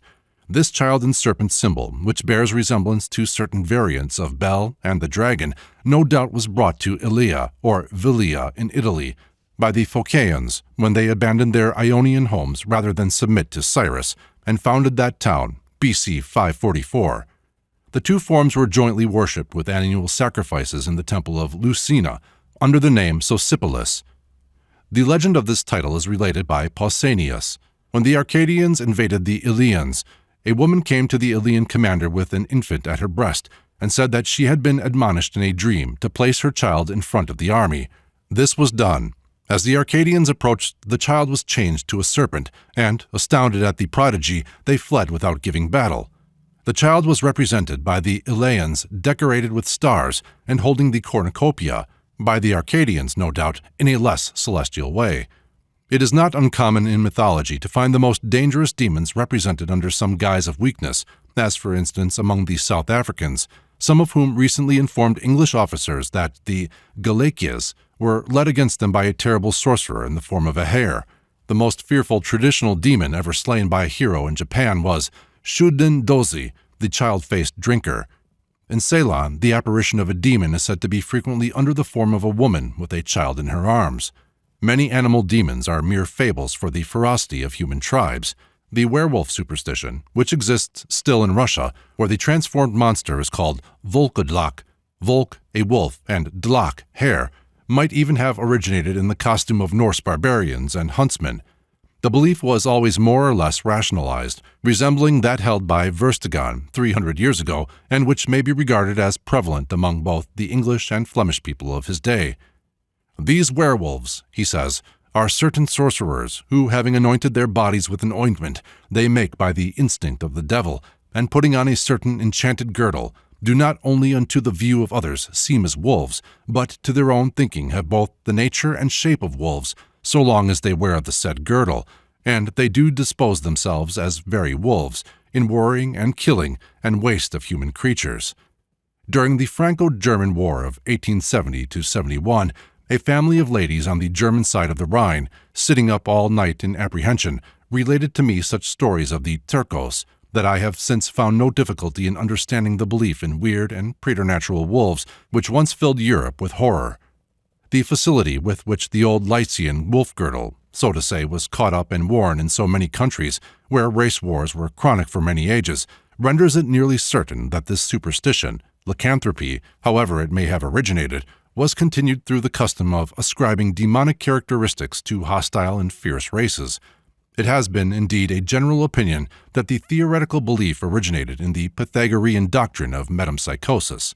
Thus Shakespeare: "Thou almost makest me waver in my faith to hold opinion with Pythagoras, that souls of animals infuse themselves into the trunks of men. Thy currish spirit governed a wolf, who, hanged for human slaughter, even from the gallows did his fell soul fleet. And whilst thou layest in thy unhallowed dam, infused itself in thee. For thy desires are wolfish, bloody, starved, and ravenous." But the superstition is much older than Pythagoras, who no doubt tried to turn it into a moral theory of retributions, as indeed did Plato in his story of the vision of the Armenian. Professor Weber and others have adduced evidence indicating that although belief in the transformation of men into beasts was not developed in the Vedic age of India, the matrix of it was there. But of our main fact, the association of demonic characters with certain tribes, India has presented many examples. In the mountains of Travancore, there are tribes which are still generally believed to be on terms of especial familiarity with the devils of that region, and the dwellers on the plains relate that on these mountains gigantic demons, 16 or 17 feet high, may sometimes be seen hurling firebrands at each other. Professor Monier Williams contributes an interesting note concerning this general phase of South Indian demonology. Furthermore, it must not be forgotten that although a belief in devils and homage to bhutas, or spirits of all kinds, is common all over India, yet what is called devil worship is far more systematically practiced in the south of India and Ceylon than in the north. And the reason may be that as the invading Aryans advanced towards southern India, they found portions of it peopled by wild aboriginal savages, whose behavior and aspect appeared to them to resemble that of devils. The Aryan mind, therefore, naturally pictured to itself the regions of the south as the chief resort and stronghold of the demon race, and the dread of demonical agency became more deeply rooted in southern India than in the north. Curiously enough, too, it is commonly believed in southern India that every wicked man contributes by his death to swell the ever-increasing ranks of devil legions. His evil passions do not die with him. They are intensified, concentrated, and perpetuated in the form of a malignant and mischievous spirit. It is obvious that this principle may be extended from individuals to entire tribes. The Cimmerians were regarded as dwelling in a land allied with hell. In the legend of the Alhambra, as told by Washington Irving, the astrologer warns the Moorish king that the beautiful damsel is no doubt one of those Gothic sorceresses of whom they have heard so much. Although, as we have seen, England was regarded on the continent as an island of demons because of its northern latitude, probably some of its tribes were of a character dangerous enough to prolong the superstition. The nightmare elves were believed to come from England, and to hurry away through the keyholes at daybreak, saying, "The bells are calling in England." Visigoth probably left us our word bigot, and Goths and Vandals sometimes designate English roughs as Turks, those of Constantinople. Herodotus say the Scythians of the Black Sea regarded the Neurians as wizards, who transformed themselves into wolves for a few days annually. But the Scythians themselves are said by Herodotus to have sprung from a monster, half woman, half serpent, and possibly the association of the Scotch with the Scythians by the Germans, who called them both Scutin, had something to do with the uncanny character ascribed to the British Isles. Sir Walter Raleigh described the Red Men of America as gigantic monsters. Red Devils is still the pioneer's epithet for them in the far west. The hairy dukes of Esau were connected with the goat and demonized as Edom, and Ishmael was not believed much better by the more peaceful Semitic tribes. Such notions are akin to those which many now have of the thugs and Bathsheba Zooks, and are too uniform and natural to tax much the ingenuity of comparative mythology. Underlying many of the legends of giants and dwarves may be found a similar demonologic formation. A principle of natural selection would explain the existence of tribes which, though of small stature, are able to hold their own against the larger and more powerful by their superior cunning. That such equalization of apparently unequal forces has been known in prehistoric ages may be gathered from many fables. Before Bali, the monarch already mentioned, whose power alarmed the gods themselves, Vishnu appeared as a dwarf, asking only so much land as he could measure with 3 steps. The apparently ridiculous request granted, the god strode over the whole earth with 2 steps and brought his third on the head of Bali. In Scandinavian fable, we have the young giantess coming to her mother with the plow and plowman in her apron, which she had picked up in the field. To her child's inquiry, "What sort of beetle is this I found wriggling in the sand?" the giantess replies, "Go put it back in the place where thou hast found it. We must be gone out of this land, for these little people will dwell in it." The sagas contain many stories which, while written in glorification of the giant race, relate the destruction of their chiefs by the magical powers of the dwarves. I must limit myself to a few notes on the Ynglinga saga. In Swithiod, we are told, are many great domains and many wonderful races of men and many kinds of languages. There are giants and there are dwarves, and there are also blue men. There are wild beasts and dreadfully large dragons. We learn that in Asland was a great chief, Odin, who went out to conquer Vanaland. The Vanalanders are declared to have magic arts, such as are ascribed to Finns and Lapps to this day by the more ignorant of their neighbors, but that the people of Asaland learned their magic charms. Odin was the cleverest of them all, and from him all the others learned their magic arts. Odin can make his enemies in battle blind, or deaf, or terror-struck, and their weapons so blunt that they could no more cut a willow twig. On the other hand, his men rushed forward without armor, were as mad as dogs or wolves, bit their shields, and were as strong as bears or wild bulls, and killed people at a blow, and neither fire nor iron told upon them. These were called berserkers, from ber, bear, and serkur, sark or coat, the word being probably, as Maurer says, a survival of an earlier belief in the transformation of men into bears. But the successors of Odin did not preserve his occult power. Svegdir, for instance, saw a large stone and a dwarf at the door entering in it. The dwarf called him to come in, and he should see Odin. Swedger ran into the stone, which instantly closed behind him, and Swedger never came back. The witchcraft of the Finn people is said to have led Vanlandi, Svegdir's son, to his death by Mara, nightmare. Vanlandi's son too, Visper, fell a victim to sorcery. Such legends as these, and many others which may be found in Sturluson's Heimskringla, have influenced our popular stories whose interest turns on the skill with which some little jack or thumbling overcomes his adversary by superior cunning. Superstitions concerning dwarf powers are especially rife in Northumberland, where they used to be called Duergar, and they were thought to abound on the hills between Rothbury and Elsdon. They mislead with torches.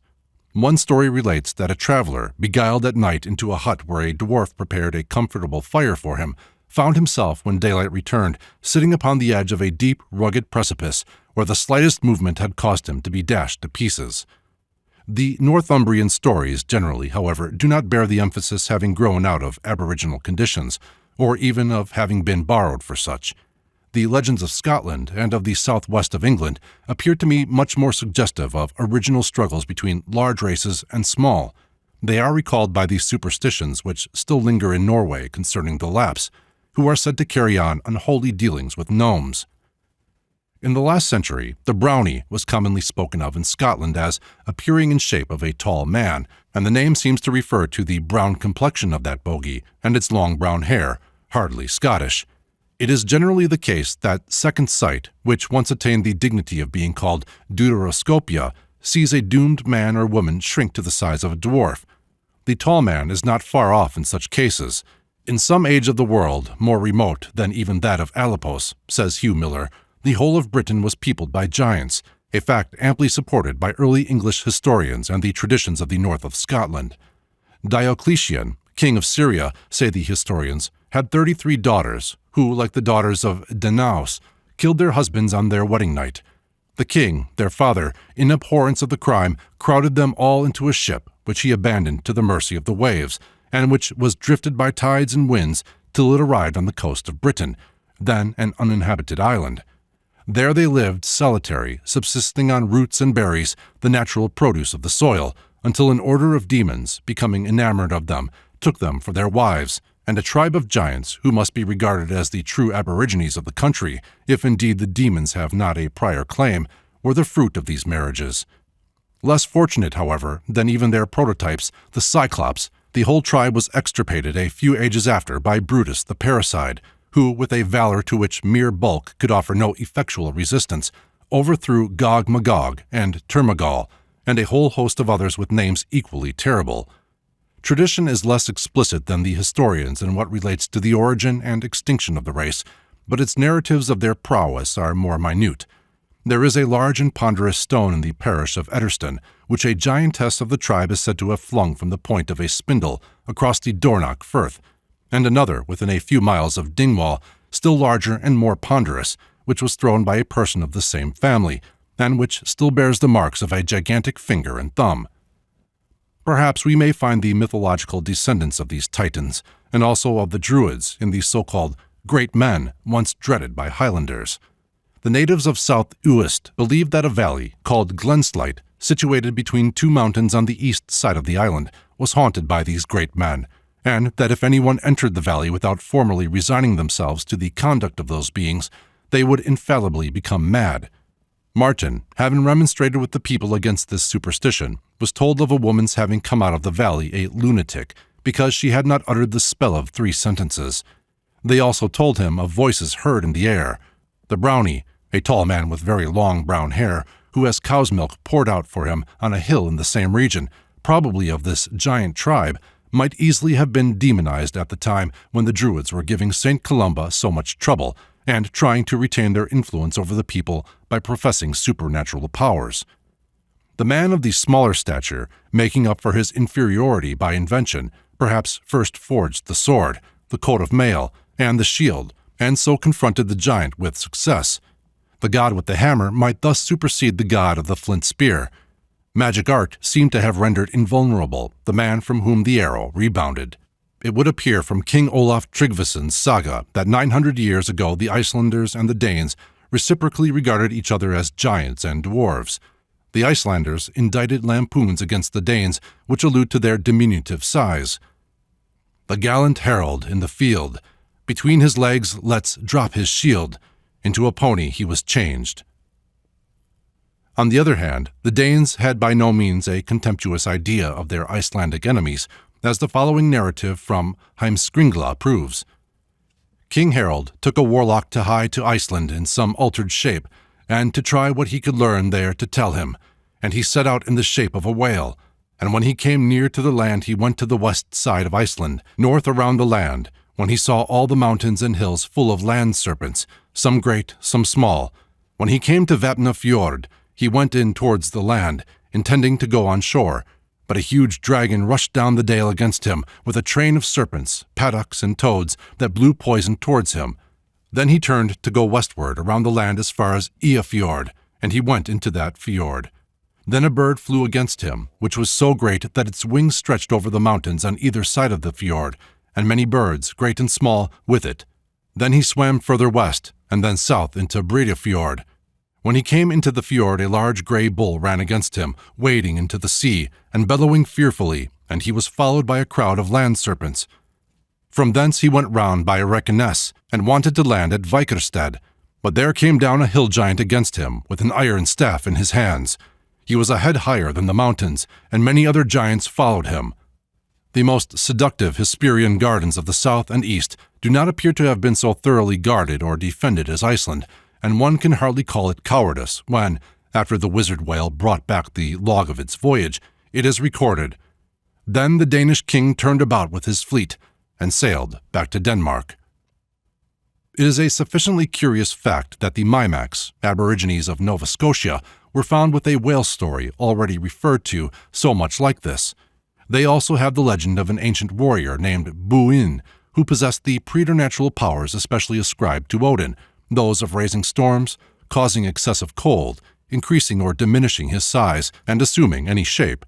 Besides the fearful race of gigantic ice demons dreaded by this tribe, as elsewhere stated, they dread also a yellow-horned dragon called Chipachelm, whose form the great Buin sometimes assumes. They make offerings to the new moon. They believe in pixies, calling them Wigalodum Muchik, very little people. They anciently believed in two great spirits, good and evil, both called Manitus. Since their contact with Christians, only the evil one has been so called. The entire motif of the Mimac demonology is, to my mind, that of early conflicts with some formidable races. It is to be hoped that travelers will pay more attention to this unique race before it has ceased to exist. The Chinese theory of genii is almost exactly that of the Mimacs. The Chinese genii are now small as a moth, now fill the world, can assume any form. They command demons, they never die, but at the end of some centuries ride to heaven on a dragon's back. Ordinarily, the Chinese genii use the yellow heron as an aerial courser. The Mimacs believe in a large preternatural water bird, Kulu, which devours ordinary people, but bears on its back those who can tame it by magic. Mr. Mayers, in his Chinese Reader's Manual, suggests that the designation of Formosa as Isles of the Genii, Xian, by the Chinese, has some reference to their early attempts at colonization in Japan. Su Fo, a necromancer who lived BC 219, is said to have announced their discovery, and at the head of a troop of young men and maidens voyaged with an expedition towards them, but when within sight of the Magic Islands, were driven back by contrary winds. Gog and Magog stand in London Guildhall, though much diminished in stature, to suit the English muscles that had to bear them in processions, monuments of the preternatural size attributed to the enemies which the Aryan race encountered in its great westward migrations. Even today, when the progress of civilization is harassed by untamed Scythian hordes, how strangely fall upon our ears the ancient legends and prophecies concerning them. Thus saith the Lord Jehovah, Behold, I am against thee, O Gog, prince of Rosh, of Meshech, and of Tubal, and I will turn thee back, and leave but the sixth part of thee, and I will cause thee to come up from the north parts, and will bring thee upon the mountains of Israel, and I will smite thy bow out of thy left hand, and will cause thine arrows to fall from thy right hand. Thou shalt fall upon the mountains of Israel, thou and all thy bands. In the Quran, it is related of Dulkarnain. He journeyed from south to north until he came between the two mountains, beneath which he found a people who could scarce understand what was said. And they said, O Dulkarnain, verily Gog and Magog waste the land. Shall we therefore pay thee tribute on condition that thou build a rampart between us and them? He answered, The power wherewith my Lord hath strengthened me is better than your tribute. But assist me strenuously, and I will set a strong wall between you and them. Wherefore, when this wall was finished, Gog and Magog could not scale it, neither could they dig through it. And Dulkarnain said, This is a mercy from my Lord, but when the prediction of my Lord shall come to be fulfilled, he will reduce the wall to dust. The terror inspired by these barbarians is reflected in the prophecies of their certain eruption from their supernaturally built fastnesses, as in Ezekiel. Thou shalt ascend and come like a storm. Thou shalt be like a cloud to cover the land, thou and all thy bands, and many people with thee. And in the Quran, Gog and Magog shall have a passage open for them, and they shall hasten from every high hill. And in the Apocalypse, Satan shall be loosed out of his prison, and shall go out to deceive the nations which are in the four quarters of the earth, Gog and Magog, to gather them in battle, the number of whom is as the sand of the sea. 5 centuries ago, Sir John Maundeville was telling in England the legend he had heard in the East. In that same region been the mountains of Caspi, that men, Kleppen Uber, in the country, Between the mountains the Jews of 10 lineages been enclosed, that men clepen Goth and Magoth, and they may not go out on no side. There were enclosed 22 kings with higher people that dwelled in between the mountains of Sith. There King Alexandre chased him between the mountains, and there he thought for to enclose him through the work of his men. But when he saw that he might not do it, nay, bring it to an end, he prayed to God of nature, that he would perform that he had begun. And all were it so, that he was a pain to me, and not worthy to been heard. Sit God of his grace close the mountains to gird, so that they dwell in there, all fast locked and enclosed with high mountains all about, save only on a side, and on that side is the Sea of Caspi. Chapter 7. Barrenness. In their adoration of rain-giving Indra, as also a solar majesty, the ancient Hindus seem to have been fully aware of his inconsistent habits. "Thy inebriety is most intense," exclaims the eulogist, and soothingly adds, "Thou desirest that both thy inebriety and thy beneficence should be the means of destroying enemies and distributing riches." Against famine is invoked the thunderbolt of Indra, and it is likened to the terrible Tavastri, in whose fearful shape, pure fire, Agni once appeared to the terror of gods and men. This Tavastri was not an evil being himself, but, as we have seen, an artificer for the gods similar to Vulcan. He was, however, father of a three-headed monster who has been identified with Vritra. Though these early worshippers recognized that their chief trouble was connected with glaring heat, which Tavastri seems to mean in the passage just referred to, Indra's celebrants beheld him superseding his father Dios and reigning in the day's splendor as well as in the cloud's bounty. This monopolist of parts in their theogony anticipated Jupiter Pluvius. Vedic mythology is pervaded with stories of the demons that arrested the rain and stole the cloud cows of Indra, shutting them away in caves, and the god is endlessly praised for dealing death to such.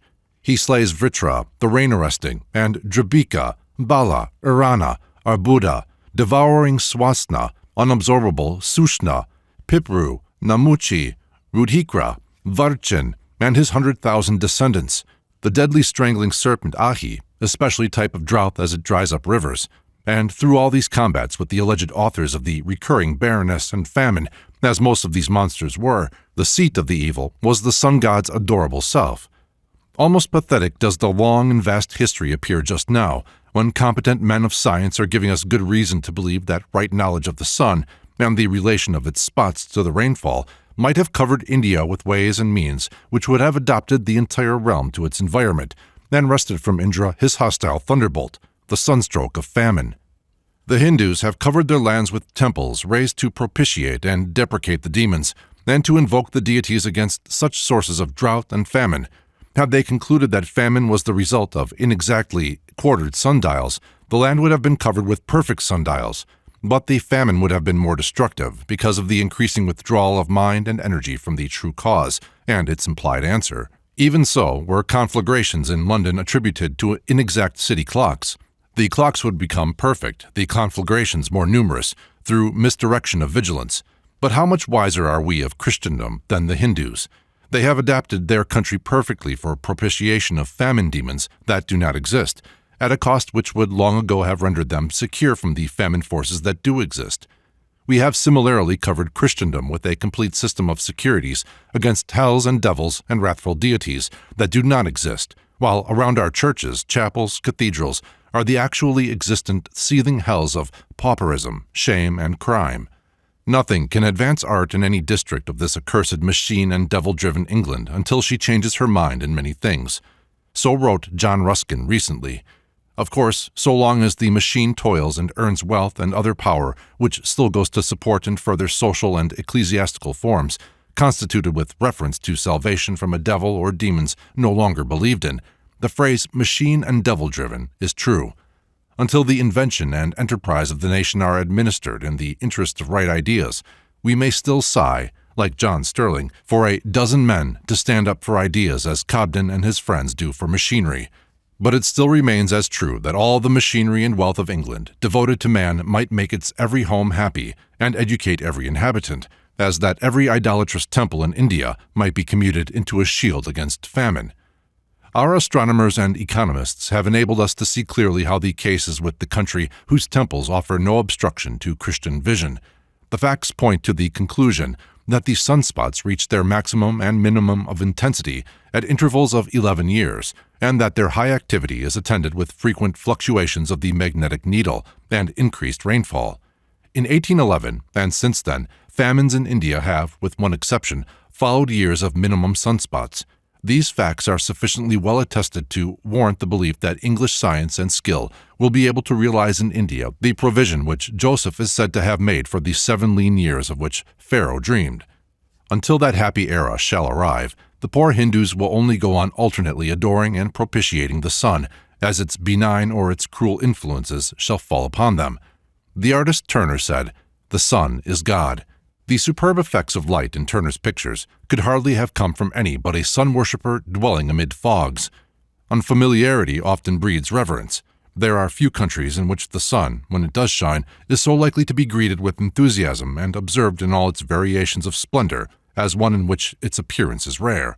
Yet the superstition, inherited from regions where the sun is equally a desolation, was strong enough to blot out its glory in the mind of a writer famous in his time, Tobias Swindon, who wrote a book to prove the sun to be the abode of the damned.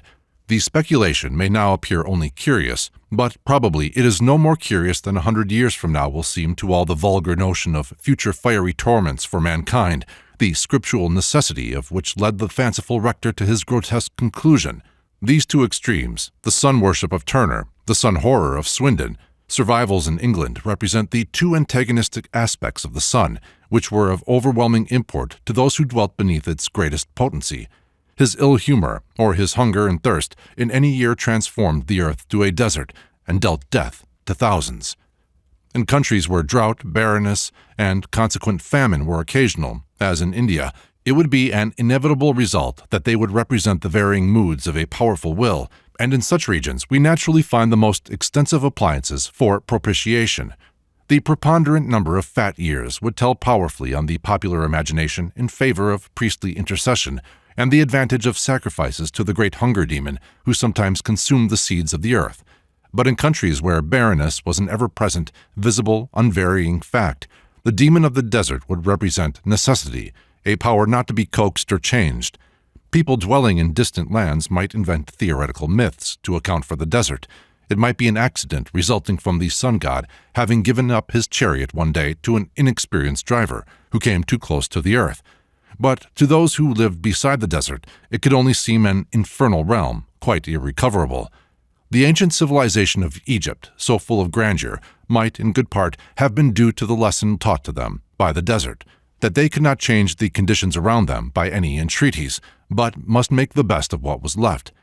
If such indeed was the force that built the ancient civilization, whose monuments remain so magnificent in their ruins, its decay might be equally accounted for when that primitive faith passed into a theological phase. For as necessity is the mother of invention, fate is fatal to the same. Belief in facts and laws fixed in the organic nature of things stimulates man to study them and constitute his life with reference to them. But belief that things are fixed by the arbitrary decree of an individual power is the final sentence of enterprise. Fate might thus steadily bring to ruin the grandest achievements of necessity. Had we only the true history of the Sphinx, the binder, we might find it a landmark between the rise and decline of Egyptian civilization. When the great limitations surrounding the powers of man was first personified with that mystical grandeur, it would stand in the desert not as the riddle, but its solution. No such monument was ever raised by doubt. But once personified and outwardly shaped, the external binder must bind thought as well. Nay, will throttle thought if it cannot pierce through the stone and discover the meaning of it. How true is that old fable of the Sphinx who sat by the wayside propounding her riddle to the passengers, which, if they could not answer, she destroyed them. Such a Sphinx is this life of ours to all men and societies of men. Nature, like the Sphinx, is of womanly celestial loveliness and tenderness, the face and bosom of a goddess, but ending in claws in the body of a lioness. There is in her a celestial beauty, which means celestial order, pliancy to wisdom. But there is also a darkness, a ferocity, fatality, which are infernal. She is a goddess, but not one yet disimprisoned, one still half imprisoned, the articulate, lovely, still encased in the inarticulate, chaotic. How true, and does she not propound her riddles to us? Of each man she asks daily, in mild voice yet with a terrible significance, "Knowest thou the meaning of this day? What thou canst do today, wisely attempt to do."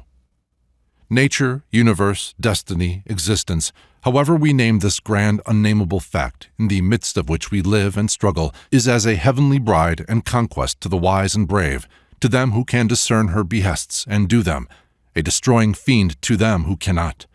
Answer her riddle, it is well with thee. Answer it not, pass on regarding it not. It will answer itself. The solution for thee is a thing of teeth and claws. Nature to thee is a dumb lioness, deaf to thy pleadings, fiercely devouring. Thou art not now her victorious bridegroom.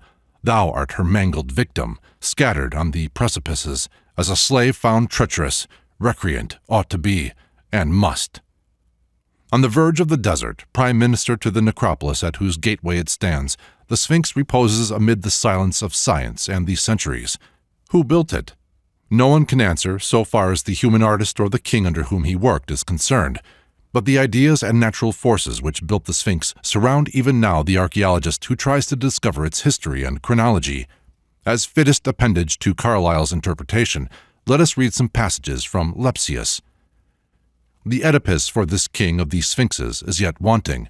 Whoever would drain the immeasurable sand flood which buries the tombs themselves, and lay open the base of the Sphinx, the ancient temple path, and the surrounding hills, could easily decide it. But with the enigmas of history there are joined many riddles and wonders of nature, which I must not leave quite unnoticed. The newest of all, at least, I must describe. I had descended with Abiken into a mummy's pit to open some newly discovered sarcophagi, and was not a little astonished, upon descending, to find myself in a regular snowdrift of locusts, which, almost darkening the heavens, flew over our heads from the southwest, from the desert in hundreds of thousands, to the valley. I took it for a single flight, and called my companions from the tombs, where they were busy, that they might see this Egyptian wonder ere it was over. But the flight continued. Indeed, the work people said it had begun an hour before. Then we first observed that the whole region, near and far, was covered with locusts. I sent an attendant into the desert to discover the breadth of the flock.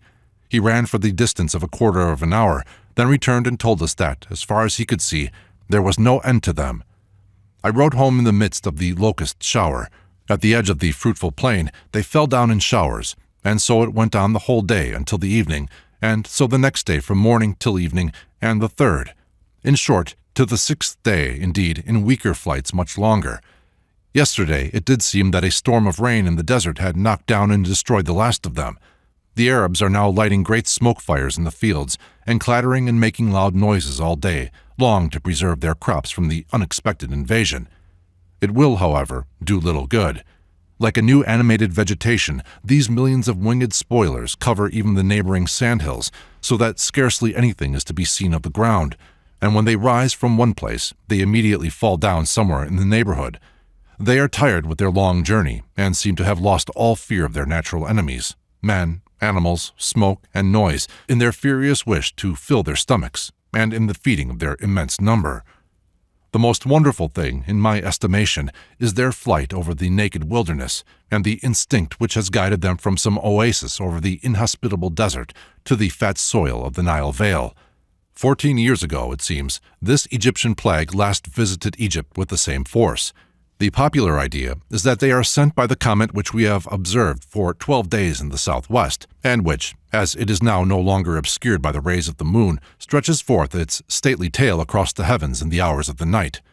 The zodiacal light, too, so seldom seen in the north, has lately been visible for several nights in succession. Other plagues of Egypt are described by Lepsius. Suddenly the storm grew to a tremendous hurricane, such as I have never seen in Europe, and hail fell upon us in such masses as almost to turn day into night. Our tents lie in a valley, whither the plateau of the pyramids inclines, and are sheltered from the worst winds from the north and west. Presently I saw a dashing mountain flood hurrying down upon our prostrate and sand-covered tents, like a giant serpent upon its certain prey. The principal steam-rolled onto the great tent. Another arm threatened mine without reaching it. But everything that had been washed from our tents by the shower was torn away by the two streams, which joined behind the tents and carried into a pool behind the Sphinx, where a great lake immediately formed, which, fortunately, had no outlet. Just picture this scene to yourself. Our tents, dashed down by the storm and heavy rain, lying between two mountain torrents, thrusting themselves in several places to the depth of 6 feet in the sand, and depositing our books, drawings, sketches, shirts, and instruments, yes, even our levers and iron crowbars. In short, everything they could seize, in the dark, foaming mud ocean. Besides this, ourselves wet to the skin without hats, fastening up the weightier things, rushing after the lighter ones, wading into the lake to the waist to fish out what the sand had not yet swallowed. And all this was the work of a quarter of an hour, at the end of which the sun shone radiantly again, and announced the end of this flood by a bright and glorious rainbow. Now comes the plague of mice, with which we were not formerly acquainted. In my tent they grow, play, and whistle, as if they had been at home here all their lives, and quite regardless of my presence. At night they have already run across my bed and face, and yesterday I started terrified from my slumbers as I suddenly felt the sharp tooth of such a daring guest at my foot. Above me a canopy of gauze is spread in order to keep off the flies, these most shameless of the plagues of Egypt during the day, and the mosquitoes at night. Scorpions and serpents have not bitten us yet, but there are very malicious wasps which have often stung us. The dale in the desert was wild and monotonous, nothing but sandstone rock, the surfaces of which were burned as black as coals, but turned into burning yellow at every crack and every ravine, whence a number of sand rivulets, like fire streams from black dross, ran and filled the valleys. No tree, no tuft of grass had we yet seen, also no animals, except a few vultures and crows feeding on the carcass of the latest fallen camel. Over a wild and broken path, and cutting stones, we came deeper and deeper into the gorge. The first wide basins were empty. We therefore left the camels and donkeys behind, climbed up the smooth granite wall, and thus proceeded amidst these grand rocks from one basin to another. They were all empty. Behind there, in the farthest ravine, the guide said there must be water, for it was never empty, but there proved to be not a single drop. We were obliged to return dry. We saw the most beautiful mirages very early in the day.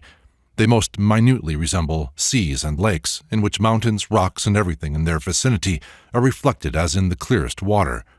They form a remarkable contrast with the staring dry desert, and have probably deceived many a poor wanderer, as the legend goes. If one be not aware that no water is there, it is quite impossible to distinguish the appearance from reality. A few days ago I felt quite sure that I perceived an overflowing of the Nile, or a branch near El Mecheref, and rode towards it, but only found Bar Shaitan, Satan's water, as the Arabs call it. Amid such scenery the Sphinx arose. Egypt was able to recognize the problem of blended barrenness and beauty, alternation of nature's flowing breast and leonine claw, but could she return the right answer? The primitive Egyptian answer may, indeed, as I have guessed, be the great monument of her civilization, but her historic solution has been another world. This world a desert, with here and there a momentary oasis where man may dance and feast a little, stimulated by the corpse-born, round the banquet, ere he passes to paradise. So thought they, and were deceived. From generation to generation have they been destroyed, even unto this day. How destroyed, Lepsius may again be our witness. The sheikh of the Sadiq dervishes rides to the chief sheikh of all the dervishes of Egypt, El-Bekri. On the way thither, a great number of these holy folk, and others too, who fancy themselves not a whit behindhand in piety, throw themselves flat on the ground, with their faces downward, and so that the feet of one lie close to the head of the next. Over this living carpet, the sheikh rides on his horse, which is led on each side by an attendant, in order to compel the animal to the unnatural march. Each body receives 2 treads of the horse. Most of them jump up again without hurt, but whoever suffers serious, or as it occasionally happens, mortal injury, has the additional ignominy to bear of not having pronounced, or not being able to pronounce, the proper prayers and magical charms that alone could save him. What a fearful, barbarous worship! The sakir in which the dervishes dance until exhausted, howling, "No God but Allah," which the astounded multitude, great and small, gentle and simple, gaze upon seriously and with stupid respect, and in which it not unfrequently takes a part. The invoked deity is manifestly much less an object of reverence than the fanatic saints who invoke him, for mad, idiotic, or other psychologically diseased persons are very generally looked upon as holy by the Mohammedans and treated with great respect. It is the demoniacal, incomprehensibly acting, and therefore fearfully observed, power of nature that the natural man always reveres when he perceives it, because he is sensible of some connection between it and his intellectual power, without being able to command it, first in the mighty elements, then in the wondrous but obscure law-governed instincts of animals, and at last in the yet more overpowering, ecstatical, or generally abnormal mental condition of his own race. The right answer to the enigma of the Sphinx is man, but this creature prostrating himself under the Sheikh's horse, or under the invisible Sheikh called Allah, and ascribing sanctity to the half-witted, is not man at all. Those hard-worked slaves who escaped into the wilderness and set up for worship an anthropomorphic supreme will, and sought their promised milk and honey in this world alone, carried with them the only force that could rightly answer the Sphinx. There, Allah, or Elohim, they heard say, "Why howlest thou to me? Go forward." Somewhat more significant than his usual jests was that cartoon of Punch, which represented the Sphinx with a relaxed face, smiling recognition on the most eminent of contemporary Israelites, returning to the land of his race's ancient bondage, to buy the Suez Canal. The Suez Canal half answers the Sphinx. When man has subdued the great desert to a sea, the solution will be complete, and the Sphinx may cast herself into it. Far and wide through the southern world have swarmed the locusts described by Lepsius, and with them have migrated many superstitions. The writer of this well remembers the visit of the so-called 17-year locusts to the region of Virginia where he was born, and across many years can hear the terrible, never-ceasing roar coming up from the woods, uttering, as all agreed, the ominous word, Pharaoh. On each wing every eye could see the letter W signifying war. With that modern bit of ancient Egypt in my memory, I find the old locust mythology sufficiently impressive. By an old tradition, the Egyptians, as described by Lepsius, connected the locusts with the comet. In the Apocalypse, a falling star is the token of the descent of the locust demon to unlock the pit that his swarms may issue forth for their work of destruction. Their king, Abaddon, in Greek Apollyon, destroyer, has had an evolution from being the angel of the two rabbinical divisions of Hades to the successive chiefs of Saracenic hordes. It is interesting to compare the graphic description of a locust storm in Joel with its adaptation to an army of human destroyers in the Apocalypse. And again, the curious description of these hosts of Abaddon in the latter book partly repeat the strange notions of the Bedouins concerning the locust, one of whom, says Niebuhr, compared the head of the locust to that of the horse, its breast to that of the lion, its feet to those of a camel, its body to that of the serpent, its tail to that of the scorpion, its horns or antennae to the locks of hair of a virgin. The present generation has little to reason to deny the appropriateness of the biblical descriptions of Scythian hordes as locusts. The land is as the Garden of Eden before them, and behind them a desolate wilderness. The ancient seeming contest between apparent good and evil in Egypt was represented in the wars of Ra and Set. It is said, Genesis 4:26, "And to Seth, to him also was born a son, and he called his name Enos. Then began men to call upon the name of the Lord." Aquila reads this, "Then Seth began to be called by the name of the Lord." Mr. Baring Gould remarks on this that Seth was at first regarded by the Egyptians as the deity of light and civilization, but that they afterwards identified as Typhon because he was the chief god of the Hyksos, or shepherd kings, and in their hatred of these oppressors, the name of Seth was everywhere obliterated from their monuments, and he was represented as an ass, or with an ass's head. But the earliest date assigned to the Hyksos dominion in Egypt, BC 2000, coincides with that of the Egyptian planisphere in Kercher, where Seth is found identified with Sirius, or the dog-headed Mercury, in Capricorn.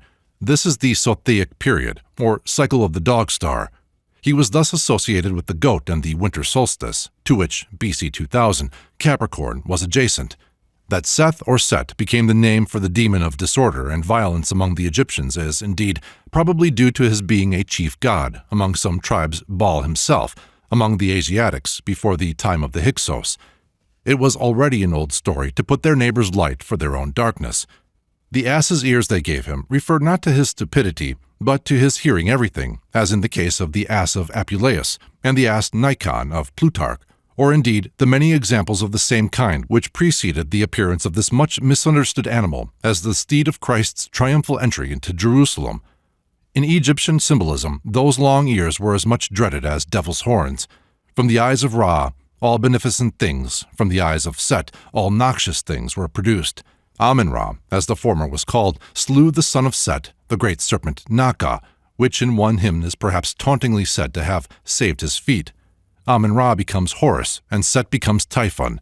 The Typhonian myth is very complex, and includes the conflict between the Nile and all its enemies, the crocodiles that lurk in it, the sea that swallows it, the drought that dries it, the burning heat that brings malaria from it, the floods that render it destructive. And Set was through it evolved to a point where he became identified with Saturn, Shaitan, or Satan. Plutarch, identifying Set with Typho, says that those powers of the universal soul, which are subject to the influences of passions, are in the material system whatever is noxious, as bad air, irregular seasons, eclipses of the sun and moon, are ascribed to Typho. The name Set, according to him, means violent and hostile, and he was described as double-headed, he who has two countenances, and the Lord of the world. Not the least significant fact, in a moral sense, is that Set, or Typho, is represented as the brother of Osiris, whom he slew. Without here going into the question of relationship between Typhaon and Typhos, we may feel tolerably certain that the fire-breathing hurricane monster Typhaon of Homer and the hundred-headed, fierce-eyed roarer Typhaeus, son of Tartarus, father of winds and harpies, represent these same ferocities of nature. No fitter place was ever assigned him than the African desert, and the story of the gods and goddesses fleeing before Typhon into Egypt, and there transforming themselves into animals, from terror, is a transparent tribute to the dominion over the wilderness of sand exercised by the typhoon in its many moods. The vulture harpy tearing the dead is his child. He is many-headed, now hot, stifling, tainted, now tempestuous, here Sirach, then hurricane, and often tornado. It may be indeed that as at once coiled in the whirlwind and blistering, he is the fiery serpent to appease, whom Moses lifted the brazen serpent for the worship of Israel. I have often seen snakes hung up by Negroes in Virginia to bring rain in time of drought. Typhon, as may easily be seen by the accompanying figure 14, is a hungry and thirsty demon. His tongue is lolling out with thirst. His later connection with the underworld is shown in various myths, one of which seems to suggest a popular belief that Typhon is not pleased with the mummies withheld from him, and that he can enjoy his human viands only through burials of the dead. In Egypt, after the Coptic Easter Monday, called Shemin Nessim, smelling the zephyr, come the 50 days hot wind, called Kamsin or Cain wind. After slaying Abel, Cain wandered amid such a wind, tortured with fever and thirst. Then he saw two birds fight in the air. One, having killed the other, scratched a hole in the desert sand and buried it. Cain then did the like by his brother's body, when a zephyr sprang up and cooled his fever. But still, say the Alexandrians, the 50 days hot Cain wind return annually. In pictures of the mirage, or in cloud shapes faintly illumined by the afterglow, the dwellers beside the plains of sand saw, as in phantasmagoria, the gorgeous palaces, the air castles, and mysterious cities which make the romance of the desert.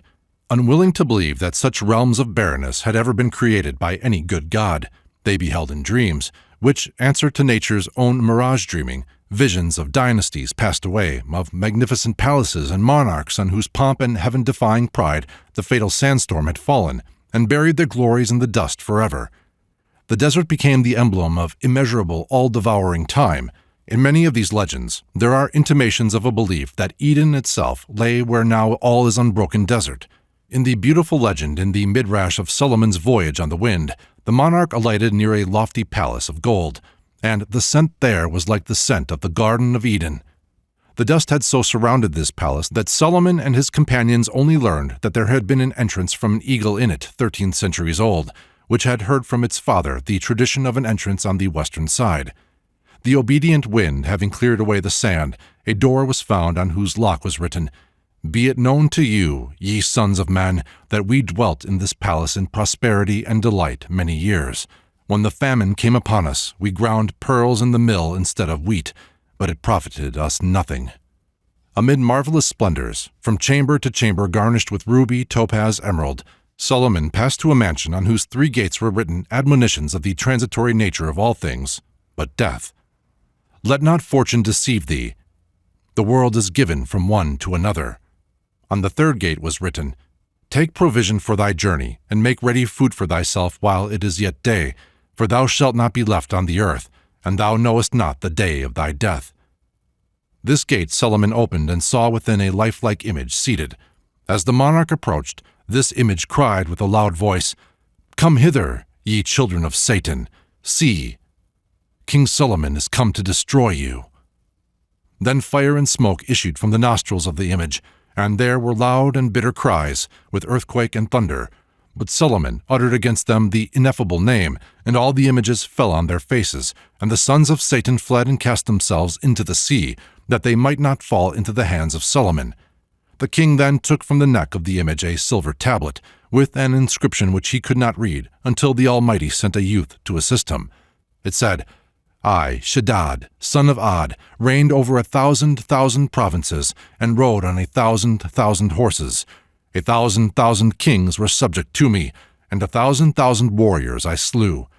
Yet in the hour that the angel of death came against me, I could not withstand him. Whoso shall read this writing, let him not trouble himself greatly about this world, for the end of all men is to die, and nothing remains to man but a good name." Azazel, of doubtful meaning, is the biblical name of the demon of the desert. Aaron shall cast lots upon the 2 goats, one lot for Jehovah, and the other for Azazel. And Aaron shall bring the goat upon which the lot for Jehovah fell, and offer him for a sin offering.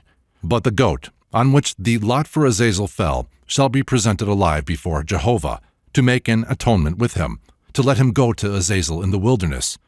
And Aaron shall lay both his hands upon the head of the live goat, and confess over him all the iniquities of the children of Israel, and all their transgressions and all their sins, putting them upon the head of the goat, and send him away by the hand of a fit man into the desert. And the goat shall bear upon him all their iniquities unto a land not inhabited, and he shall let go the goat in the desert. Of the moral elements here involved, much will have to be said hereafter. This demon ultimately turned into a devil, and persisting through both forms is the familiar principle that it is well enough to have friends on both sides, so plainly at work in the Levitical custom, but it is particularly interesting to observe that the same animal should be used as offerings to the antagonistic deities. In Egyptian mythology, we find that the goat had precisely this twofold consecration. It was sacred to Kem, the Egyptian Pan, god of orchards and of all fruitful lands, and it became also sacred to Mendes, the destroyer or avenging power of Ra. It will thus be seen that the same principle from which the sun detached the fructifying from the desert-making power and made Typhon and Osiris hostile brothers prevailed to send the same animal to Azazel in the desert and Jehovah of the milk and honey land. Originally, the goat was supreme. The Samaritan Pentateuch, according to Aben Ezra, preface to Esther, opens, "In the beginning, Ashima created the heaven and the earth." In the Hebrew culture myth of Cain and Abel, also brothers, there may be represented, as Goldheiser supposes, the victory of the agriculturalist over the nomad or shepherd, but there is also traceable in it the supremacy of the goat, Mendes or Azima. Abel brought the firstling of the goats. Very striking is the American Iroquois myth of the conflict between Josqueha and Tawaskara, the white one and the dark one. They were twins, born of a virgin who died in giving them life. Their grandmother was the moon, Ataensik, she who bathes. These brothers fought, Josqueha using as weapon the horns of a stag, Tawaskara the wild rose. The latter fled sorely wounded, and the blood gushing from him turned into flint stones. The victor, who used the stag horns, the same weapon that Frey uses against Belai in the Prose Edda, and denoting perhaps a primitive Bone Age art, destroyed a monster frog which swallowed all the waters and guided the torrents into smooth streams and lakes. He stocked the woods with game, invented fire, watched and watered crops, and without him, says the old missionary Brabieff, they think they could not boil a pot. The use by the desert demon Tawaskara of a wild rose as his weapon is a beautiful touch in this myth. So much loveliness grew even amid the hard flints. One is remembered of the closing scene in the second part of Goethe's Faust. There, when Faust has realized the perfect hour to which he can say, "Stay, thou art fair," by causing by his labor a wilderness to blossom as a rose, he lies down in happy death. And when the demons come for his soul, angels pelt them with roses, which sting them like flames. Not wild roses were these, such as gave the dark one such poor succor. The defense of Faust is the roses he has evoked from briars. Chapter 8. Obstacles. Related to the demons of barrenness, and to the hostile human demons, but still possessing characteristics of their own, are the demons supposed to haunt gorges, mountain ranges, ridges of rocks, streams which cannot be forded and are yet unbridged, rocks that wreck the raft or boat. Each and every obstruction that stood in the way of man's plow, or of his first frail ship, or his migration, has been assigned its demon. The reader of Goethe's page has only to turn to the opening lines of Walpurgisnacht in Faust to behold the real pandemonium of the northern man, as in Milton he may find that of the dweller amid fiery deserts and volcanoes. That labyrinth of vales, crossed with wild crag and furious torrent, is the natural scenery to surround the orgies of the phantoms which flit from the uncultured brain to uncultured nature. Elsewhere in Goethe's great poem, Mephistopheles pits against the philosophers the popular theory of the rugged remnants of chaos in nature and the obstacles before which man is powerless. Faust. For me this mountain mass rests nobly dumb. I ask not whence it is, nor why 'tis come. Herself when nature in herself did found this globe of earth, she then did purely round. The summit and abyss her pleasure made, mountain to mountain, rock to rock she laid. The hillocks down she neatly fashioned then, to valleys softened them with gentle train. Then all grew green and bloomed, and in her joy she needs no foolish spoutings to employ. Mephistopheles. So say ye, it seems clear as noon to ye, yet he knows who was there the contrary. I was hard by below when seething flame swelled the abyss and streaming fire forth came. When Moloch's hammer forging rock to rock, far flew the fragment cliffs beneath the shock. Of masses strange and huge the land was full. Who clears away such piles of hurled misrule? Philosophers the reason cannot see. There lies the rock, and they must let it be. We have reflected till ashamed we've grown. The common folk can thus conceive alone, and in conception no disturbance know. Their wisdom ripened has long while ago. A miracle it is, they Satan honor show. My wanderer on faith's crutches hobbles on, towards the devil's bridge and devil's stone. The great American poet made his pilgrimage to the mountain so beautiful in the distance, thinking to find there the men of equal elevation. Did not Milton describe freedom as a mountain nymph? To myself I oft recount the tale of many a famous mount, Wales, Scotland, Uri, Hungary's dells, Roys and Skanderbergs and Tells. Here nature shall condense her powers, her music and her meteors, and lifting man to the blue deep, where stars their perfect courses keep, like wise preceptor lure his eye to sound the science of the sky. But instead of finding there the man, using those crags as a fastness to fight pollution of the mind, he searched the region round, and in low hut my monarch found. He was no eagle and no earl. Alas, my foundling was a churl, with heart of cat and eyes of bug, dull victim of his pipe and mug. Ruskin has the same gloomy report to make of the mountaineers of Europe. The wild goats that leap along those rocks have as much passion of joy in all that fair work of God as the men that toiling among them, perhaps more. Is it not strange to reflect that hardly an evening passes in London or Paris but one of those cottages is painted for the better amusement of the fair and idle, and shaded with pasteboard pines by the scene-shifter, and that good and kind people, poetically minded, delight themselves in imagining the happy life led by peasants who dwell by alpine fountains, and kneel to crosses upon peaks of rock?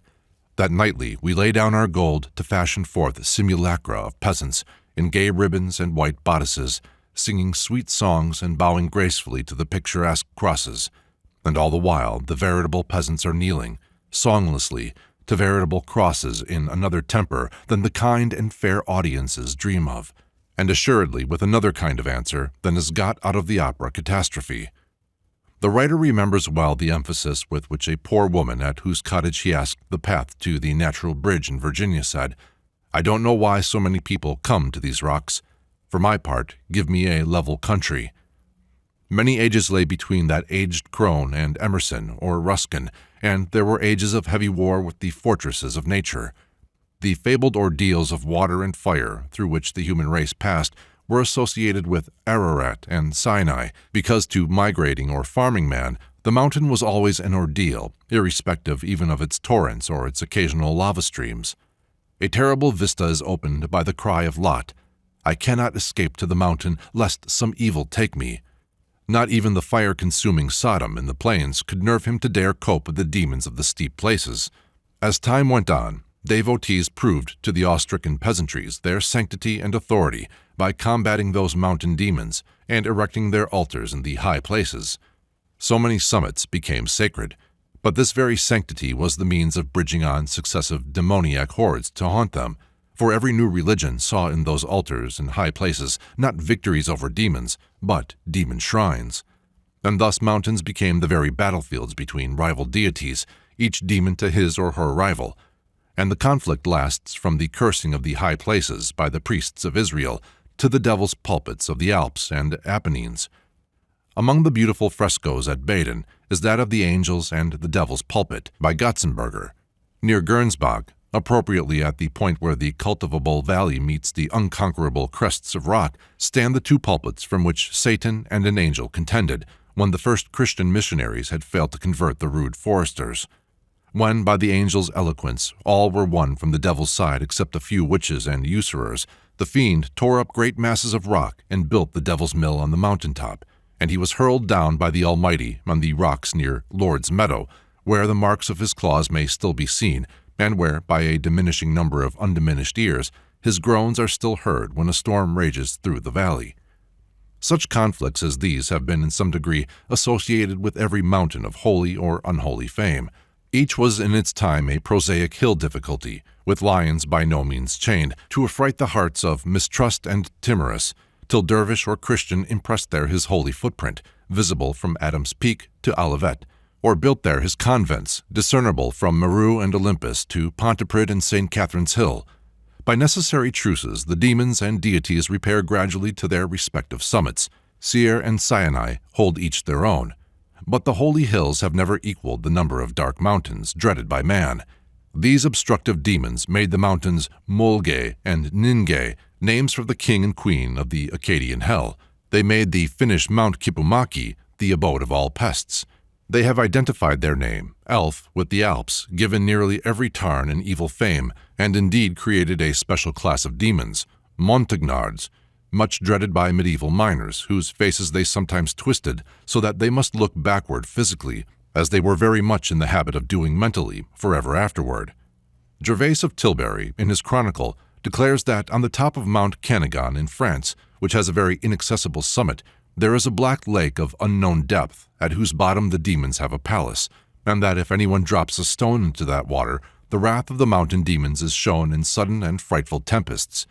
From a like tarn in Cornwall, as Cornish folklore claims, on an accessible but very tedious hill, came up the hand which received the brand Excalibur when its master could wield it no more, as told in the Morte d'Arthur, with, however, clear reference to the sea. I cannot forbear enlivening my page with the following sketch of a visit of English officers to the realm of Tenjo, the long-nosed mountain demon of Japan, which is very suggestive of the mental atmosphere amid which such specters exist. The mountains and forests of Japan are, say these writers, inhabited as thickly by good and evil spirits as the Hartz and Black Forest, and chief among them, in horrible sanctity, is Oyama. The word echoes the Hindu Yama, Japanese Ama, kings of Hades, whose demon is Tenjo. Abdul and Mulney once started, on 3 days' leave, with the intention of climbing to the summit, not of Tenjo's nose, but of the mountain. Their principal reason for doing so being simply that they were told by everyone that they had better not. They first tried the ascent on the most accessible side, but fierce, two-sworded Yakumins jealously guarded it, and they were obliged to make the attempt on the other, which was almost inaccessible, and was Tenjo's region. The villagers at the base of the mountain begged them to give up the project, and one old man, a species of patriarch, reasoned with them. "What are you going to do when you get to the top?" he asked. Our two friends were forced to admit that their course then would be very similar to that of the King of France and his men. "Come down again." The old man laughed pityingly and said, "Well, go if you like, but take my word for it, Tenjo will do you an injury." They asked who Tenjo was. "Why, Tenjo," said the old man, is an evil spirit with a long nose who will dislocate your limbs if you persist in going up the mountain on this side." "How do you know he has got a long nose?" they asked. "Have you ever seen him?" "Because all evil spirits have long noses." Here Mulney hung his head. "And," continued the old man, not noticing how dreadfully personal he was becoming to one of the party, "Tenjo has the longest of the lot. Did you ever know a man with a long nose who was good?"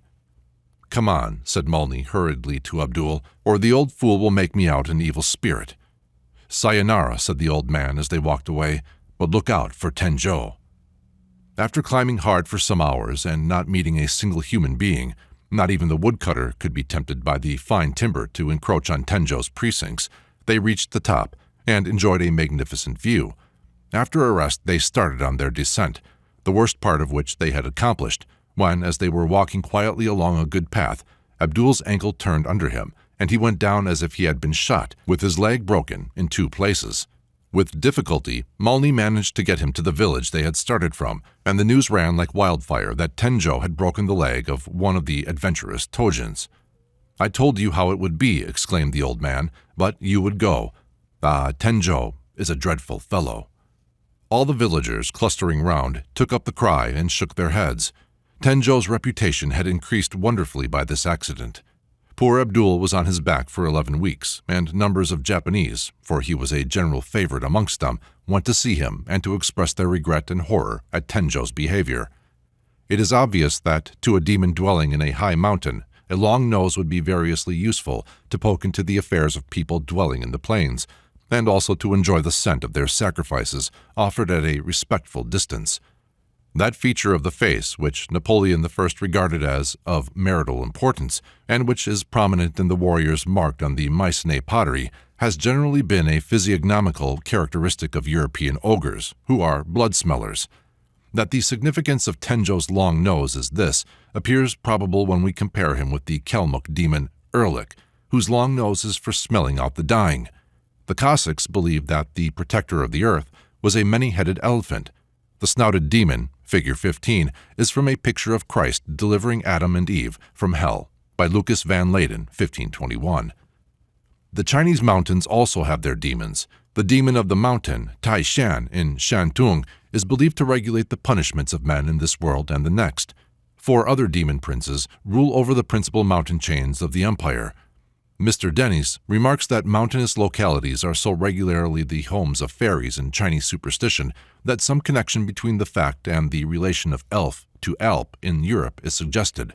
But this coincidence is by no means so remarkable as the appearance among these Chinese mountain sprites of the magical sesame, so familiar to us in Arabian legend. The celebrated mountain Kuan Lun, usually identified with the Hindu Kush, is said to be peopled with fairies, who cultivate upon its terraces the fields of sesamum and gardens of coriander seeds, which are eaten as ordinary food by those who possess the gift of longevity. In the superstitions of the American Aborigines, we find gigantic demons who, with their hands, piled up mountain chains as their castles, from whose peak towers they hurled stones on their enemies in the plains and slung them to the 4 corners of the earth. Such was the terrible Apacatequel, whose statue was erected on the mountains, with that of his mother on the one hand and his brother on the other. He was Prince of Evil and the chief god of the Peruvians. From Quito to Cuzco, every Indian would give all he possessed to conciliate him. 5 priests, 2 stewards, and a crowd of slaves served his image. His principal temple was surrounded by a considerable village, whose inhabitants had no other occupation than to wait on him. The plaudits, which welcomed the first railway train that sped beneath the Alps, echoing amid their crags and gorges, struck with death the old phantasms which had so long held sway in the imagination of the southern peasantry. A great tunnel was hewn straight through the stony hearts of giants whom Christianity had tried to slay, and, failing that, baptized and adopted. It is in the Tyrol that we find the clearest survivals of the old demons of obstruction, the mountain monarchs. Such is Jordan the giant of Kohlhut Chasm, near Ungerkopf, whose story, along with others, is so prettily told by the Countess von Gunther. This giant is something of a Tenjo, as to nose, for he smells human meat, where his pursued victims are hidden, and his snort makes things tremble as before a tempest. But he has not the intelligence ascribed to large noses, for the boys ultimately persuade him that the way to cross a stream is to tie a stone around his neck, and he is drowned. One of the giants of Albach could carry a rock weighing 10,000 pounds, and his comrades, while carrying others of 700 pounds, could leap from stone to stone across rivers and stoop to catch the trout with their hands as they leaped. The ferocious Orko, the mountain ghost who never ages, fulfills the tradition of his classic name by often appearing as a monstrous black dog, from whose side stones rebound and fills the air with a bad smell, like Mephisto. His employment is hurling wayfarers down precipices. In her story of the Unholdenhof, or monster farm in the Stubbetal, the Countess von Gunther describes the natural character of the mountain demons. It was on this self-same spot that the forester and his son took up their abode, and they became the dread and abomination of the whole surrounding country, for they practiced, partly openly and partly in secret, the most manifold iniquities, so that their nature and bearing grew into something demoniacal. As quarrelers very strong and as enemies dreadfully revengeful, they showed their diabolical nature by the most inhuman deeds, which brought down injury not only on those against whom their wrath was directed, but also upon their families for centuries. In the heights of the mountains they turned the beds of the torrents, and devastated by this means the most flourishing tracts of land. On other places, the Unholde set on fire whole mountain forests to allow free room for the avalanches to rush down and overwhelm the farms. Through certain means they cut holes and fissures in the rocks, in which during the summer quantities of water collected, which froze in the winter, and then in the spring the thawing ice split the rocks, which then rolled down into the valleys, destroying everything before them. But at last heaven's vengeance reached them. An earthquake threw the forester's house into ruins, wild torrents tore over it, and thunderbolts set all around it in a blaze. And by fire and water, with which they had sinned, father and son perished, and were condemned to everlasting torments. Up to the present day, they are to be seen at nightfall on the mountain in the form of 2 fiery boars. Some of these giants, as has been intimated, were converted.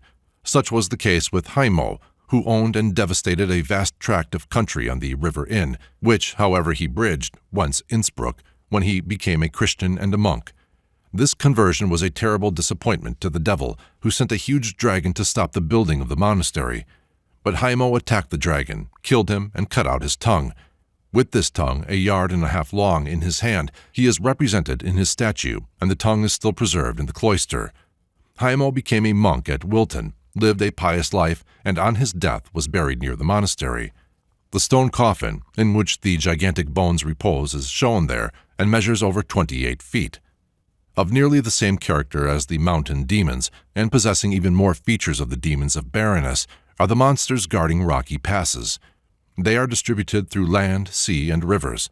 The famous rocks between Italy and Sicily bore the names of dangerous monsters, Scylla and Charybdis, which have now become proverbial expressions for alternative perils besetting any enterprise. According to Homer, Scylla was a kind of canine monster with 6 long necks, the mouths paved each with 3 rows of sharp teeth, while Charybdis, sitting under her fig tree, daily swallowed the waters and vomited them up again. Distantly related to these fabulous monsters, probably, are many of the old notions of ordeals undergone between rocks standing close together, or sometimes through holes in rocks, of which examples are found in Great Britain. An ordeal of this kind exists at Pera, where the holy well is reached through a narrow slit. Visitors going there recently on New Year's Day were warned by the dervish in charge. Look through it at the water if you please, but do not essay to enter unless your consciences are completely free from sin, for as sure as you try to pass through with a taint upon your soul, you will be gripped by the rock and held there forever. The Bocca della Verita, a great stone faced like a huge millstone, stands in the portico of the church St. Maria in Cosmedin at Rome, and its legend is that a suspected person was required to place his hand through the open mouth. If he swore falsely, it would bite off the hand. The explanation now given being that a swordsman was concealed behind to make good the judicial shrewdness of the stone in case the oath were displeasing to the authorities. The myth of Scylla, which relates that she was a beautiful maiden, beloved by Glaucus, whom Circe, through jealousy, transformed to a monster by throwing magic herbs into the well where she was wont to bathe, is recalled by various European legends. In Thuringia, on the road to Oberhof, stands the red stone, with its rosebush, and a stream issuing from beneath it, where a beautiful maid is imprisoned. Every 7 years she may be seen bathing in the stream. On one occasion a peasant passing by heard a sneeze in the rock and called out, God help thee! The sneeze and the benediction were repeated, until at the 7th time the man cried, O, thou cursed witch, deceive not honest people. As he then walked off, a wailing voice came out of the stone. Oh, hadst thou but only wished the last time that God would help me, he would have helped me, and thou wouldst have delivered me. Now I must tarry till the day of judgment. The voice once cried out to a wedding procession passing by the stone, Today wed, next year dead, and the bride having died a year after, wedding processions dread the spot. The legends of giants and giantesses, so numerous in Great Britain, are equally associated with rocky mountain passes, or the boulders they were supposed to have tossed thence when sportively stoning each other. They are the Tor of the south and Ben of the north. The hills of Rossshire in Scotland are mythological monuments of Cailleachmore, great woman, who, while carrying a pannier filled with earth and stones on her back, paused for a moment on a level spot, now the site of Ben Vishard, when the bottom of the pannier gave away, forming the hills. The recurrence of the names Gog and Magog in Scotland suggests that in mountainous regions the demons were especially derived from the hordes of robbers and savages, among whom in their uncultivable hills the plowshare could never conquer the spear and club. Richard Doyle enriched the first exposition of the Grosvenor Gallery in London, 1877, with many beautiful pictures inspired by European folklore. They were a pretty garniture for the cemetery of dead religions. The witch, once seen on her broom, departing from the high crags of Cuillon, cheered by her faithful dwarf, is no longer unlovely as in the days when she was burned by proxy in some poor human hag. Obedient to art, a more potent wand than her own, she reascends to the clouds from which she was born, and is hardly distinguishable from them. Slowly man came to learn with the poet. It was the mountain streams that fed, the fair green plains, amenities. Then the giants became fairies, and not a few of these wore at last the mantles of saints. A similar process has been undergone by another subject, which finds its pretty epitaph in the artist's treatment. We saw in 2 pictures the Dame Blanche of Normandy, lurking in the ravine beside a stream under the dusk, awaiting yon rustic woodcutter who is presently horizontal in the air in that mad dance, after which he will be found exhausted. As her mountain sister is faintly shaped out of the clouds that cap Cuillon, this one is an imaginative outgrowth of the twilight shadows, the silvery glintings of moving clouds mirrored in pools, and her tresses are long, luxuriant grasses. She is of a sisterhood which passes by hardly perceptible gradations into others, elsewhere described, the creations of illusion and night. She is not altogether one of these, however, but a type of more direct danger, the peril of fords, torrents, thickets, marshes, and treacherous pools, which may seem shallow, but are deep. The water demons have been already described in their obvious aspects, but it is necessary to mention here the simple obstructive river demons, haunting fords and burns, and hating bridges. Many tragedies and many personifications of the forces which caused them preceded the sanctity of the title Pontifex. The torrent that roared across man's path seemed the vomit of a demon. The sacred power was he who could bridge it. In one of the most beautiful celebrations of Indra, it is said, He tranquilized this great river so that it might be crossed. He conveyed across it in safety the sages who had been unable to pass over it, and who, having crossed, proceeded to realize the wealth they sought. In the exhilaration of the Soma, Indra has done these deeds. In Ceylon, the demon Tota still casts malignant spells about fords and ferries. Many are the legends of the opposition offered by demons to bridge building, and of the sacrifices which had to be made to them before such works could be accomplished. A few specimens must suffice us. Mr. Dennis relates a very interesting one of the Lo family bridge at Shanghai. Difficulty having been found in laying the foundations, the builder vowed to heaven 2,000 children if the stones could be placed properly. The goddess addressed said she would not require their lives, but that the number named would be attacked by smallpox, which took place, and half the number died. A Chinese author says, if bridges are not placed in proper positions, such as the laws of geomancy indicate, they may endanger the lives of thousands by bringing about a visitation of smallpox or sore eyes. At Hangzhou, a tea merchant cast himself into the river Xianzang as a sacrifice to the spirit of the dikes, which were constantly being washed away. The Devil's Bridges, to which Mephistopheles alludes so proudly, are frequent in Germany, and most of them, whether natural or artificial, have diabolical associations. The oldest structures often have legends in which are reflected the conditions exacted by evil powers, of those who spanned the fords in which men had often been drowned. Of this class is the Montafon Bridge in the Tyrol, and another is the bridge at Ratisbon. The legend of the latter is a fair specimen of those which generally haunt these ancient structures. Its architect was apprenticed to a master who was building the cathedral, and laid a wager that he would bridge the Danube before the other laid the coping stone of the sacred edifice. But the work of bridging the river was hard, and after repeated failures the apprentice began to swear, and wished the devil had charge of the business, whereupon he of the cloven foot appeared in guise of a friar, and agreed to build the 15 arches, for a consideration. The fee was to be the first 3 that crossed the bridge. The cunning apprentice contrived that these 3 should not be human, but a dog, a cock, and a hen. The devil, in wrath at the fraud, tore the animals to pieces and disappeared. A procession of monks passed over the bridge and made it safe, and thereon are carved figures of the 3 animals. In most of the stories it is a goat which is sent over and mangled, that poor animal having preserved its character as scapegoat in a great deal of the folklore of Christendom. The Danube was of old regarded as under the special guardianship of the Prince of Darkness, who used to make great efforts to obstruct the Crusaders voyaging down it to rescue the Holy Land from pagans. On one occasion, near the confluence of the Vils and Danube, he began hurling huge rocks into the riverbed from the cliffs. The holy warriors resisted successfully by signing the cross and singing an anthem, but the huge stone first thrown caused a whirl and swell in that part of the river, which were very dangerous until it was removed by engineers. It is obvious, especially to the English, who have so long found a defensive advantage in the silver streak of sea that separates them from the continent, that an obstacle, whether of mountain range or sea, would, at a certain point in the formation of a nation, become as valuable as at another it might be obstructive. Euphemism is credited with having given the friendly name Euxine to the rough Axine Sea, terrible to foreigners. But this is not so certain. Many a tribe has found the Black Sea a protection and a friend. In the case of mountains, their protective advantages would account at once for Milton's celebration of freedom as a mountain nymph, and for the stupidity of the people that dwell amid them, so often remarked. The very means of their independence would also be the cause of their insulation and barbarity. It is for those who go to and fro that knowledge is increased.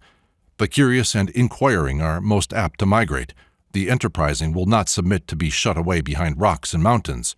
By their departure there would be instituted, behind the barriers of rock and hill, a survival of the stupidest.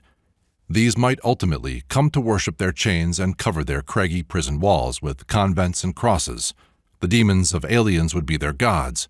The climbing Hannibals would be their devils. It might have been expected, after the passages quoted from Mr. Ruskin concerning the bovine condition of the Alpine peasantries, that he would salute the tunnel through Mont Cenis. The peasantries, who would see in the subalpine engine a demon, are extinct. Admiration of the genii of obstruction and horror of the demons that vanquish them are discoverable only in folktales distant enough to be pretty, such as the interesting Serbian story of Satan's Jugglings and God's Might, in which fairies hiding in successively opened nuts vainly try to oppose with fire and flood a she-demon pursuing a prince and his bride, to whose aid at last comes a flash of lightning which strikes the fiend dead. One of the beautiful Contes d'une Grand-Mère by George Sand, Les Géants Yeos, has in it the sense of many fables born of man's struggle with obstructive nature. With her wonted felicity, she places the scene of this true human drama near the mountain Yeos in the Pyrenees, whose name is a far-off echo of Zeus. The summit bore an enormous rock, which, seen from a distance, appears somewhat like a statue. The peasant Miquelon, who had his little farm at the mountain's base, whenever he passed, made the sign of the cross and taught his little son Michel to do the same, telling him that the great form was that of a pagan god, an enemy of the human race. An avalanche fell upon the home and garden of Miquelon. The poor man himself was disabled for life, his house and farm turned in a moment into a wild mass of stones. Michel looked up to the summit of Yeos. The giant had disappeared. Henceforth it was the mighty form of an organic monster which the boy saw stretched over what had once been their happy home and smiling acres. The family went about begging, Miquelon repeating his strange appeal. Le géant s'est couché sur moi. But when at last the old man dies, the son resolves to fulfill the silent dream of his life. He will encounter the giant Eos still in possession of his paternal acres. With eyes of the young world, this boy sees starting up here and there amid the vast debris the head of the demon he wishes to crush. He hurls stones hither and thither where some fearful feature or limb appears. He is filled with rage. His dreams are filled with attacks on the giant, in which the colossal head tumbles only to reappear on the shoulders. Every broken limb has the self-repairing power. There is no progress. But as the boy grows and the contest grows, and need comes, there gathers in Mikkel a desire to clear the ground. When he begins to think, it is no longer the passion to avenge his father on the stony giant which possesses him, but to recover their lost garden. Thus, indeed, the giant himself could alone be conquered. The huge rocks are split by gunpowder. Some fragments are made into fences, others into a comfortable mansion for Mikkel's mother and sisters. When the garden smiles again, and all are happy, the demon form is no longer discoverable. This little tale interprets with fine insight the demonology of barrenness and obstruction. The boy's wrath against the unconscious cause of his troubles is the rage often observed in children who retaliate upon the table or chair on which they have been bruised, and it repeats embryologically the rage of the world's boyhood, inspired by ascription of personal motives to inanimate obstructions. Possibly such wrath might have added something to the force with which man entered upon his combat with nature, but George Sand's tale reminds us that whatever was gained in force was lost in its misdirection. Success came in the proportion that fury was replaced by the youth's growing recognition that he was dealing with facts that could not be raged out of existence. It is crowned when he makes friends with the unconquerable remnant of the giant and sees that he is not altogether evil. It is at this stage that the higher art, conversant with beauty, enters to relieve man of many moral wounds received in the struggle. Clothed with moss and clematis, Yaos appears not so hideous after all. Further invested by the genius of a turner, he would be beautiful. Yaos is a fair giant, after all, only he needed finish. He is a type of nature. The boyhood of the world has not passed away with Mikkel. We find a fictitious dualism cherished by the lovers of nature in their belief or feeling that nature exerts upon man some spiritual influence. Ruskin has said that, in looking from the Campanile at Venice to the circle of snow which crowns the Adriatic, and then to the buildings which contain the works of Titian and Tintoret, he has felt unable to answer the question of his own heart: by which of these, the nature or the manhood, has God given mightier evidence of himself? So nature may teach the already taught. While Ruskin looks from the Campanile, the peasant is fighting the mountain and calling its rocky grandeurs by the devil's name. Before the pictures, he kneels. Untaught by art and science, the mind can derive no elevation from nature, can find no sympathy in it. It is a false notion that there is any compensation for the ignorant, denied access to art galleries, inability to pass their Sundays amid natural scenery. Health that may bring them, but mentally they are still inside the prison walls from which look the stony eyes of fates and furies. Natural sublimities cannot refine minds crude as themselves. They must pass through thought before they can feed thought. It is nature, transfigured in art, that changes the snow-clad mountain from a heartless giant to a savior in snow-pure raiment. Chapter 9. Illusion. Most beautiful of all the goddesses of India is Maya, illusion. In Hindu iconography, she is portrayed in drapery of beautiful colors with decoration of richest gems and embroidery of flowers. From above her crown falls a veil, which, curving above her knees, returns on the other side, making, as it were, also an apron in which are held fair animal forms, prototypes of the creation over which she has dominion. The youthful yet serious beauty of her face and head is surrounded with a semi-aureole, fringed with soft lightning, striated with luminous sparks, and these are background for a cruciform nimbus made of 3 clusters of rays. Maya presses her full breasts, from which flow fountains of milk which fall in graceful streams to mingle with the sea on which she stands. So to our Aryan ancestors appeared the spirit that paints the universe, flushing with tints so strangely impartial, fruits forbidden and unforbidden for man and beast. Mankind are slandered by the priest's creed. Populus, vult, discipi. They are justly vindicated in Plato's aphorism, unwillingly is the soul deprived of truth, but still they are deceived. Large numbers are truly described by Swedenborg, who found hells whose occupants believed themselves in heaven and sang praises therefor.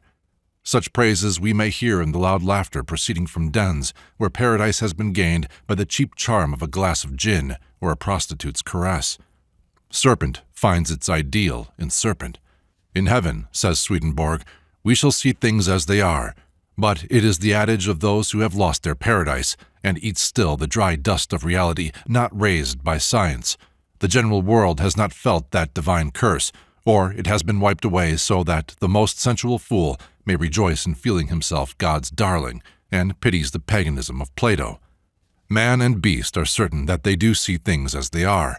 Maya's milk is tinctured from the poppies of her robe. Untold millions of misgivings have been put to sleep by her tender bounty. The waters that sustain her are those of Lethe.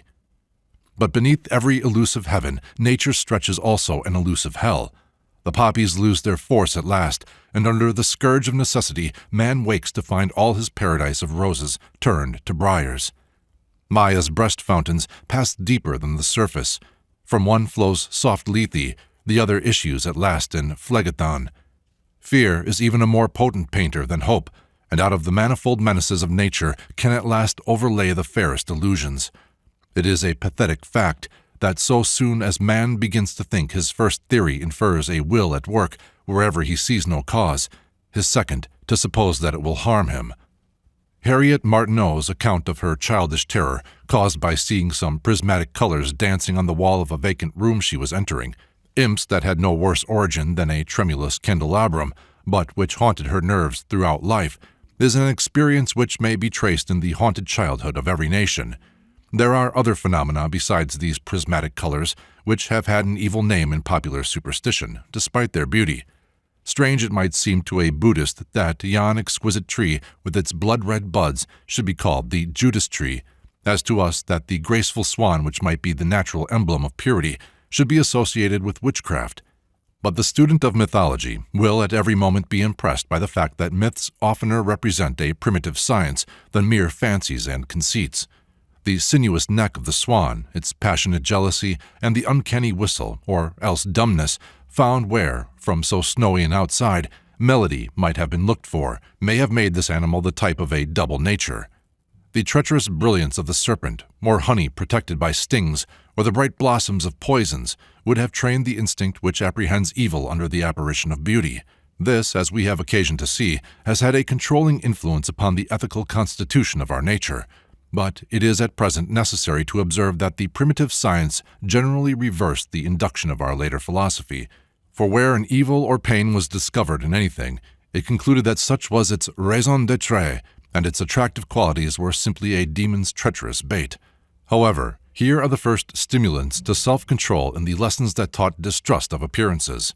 Because many a pilgrim perished through a confidence in the lake pictures of the mirage which led to carelessness about economizing his skin of water, the mirage gained its present name, Bar Shaitan, or Devil's Water. The will-o'-wisp, which appeared to promise the night wanderer warmth or guidance, but led him into a bog, had its excellent directions as to the place to avoid, perverted by an unhappy misunderstanding into a willful falsehood, and has been branded ignis fatuus. Most of the mimicries in nature gradually became as suspicious to the primitive observer as aliases to a magistrate. The thing that seemed to be fire or water, but was not, the insect or animal which took its hue or form from some other, from the leaf-spotted or stem-striped cats to that innocent insect whose vegetal disguise has gained for it the familiar name of devil's walking stick. The human-like hiss, laugh, or cry of animals, the vibratory sound or movement which so often is felt as if near when it is really far, the sand which seems hard but sinks, the sward which proves a bog, all these have their representation in the Demonology of delusion. The Corredos of Brazil says that the evil one sometimes transforms himself into a swamp, leads him astray, vexes him, brings him into danger, and even kills him. It is like an echo of Burton's account. Terrestrial devils are those lares, genii, fauns, satyrs, wood nymphs, foliots, fairies, Robin Goodfellows, truly, etc., which, as they are most conversant with men, so they do them most harm. These are they that dance on heaths and greens, as Lavater thinks with Trithemius, and, as Olaus Magnus adds, leave that green circle which we commonly find in plain fields. They are sometimes seen by old women and children. Hieron. Pauli, in his description of the city of Burchino, Spain, relates how they have been familiarly seen near that town, about fountains and hills. Sometimes, saith Trithemius, they lead simple people into the recesses of mountains and show them wonderful sights. Giraldus Cambrensis gives an instance of a monk of Wales that was so deluded. Paracelsus reckons up many places in Germany where they do usually walk about in little coats, some 2 feet long. Real dangers beset the woods and mountain passes, the swamp and quicksand. In such forms did they haunt the untamed jungles of imagination. Over that sea on which Maya stands extends the silvery wand of glamour. It descended to the immortal old man of the sea, favorite of the nymphs, oracle of the coasts, patron of fishermen, friend of Proteus, who could see through all the sea's depths and assume all shapes. How many witcheries could proceed from the many-tinted sea to affect the eyes and enable them to see Triton with his wreathed horn, and mermaids combing their hair, and marine monsters, and Aphrodite poised on the white foam. Glaucoma it may be to the physicians, but Glaucus it is in the scheme of Maya, who has never left land or sea without her witness. Beside the polar sea, a Samoyed sailor asked by Castron, "Where is Num?" i.e., Jumala, his god, pointed to the dark distant sea, and said, "He is there." To the ancients there were 2 seas, the azure above and that beneath.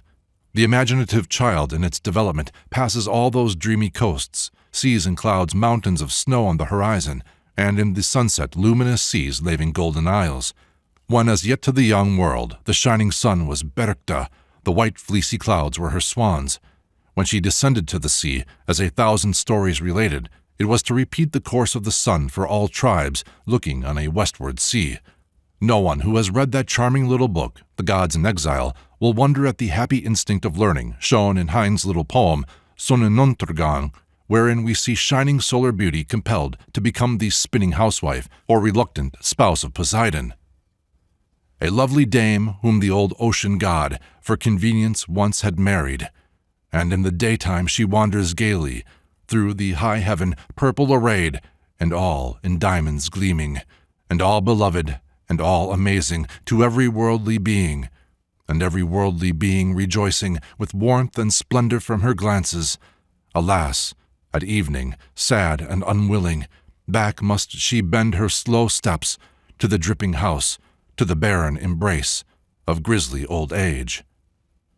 This, of course, is Heinesque, and has no relation to any legend of Bertha, but is a fair specimen of mythology in the making, and is quite in the spirit of many of the myths that have flitted around sunset on the sea. Whatever the explanation of their descent, the Shining One and her fleecy retinue were transformed. When to sea or lake came Bercha, or Percha, it was as Bertha of the large foot, or webbed, or of the long nose, or beak, and her troop were swan maidens. Their celestial character was changed with that of their mistress. They became familiars of sorcerers and sorceresses. To wear yellow slippers became the designation of a witch. How did these fleecy white cloud phantoms become demonized? What connection is there between them and the enticing Lorelei and the dangerous Rhine daughters watching over golden treasures, once perhaps metaphors of moonlight ripples? Those who have listened to the wild laughter of these in Wagner's opera Das Rheingold and their weird heya heya can hardly fail to suspect that they became associated with the real human nymphs, whom the summer sun still finds freely sporting in the bright streams of Russia, Hungary, Austria, and East Germany, naked and not ashamed. Many a warning voice against these careless Phrynes, who may have left tattered raiment on the shore to be transfigured in these silvery waves, must have gone forth from priests and anxious mothers, nor would there be wanting traditions enough to impress such warnings. Few regions have been without such stories as those which the traveler Howin Thang, 7th century, found in Buddhist chronicles of the Rakshasas of Ceylon. They waylay the merchants who land in the isle, and, changing themselves to women of great beauty, come before them with fragrant flowers and music, attracting them with kind words to the town of iron. They offer them a feast, and give themselves up to pleasure with them, then shut them in an iron prison, and eat them one after the other.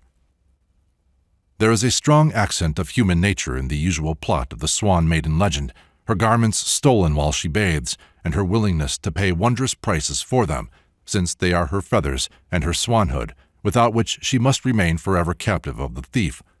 The stories are told in regions so widely sundered, and their minor details are so different, that we may at any rate be certain that they are not at all traceable solely to the fleecy clouds. Sometimes the garments of the demoness, and these beings are always feminine, are not feathery, as in the German stories, but sealskins, or of nondescript red tissue.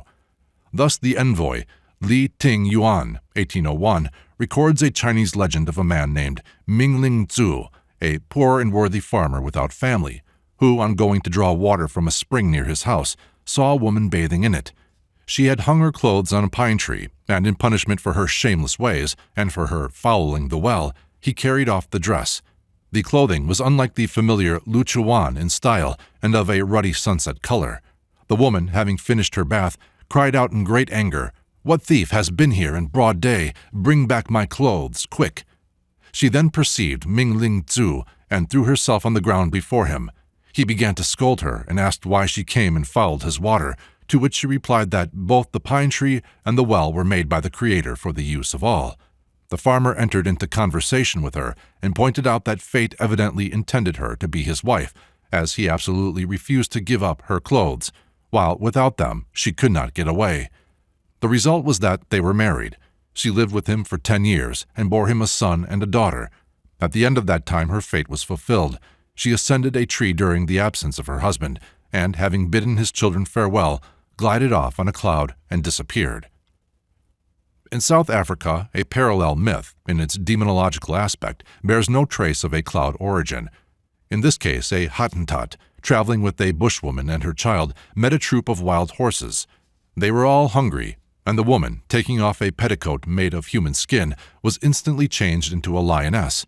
She struck down a horse and lapped its blood. Then, at the request of the Hottentot, who in his terror had climbed a tree, she resumed her petticoat and womanhood, and the friends, after a meal of horseflesh, resumed their journey. Among the Minucinian Tartars, these demons partake of the nature of the Greek harpies. They are bloodthirsty vampire demons who drink the blood of men slain in battle, darken the air in their flight, and house themselves in one great black fiend. As we go east, the portrait of the Swan Maiden becomes less dark, and she is not associated with the sea or the underworld. She is one among the Malays, related by Mr. Taylor. In the island of Celebes, it is said that 7 nymphs came down from the sky to bathe, and were seen by Kasimbaha, who at first thought them white doves, but in the bath perceived they were women. He stole the robe of one of them, Utahagi, and as she could not fly without it, she became his wife and bare him a son. She was called Utahagi because of a single magic white hair she had. This her husband pulled out, when immediately a storm arose, and she flew to heaven. The child was in great grief, and the husband cast about how he should follow her up into the sky. The Swan Maiden appears somewhat in the character of a nemesis in a Siberian myth told by Mr. Baring Gould. A certain Samoyed, who had stolen a Swan Maiden's robe, refused to return it unless she secured for him the heart of 7 demon robbers, one of whom had killed the Samoyed's mother. The robbers were in the habit of hanging up their hearts on pegs in their tent. The Swan Maiden procured them. The Samoyed smashed 6 of the hearts, made the 7th robber resuscitate his mother, whose soul, kept in a purse, had only to be shaken over the old woman's grave for that feat to be accomplished, and the Swan Maiden got back her plumage and flew away rejoicing. In Slavonic folklore, the Swan Maiden is generally of a dangerous character, and if a swan is killed, they are careful not to show it to children for fear they will die. When they appear as ducks, geese, and other waterfowl, they are apt to be more mischievous than when they come as pigeons, and it is deemed perilous to kill a pigeon, as among sailors it was once held to kill an albatross. Afanasieff relates a legend which shows that, even when associated with the Water King, the Tsar Morskoi, or Slavonic Neptune, the pigeon preserves its beneficent character. A king out hunting lies down to drink from a lake, as in the story related on page 146, when Tsar Morskoi seizes him by the beard and will not release him until he agrees to give him his infant son. The infant prince, deserted on the edge of the fatal lake, by advice of a sorceress, hides in some bushes, whence he presently sees 12 pigeons arrive, which, having thrown off their feathers, disport themselves in the lake. At length a 13th, more beautiful than the rest, arrives, and her soroka, or shift, Ivan seizes. To recover it, she agrees to be his wife, and having told him he will find her beneath the waters, resumes her pigeon shape and flies away. Beneath the lake he finds a beautiful realm, and though the Tsar Morskoy treats him roughly and imposes heavy tasks on him, the pigeon maiden, Vasilisa, assists him, and they dwell together happily. In Norse mythology, the vesture of the uncanny maid is oftenest a sealskin, and a vein of pathos enters the legends. Of the many legends of this kind, still believed in Sweden and Norway, one has been pleasantly versified by Miss Eliza Curie. A fisherman, having found a pretty white sealskin, took it home with him. At night there was a wailing at his door. The maid enters, becomes his wife, and bears him 3 children. But after 7 years she finds the skin, and with it ran to the shore. The eldest child tells the story to the father on his return home. "Then we 3, Daddy, ran after crying, 'Take us to the sea.' 'Wait for us, Mammy, we are coming too.' 'Here's Alice, Willie can't keep up with you.' 'Mammy, stop, just for a minute or 2. At last we came to where the hill slopes straight down to the beach, and there we stood all breathless still, fast clinging each to each. We saw her sitting upon a stone, putting the little sealskin on. Oh, Mammy, Mammy, she never said goodbye, Daddy. She didn't kiss us 3, she just put the little sealskin on and slipped into the sea." Some of the legends of this character are nearly as realistic as Mr. Swinburne's morality of David and Bathsheba. To imagine the scarcity of wives in regions to which the primitive Aryan race migrated, we have only to remember the Ben Trovato story of Californians holding a ball in honor of a bonnet, in the days before women had followed them in migration. To steal Bathsheba's clothes, and so to capture her, might at one period have been sufficiently common in Europe to require all the terrors contained in the armory of tradition concerning the demonesses that might so be taken in, and might so tempt men to take them in.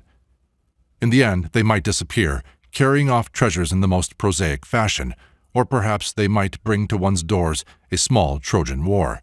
It is probable that the sentiment of modesty, so far as it is represented in the shame of nudity, was the result of prudential agencies. Though the dread of nudity has become in some regions a superstition in the female mind strong enough to have its martyrs, as was seen at the sinking of the North Fleet and the burning hotel in St. Louis, it is one that has been fostered by men in distrust of their own animalism. In barbarous regions where civilization introduces clothes, the women are generally the last to adopt them, and though Mr. Herbert Spencer attributes this to female conservatism, it appears more probable that it is because the men are the first to lose their innocence and the women last to receive anything expensive. It is noticeable how generally the swan maidens are said in the myths to be captured by violence or stratagem. At the same time, the most unconscious temptress might be the means of breaking up homes and misleading workmen, and thus become invested with all the wild legends told of the illusory phenomena of nature in popular mythology. It is marvelous to observe how all the insinuations of the bane were followed by equal dexterities in the antidote. The fair tempters might disguise their intent in an appeal to the wayfarer's humanity, and, behold, there were 1,000 well-attested narratives ready for the lips of wife and mother, showing the demoness appealing for succor to be fatalist of all. There is a stone on the Mugelsberger in Altmark which is said to cover a treasure. This stone is sometimes called Devil's Altar, and sometimes it is said a fire is seen there which disappears when approached. It lies on the verge of Tufelsee, a lake dark and small and believed to be fathomless. Where the stone lies, a castle once stood which sank into the ground with its fair princess, but from the underground castle there is a subterranean avenue to a neighboring hill, and from this hill of an evening sometimes comes an old woman, bent over her staff. Next day there will be seen a most beautiful lady combing her long golden hair. To all who pass she makes her entreaties that they will set her free, her pathetic appeals being backed by offer of a jeweled casket which she holds. The only means of liberating her is, she announces, that someone shall bear her on his shoulders 3 times round Tufelsee Church without looking back. The experiment has several times been made. One villager at his first round saw a large hay wagon drawn past him by 4 mice, and following it with his eyes received blows on the ears.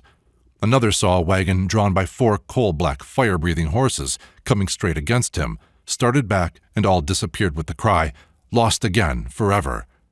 A third tried and almost got through. He was found senseless, and on recovering, related that when he took the princess on his shoulders, she was light as a feather, but she grew heavier and heavier as he bore her round. Snakes, toads, and all horrible animals with fiery eyes surrounded him. Dwarfs hurled blocks of wood and stones at him, yet he did not look back, and had nearly completed the third round when he saw his village burst into flames. Then he looked behind. A blow felled him, and he seems to have only lived long enough to tell his story. The youth of Kopernik are warned to steel their hearts against any fair maid combing her hair near Teufelsee. But the folklore of the same neighborhood admits that it is by no means so dangerous for dames to listen to appeals of this kind. In the Golitsee, for example, a midwife was induced to plunge in response to a call for aid. Having aided a little merwoman in travail, she was given an apron full of dust, which appeared odd until on shore it proved to be many thalers. In countries where the popular imagination, instead of being scientific, is trained to be religiously retrospective, it relapses at the slightest touch into the infantine speculations of the human race. Not long ago, standing at a shop window in Ostend where a Japanese siren was on view, the clever imposture interested me less than the comments of the passing and pausing observers. The most frequent wonders seriously expressed were whether she sang or combed her hair, or was under a doom or had a soul to be saved. Every question related to Circe, Ulysses, and the sirens, and other conceptions of antiquity. The Japanese artists rightly concluded they could float their siren in any intellectual waters where Jonah in his whale could pass, or a fish appear with its penny. Nay, even in their primitive form, the sirens find their kith and kin still haunting all the coasts of northern Europe. A type of the Irish and Scottish siren may be found in the very complete legend of one seen by John Reed, shipmaster of Cromarty. With long, flowing yellow hair, she sat half on a rock, half in water, nude and beautiful, half woman, half fish, and John managed to catch and hold her tight, till she had promised to fulfill 3 wishes. Then, released, she sprang into the sea. The wishes were all fulfilled, and to one of them, though John would never reveal it, the good luck of the Reeds was for a century after ascribed. The scene of this legend is the Dropping Cave, and significantly near the Lover's Leap. One of John's wishes included the success of his courtship. These caves run parallel with that of Venusberg, where the minstrel Tannhauser is tempted by Venus and her nymphs. Heine finishes off his description of this Frau Venus by saying he fancied he met her one day in the Place Breda. "What do you take this lady to be?" asked he of Balzac, who was with him. "She is a mistress," replied Balzac. "A duchess, rather," returned Heine. But the friends found on further explanation that they were both quite right. Venus's doves, soiled for a time, were spiritualized at last and made white, while the snowy swan grew darker. An old German word for swan, Elbids, originally denoting its whiteness, albus, furthered its connection with all elfish beings, elf being from the same word meaning white, but, as in Goethe's Erlkönig, often disguised a dark character. The swan and the pigeon meet, with some modifications, as symbols of the good and evil powers in the legend of Lohengrin. The witch transforms the boy into a swan, which, however, draws to save his sister, falsely accused of his murder, the knight of the Sangreal, who, when the mystery of his holy name is inquired into by his too curious bride, is borne away by white doves. These legends all bear in them, however faintly, the accent of the early conflict of religion with the wild passions of mankind. Their religious bearings bring us to inquiries which must be considered at a later phase of our work. But apart from purely moral considerations, it is evident that there must have been practical dangers surrounding the early social chaos amid which the first immigrants in Europe found themselves. Although the legend of Lady Godiva includes elements of another origin, it is probable that in the fate of Peeping Tom there is a distant reflection of the punishment sometimes said to overtake those who gazed too curiously upon the Swan Maiden without her feathers. The devotion of the nude lady of Coventry would not be out of keeping with one class of these mermaiden myths. There is a superstition, now particularly strong in Iceland, that all fairies are children of Eve, whom she hid away on occasion when the Lord came to visit her, because they were not washed and presentable. So he condemned them to be forever invisible. This superstition seems to be related to an old debate whether these preternatural beings are the children of Adam and Eve or not. A Scotch story bears against that conclusion. A beautiful nymph, with a slight robe of green, came from the sea and approached a fisherman while he was reading the Bible. She asked him if it contained any promise of mercy for her. He replied that it contained an offer of salvation to all the children of Adam, whereupon with a loud shriek she dashed into the sea again. Euphemism would cooperate with natural compassion in saying a good word for the good little people, whether hiding in earth or sea. In Altmark, will-o'-wisps are believed to be the souls of unbaptized children, sometimes of lunatics, unable to rest in their graves. They are called light men, and it is said that though they may sometimes mislead, they often guide rightly, especially if a small coin be thrown them, this being also an African plan of breaking a sorcerer's spell. Christianity, long after its advent in Germany, had to contend seriously with customs and beliefs found in some lakeside villages where the fishermen regarded themselves as in friendly relations with the preternatural guardians of the waters, and unto this day speak of their presiding sea maiden as a holy Fräulein. They hear her bells chiming up from the depths in holy seasons to mingle with those whose sounds are wafted from church towers, and it seems to have required many fables, told by prints of fishermen sitting lifeless on their boats while listening to them, to gradually transfer reverence to the new Christian fairy. It may be they heard some such melody as that which has found its finest expression in Mr. Matthew Arnold's Forsaken Merman. Children dear, was it yesterday? Call yet once that she went away. Once she sate with you and me on a red gold throne in the heart of the sea, and the youngest sate on her knee. She combed its bright hair, and she tended it well, when down swung the sound of a far-off bell. She sighed, she looked up through the clear green sea.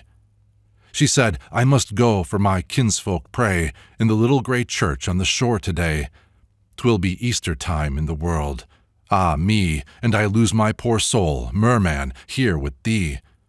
I said, go up, dear heart, through the waves, say thy prayer and come back to the kind sea caves. She smiled, she went up through the surf in the bay. Children dear, was it yesterday?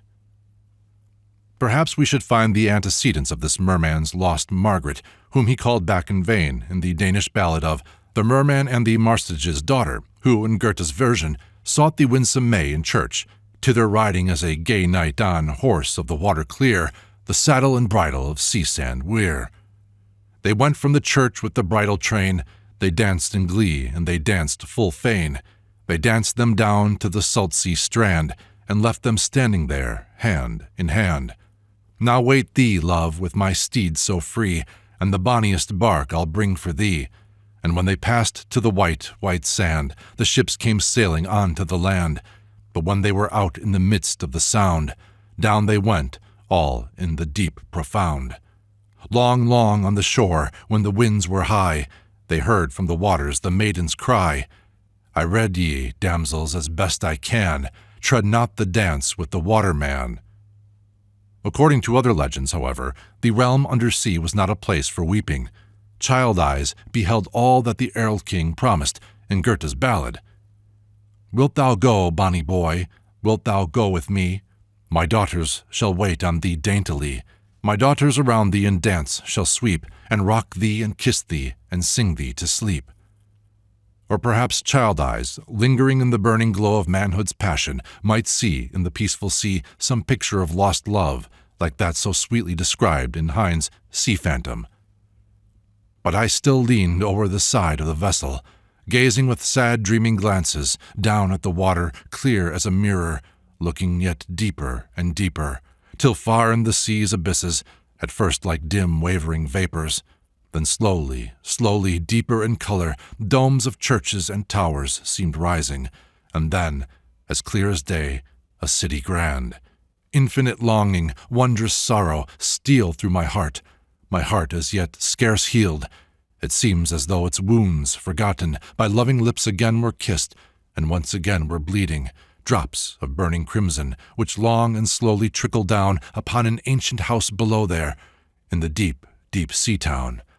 On an ancient high-roofed curious house, where lone and melancholy, below by the window a maiden sits, her head on her arm reclined, like a poor and uncared-for child. And I know thee, thou poor and long-sorrowing child. I, meanwhile, my spirit all grief, over the whole broad world have sought thee, and ever have sought thee, thou dearly beloved, thou long, long lost one. thou finally found one. At last I have found thee, and now am gazing upon thy sweet face with earnest, fanciful glances, still sweetly smiling, and never will I again on earth leave thee. I am coming adown to thee, and with longing, wide-reaching embraces, love, I leap down to thy heart.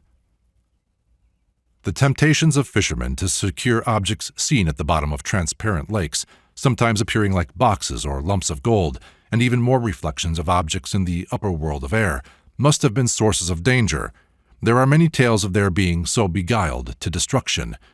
These things were believed treasures of the little folk who live underwater, and would not part with them except on payment. In Blumenthal Lake, 'tis said, there is an iron-bound yellow coffer which fishermen often have tried to raise, but their cords are cut as it nears the surface. At the bottom of the same lake, valuable clothing is seen, and a woman who once tried to secure it was so nearly drowned that it is thought safer to leave it. The legends of sunken towns, as in Lake Parstenschen and Loch Ness, and bells whose chimes may be heard on certain sacred days, are probably variants of this class of delusions. They are often said to have been sunk by some final vindictive stroke of a magician or witch, resolved to destroy the city, no longer trusting them. Landslides engulfing seaside homes might originate legends like that of King Gradlin's daughter, Dahut, whom the Breton peasant sees in rough weather on rocks around Pol Dahut, where she unlocked the sluice gates on the city, is in obedience to her fiend lover. If it be remembered that less than 50 years ago, Dr. Bellin thought it desirable to anatomize goldfishes and prove in various ways that it is a fallacy to suppose they feed on pure gold, as many a peasant near Lyons declares of the lorets sold daily in the market, it will hardly be thought wonderful that perilous visions of precious things were seen by early fishermen in pellucid depths, and that these should at last be regarded as seductive arts of Lorelei, who gave many lakes and rivers the reputation of requiring one or more annual victims. Possibly it was through accumulation of many dreams about beautiful realms beneath the sea or above the clouds that suicide became among the Norse folk so common. It was a proverb that the worst end was to die in bed, and to die by suicide was to be like Egil and Omund and King Hake, like nearly all the heroes who passed to Valhalla. The Northmen had no doubt concerning the paradise to which he was going, and did not wish to reach it, enfeebled by age. But the time would come when the earth and human affection must assert their claims, and the watery tribes be pictured as cruel devourers of the living. Even so would the wood nymphs and mountain nymphs be degraded, and fearful legends of those lost and wandering in dark forests be repeated to shuddering childhood. The actual dangers would mask themselves in the endless disguises of illusion, the Walden wave be peopled with cruel and treacherous seducers. Thus, suicide might gradually lose its charms, and a dismal underworld of heartless gnomes replace the grottos and fairies. We may close this chapter with a Scottish legend relating to the Shi'iks, or men of peace, in which there is a strange intimation of a human mind dreaming that it dreams, and so far on its way to waking. A woman was carried away by these shadowy beings in order that she might suckle her child, which they had previously stolen. During her retention, she once observed the Shi'iks anointing their eyes from a cauldron, and seizing an opportunity, she managed to anoint one of her own eyes with the ointment. With that one eye, she now saw the secret abode and all in it as they really were. The deceptive splendor had vanished, the gaudy ornaments of a fairy grot had become the naked walls of a gloomy cavern. When this woman had returned to live among human beings again, her anointed eye saw much that others saw not. Among other things, she once saw a man of peace, invisible to others, and asked him about her child. Astonished at being recognized, he demanded how she had been able to discover him, and when she had confessed, he spit in her eye and extinguished it forever. Chapter 10. Darkness. From the little night which clings to man even by day, his own shadow, to the world's great shade of darkness, innumerable are the coverts from which have emerged the black procession of phantoms which have haunted the slumbers of the world and betrayed the enterprise of man.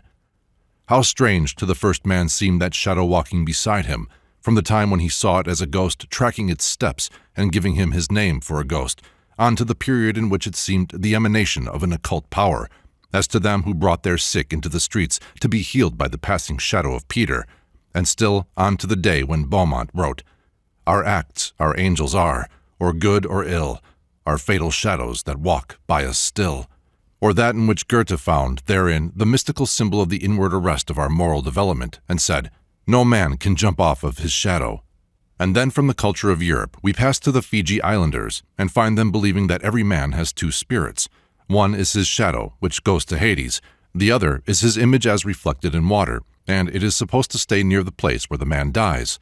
But like the giants of the Brocken, these demons of the shadow are trembled at long after they are known to be the tremblers themselves mirrored on air. Have we not priests in England still fostering the belief that the baptized child goes attended by a white spirit, the unbaptized by a dark one? Why then need we apologize for the Fijians? But little need be said here of demons of the dark, for they are closely related to the phantasms of delusion, of winter, and others already described. Yet they have distinctive characters. As many as were the sunbeams or the shadows, every goddess of the dawn, or Ushas, cast her shadow, every day was swallowed up by night. This is the cavern where hide the treacherous Panis, or fog, in Vedic mythology, they who steal and hide Indra's cows. This is the realm of Hades, the invisible. This is the cavern of the hag Thok, or dark, in Scandinavian mythology. She who alone, of all in the universe, refused to weep for Balder when he was shut up in Helheim, where he had been sent by the dart of his blind brother Hodor, or darkness. In the cavern of night sleep the seven sleepers of Ephesus and Barbarossa, and all slumbering phantoms whose genius is the night-winged raven. Thor, the Norse Hercules, once tried to lift a cat, as it seemed to him, from the ground, but it was the great mid-earth serpent which encircles the whole earth. Impossible feat as it was for Thor, who only got one paw of the seeming cat off the ground. In that glassless and gasless era, invention has accomplished much in that direction, but the black cat is still domiciled securely among idols of the mental cave. There is an Anglo-Saxon word, Kof Godus, literally cove gods, employed as the equivalent of the Latin laris. The penates too are interpreted as Kof Godu, Kofa signifying the inner recess of a house, penetrali.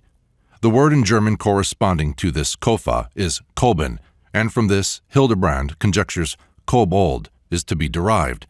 The latter part of the word he supposes to be Walt, one who presides over, such as Walter, so that the original form would be Kobwalt. Here then, in the recesses of the household among the least enlightened of its members, the menials, who still often neutralize the efforts of rational people to dispel the delusions of their children, the discredited deities and demons of the past found refuge, and through a little baptismal change of names are familiars of millions unto this day. In the words of the ancient Hebrew, they lay in their own houses prisoners of darkness, fettered with the bonds of a long night.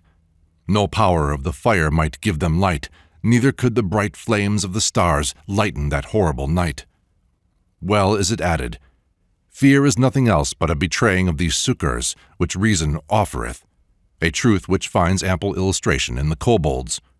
These imaginary beings were naturally associated with the dark recesses of minds. There they gave the name to our metal cobalt. The value of cobalt was not understood until the 17th century, and the metal was first obtained by the Swedish chemist Brandt in 1733. The miners had believed that the silver was stolen away by kobolds, and these worthless ores left in its place. Nickel had the like history, and is named after Old Nick. So long did those beauties slumber in the cavern of ignorance, till science kissed them with its sunbeam, and led them forth to decorate the world. How passed this mental cave-dweller even amid the upper splendors and vastness of his unlit world? A Faust, guided by his Mephistopheles, only amid interminable heart's labyrinths. How sadly rises, incomplete and ruddy, the moon's lone disk with its belated glow, and lights so dimly that as one advances, at every step one strikes a rock or tree. Let us then use a jack-o'-lantern's glances. I see one yonder, burning merrily. Ho there, my friend, I levy thine attendance.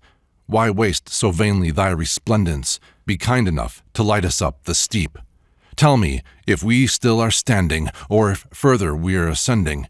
All is turning, whirling, blending, trees and rocks with grinning faces, wandering lights that spin in mazes, still increasing and expanding. It could only have been at a comparatively late period of social development that Sancho's benediction on the inventor of sleep could have found general response. The Red Indian found its helplessness fatal when the Nick of the Woods was abroad. The Scotch sailor found in it a demon's opiate when the nig of the sea was gathering his storms above the sleeping watchmen. It was among the problems of Job, the cooperation of darkness with evildoers. The eye of the adulterer waiteth for the twilight. He saith, No eye will see me, and putteth a mask upon his face. In the dark men break into houses. In the daytime they shut themselves up. They are strangers to the light.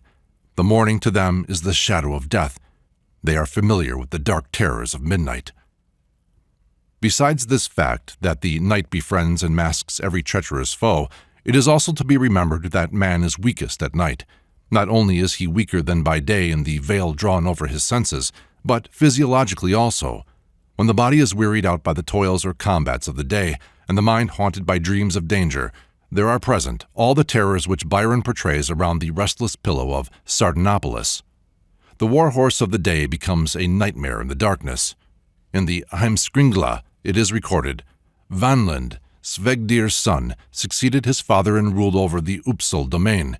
He was a great warrior and went far around in different lands. Once he took up his winter abode in Finland with Sneo the Old and got his daughter Drisa in marriage. But in spring he set out leaving Drisa behind, and although he had promised to return within 3 years, he did not come back for 10. Then Drisa sent a message to the witch Hulda and sent Visbur, her son by Vanland, to Sweden. Drisa bribed the witch-wife, Hulda, either that she would bewitch Vanland to return to Finland or kill him. When this witch-work was going on, Vanland was at Uppsal, and a great desire came over him to go to Finland. But his friends and counselors advised him against it, and said the witchcraft of the Finn people showed itself in this desire of his to go there. He then became very drowsy, and laid himself down to sleep. But when he had slept but a little while, he cried out, saying, Mara was treading on him. His men hastened to help him, but when they took hold of his head, she trod on his legs, and when they laid hold of his legs, she pressed upon his head, and it was his death. This witch is, no doubt, Hildur, a walker of the Edda, leading heroes to Walhalla. Indeed, in Westphalia, nightmare is called Walrødske. It is a curious fact that Mara should be preserved in the French word for nightmare, koshmar, kosh being from Latin calcare, to tread. Through Teutonic folklore, this night demon of many names, having floated from England in a sieve paddled with cow ribs, rides to the distress of an increasingly unheroic part of the population. Nearly always still, the Mart is said to be a pretty woman. Sometimes, indeed, a sweetheart is involuntarily transformed to one.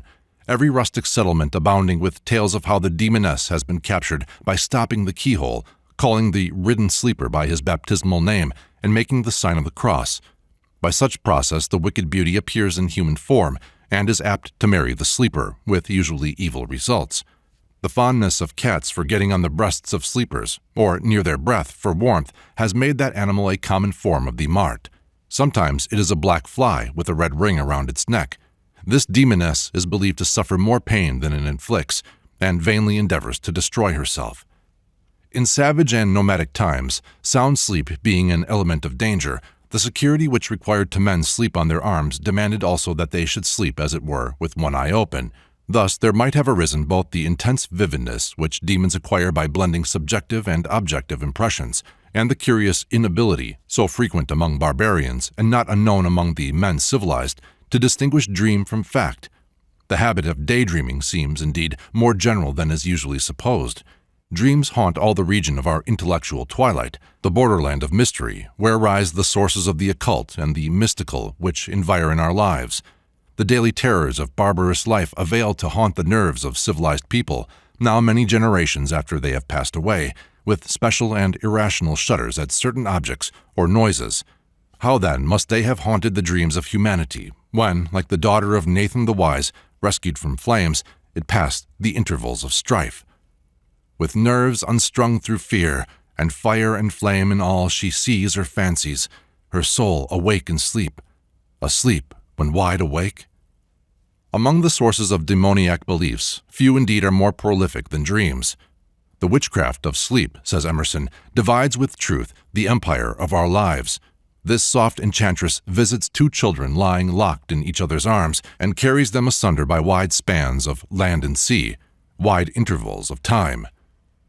'Tis superfluous to think of the dreams of multitudes. The astonishment remains that one should dream, That we should resign so quietly this deifying reason and become the theater of delusions, shows, wherein time, space, persons, cities, animals should dance before us in merry and mad confusion, a delicate creation outdoing the prime and flower of actual nature, antic comedy alternating with horrid specters, or we seem busied for hours and days in peregrinations over seas and lands, in earnest dialogues, strenuous actions for nothings and absurdities, cheated by spectral jokes, and waking suddenly with ghostly laughter, to be rebuked by the cold, lonely, silent midnight, and to rake with confusion in memory among the gibbering nonsense to find the motive of this contemptible cachinnation.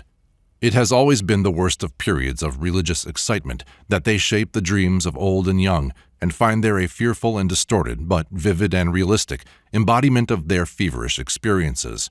In the days of witchcraft, thousands visited the witches' sabbaths, as they believed, and danced in the Walpurgis orgies, borne, by hereditary Orthodox canon, on their own brooms up their own chimneys. And today, by the same morbid imaginations, the victims are able to see themselves or others elongated, levitated, floating through the air. If people only knew how few are ever really wide awake, these spiritual nightmares would soon reach their termination. The natural terrors before which helpless man once cowered have been prolonged past all his real victories over his demons by a succession of such nightmares, so that the vulgar religion might be portrayed somewhat as Richard Wagner described his first tragedy, in which, having killed off 42 of his characters, he had to bring them back as ghosts to carry on the fifth act. The perils of darkness, as ambush of foes, human and animal, concealer of pitfalls, misguider of footsteps, misdirector of aims, were more real than men can well imagine in an age of gaslight plus the policeman. The myth of Joshua commanding the sun to stand still, the cry of Ajax when darkness fell on the combat, "Grant me but to see," refers us to the region from which come all childish shudders at going into the dark. The limit of human courage is reached when its foe is beyond the reach of its force. Fighting in the dark may even be suicidal. A German fable of blindfold zeal, the awakened sleeper demolishing his furniture and knocking out his own teeth in the attempt to punish cats, has its tragical illustrations also. But none of these actual dangers have been of more real evil to man than the demonization of them. This rendered his very skill a blunder, his energy weakness. If it was bad to retreat into the dusk from an innocent bush into an unrecognized well, it was worse to meet the ghost with rune or crucifix and find it an assassin. When man fights with his shadow, he instantly makes it the demon he fears. Ghoul-like, it preys upon his paralyzed strength. Vampire-like, it sucks his blood, and he is consigned, disarmed to the evil that is no shadow. The Scottish Sinclair, marching through Norway in the 16th century, owes his monument at Wiblungen rather to the magpie believed to precede him as a spy, with night and day upon its wings, than to his own prowess or power. In a sense, all demons, whatever their shapes, are the ancient brood of night. Mental darkness, even more moral darkness within, supply the phantasmagoria in which unknown things shape themselves as demons. Esau is already reconciled, but guilty Jacob must still wrestle with him as a phantom of fear till daybreak. A work has already been written on the night side of nature, but it would require many volumes to tell the story of what monsters have been conjured out of the kind protecting darkness. How great is the darkness which man makes for himself out of the imagination, which should be his light and vision. Much of the so-called religion of our time is but elaborate demon culture and artificial preservation of mental Walpurgis nights.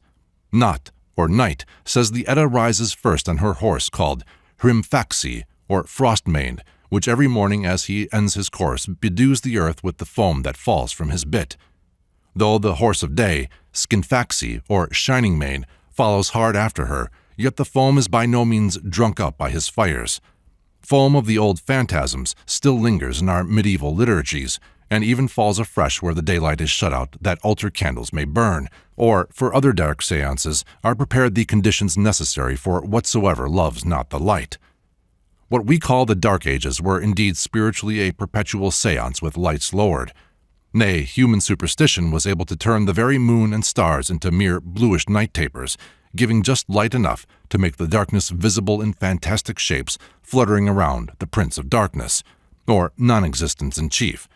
How much of the theosophic speculation of our time is the mere artificial conservation of that darkness? How much that still flits bat-winged from the universities will in the future be read with the same wonder as that which even the more respectable bats can now read account of the midnight brood, which now for the most part sleep tranquilly in such books as Burton's Anatomy of Melancholy.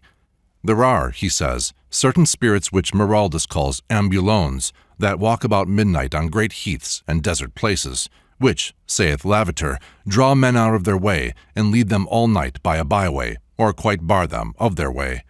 These have several names in several places. We commonly call them pucks. In the deserts of Lop, in Asia, such illusions of walking spirits are often perceived, as you may read in M. Paulus, the Venetian, his travels. If one lose his company by chance, these devils will call him by his name, and counterfeit voices of his companions to seduce him. Lavater and Cicagna have a variety of examples of spirits and walking devils in this kind. Sometimes they sit by the wayside to give men falls, and make their horses stumble and start as they ride, according to the narration of that holy man Catullus in Nubrigensis, that had an especial grace to see devils. And if a man curse and spur his horse for stumbling, they do heartily rejoice at it. While observing a spirited and imaginative picture by Macaulay of the siege of Jerusalem, it much interested me to observe the greater or less ease with which other visitors discovered the portents in the air which, following the narrative of Josephus, the artist had vaguely portrayed. The chariots and horsemen said to have been seen before that event were here faintly blent with indefinite outlines of clouds, and while some of the artist's friends saw them with a distinctness greater, perhaps, than that which they impressed the eye of the artist himself, others could hardly be made to see anything except shapeless vapor, though of course they all agreed that they were there and remarkably fine. It would seem that thus, in a London studio, there were present all the mental pigments for frescoing the air and sky with those visions of aerial armies or huntsmen which have become so normal in history as to be, in a subjective sense, natural. In the year 1763, an author, styling himself Theophilus Insulanus, published at Edinburgh a book on second sight, in which he related more than 100 instances of the power he believed to exist of seeing events before they had occurred, and whilst, of course, they did not exist. It is not difficult in reading them to see that they were all substantially one and the same story, and that the sight in operation was indeed second. For man or woman, at once imaginative and illiterate, have a second and supernumerary pair of eyes inherited from the traditional superstitions and ghost stories which fill the air they breathe from the cradle to the grave. While the mind is in this condition, the same nature whose apparitions and illusions originally evoked and fostered the glamoury still moves on with her minglings of light and shade, cloud and mirage, giving no word of explanation. There are never wanting the shadowy forms without that cast their shuttles to the dark idols of the mental cave, together weaving subtle spells round the half-waking mind. In the year 1743, all the north of England and Scotland was in alarm on account of some spectres which were seen on the mountain of Souter Fell in Cumberland. The mountain is about half a mile high. On a summer evening, a farmer and his servant, looking from Wilton Hall, half a mile off, saw the figures of a man and a dog pursuing some horses along the mountainside, which is very steep, and on the following morning they repaired to the place expecting to find dead bodies, but finding none. About 1 year later, a troop of horsemen were seen riding along the same mountainside by one of the same persons, the servant, who then called others who also saw the aerial troopers. After a year had elapsed, the above vision was attested before a magistrate by 2 of those who saw it. The event occurred on the eve of the rebellion, when horsemen were exercising, and when also the popular mind along the border may be supposed to have been in a highly excited condition. What was seen on this strongly authenticated occasion? Was anything seen? None can tell. It is open to us to believe that there may have been some play of mirage. As there are purely aerial echoes, so are there aerial reflectors for the eye.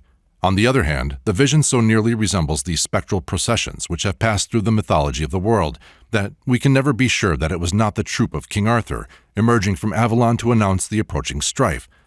A few fleecy, strangely shaped clouds chasing each other along the hillside in the evening's dusk would have amply sufficed to create the latter vision, and the danger of the time would easily have supplied all the second sight required to reveal it to considerable numbers. In questions of this kind, a very small circumstance, a phrase, a name perhaps, may turn the balance of probabilities. Thus it may be noted that, in the instance just related, the vision was seen on the steep side of Souter Fell. Fell means a hill or a steep rock, as in Drachenfels, But as to Souter, although, as Mr. Robert Ferguson says, the word may originally have meant sheep, it is found in Scotland used as shoemaker in connection with the fabulous giants of that region.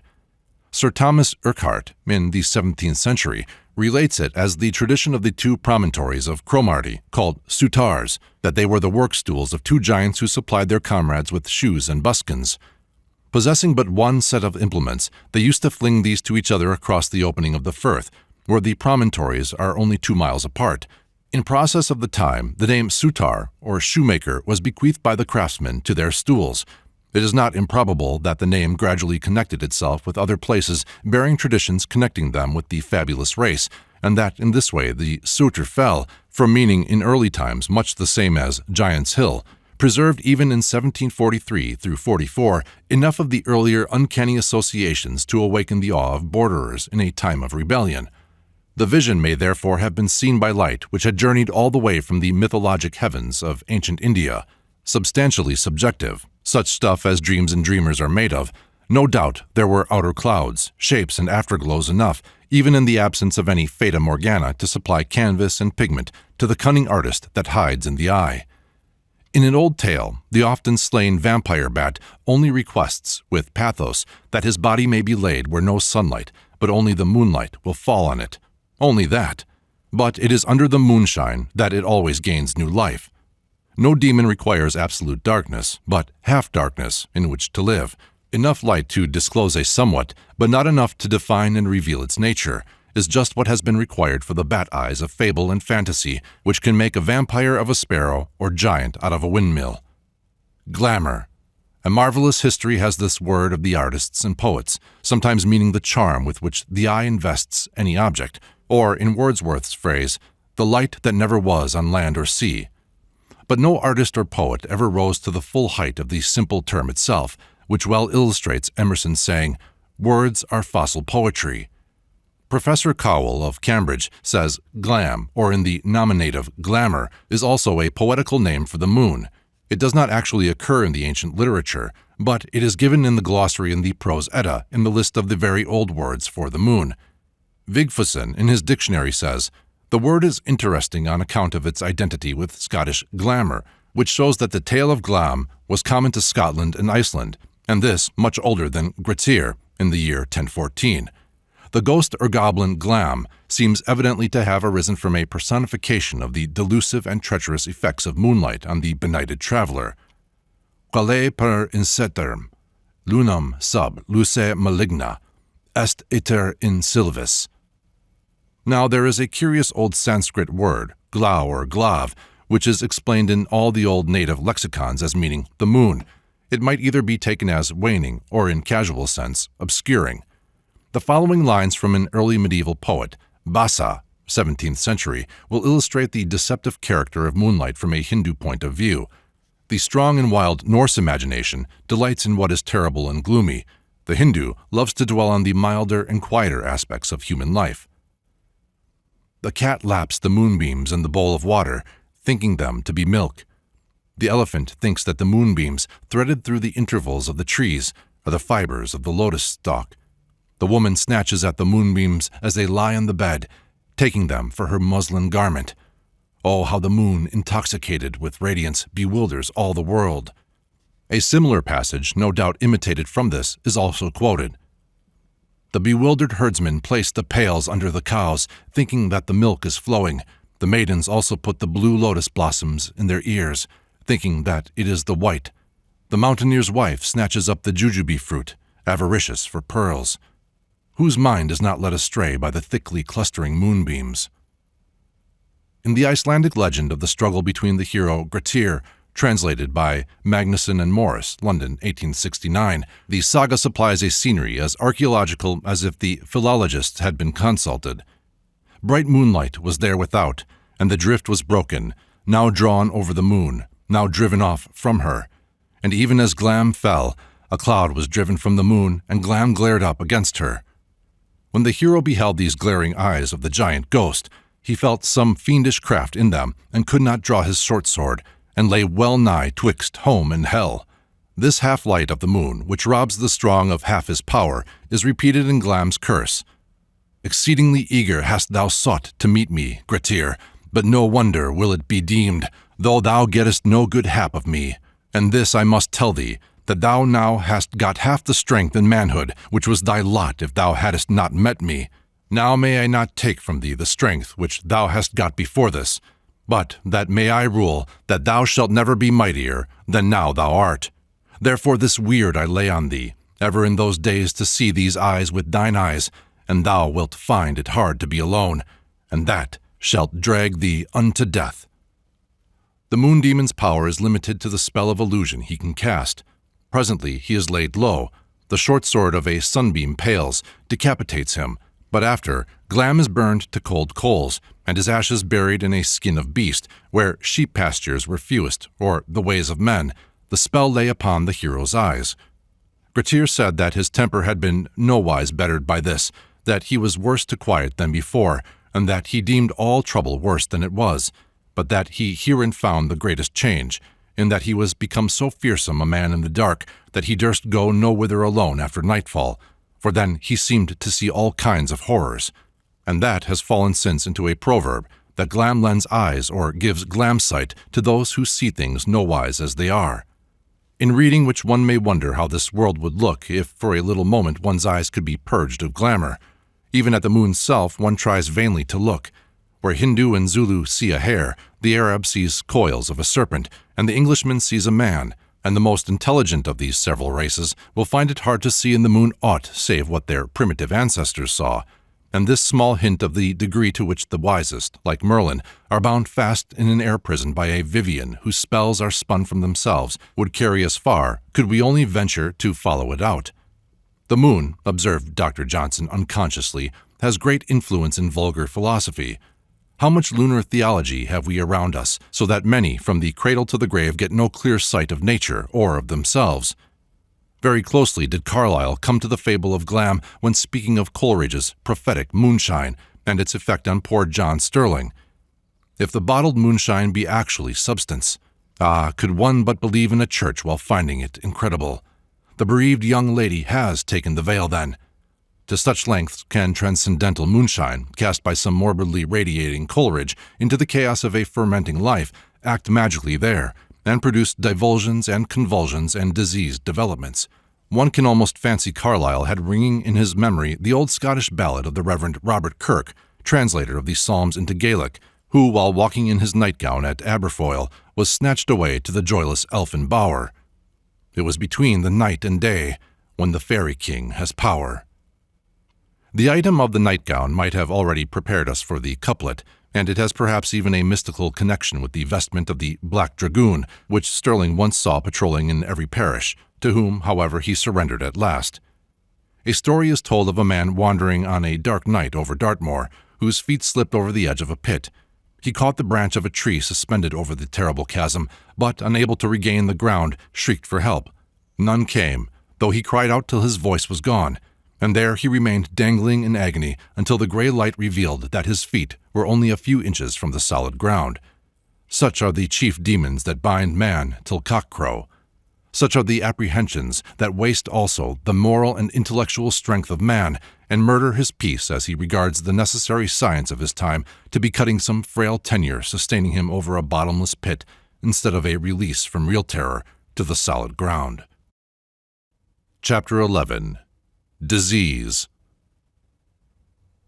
A familiar fable in the East tells of one who met a fearful phantom, which, in reply to his questioning, answered, "I am Plague. I have come from yon city where 10,000 lie dead. 1,000 were slain by me, the rest by fear." Perhaps even this story does not fully report the alliance between the plague and fear, for it is hardly doubtful that epidemics retain their power in the East largely because they have gained personification through fear as demons, whose fatal power man can neither prevent nor cure, before which he can only cower and pray.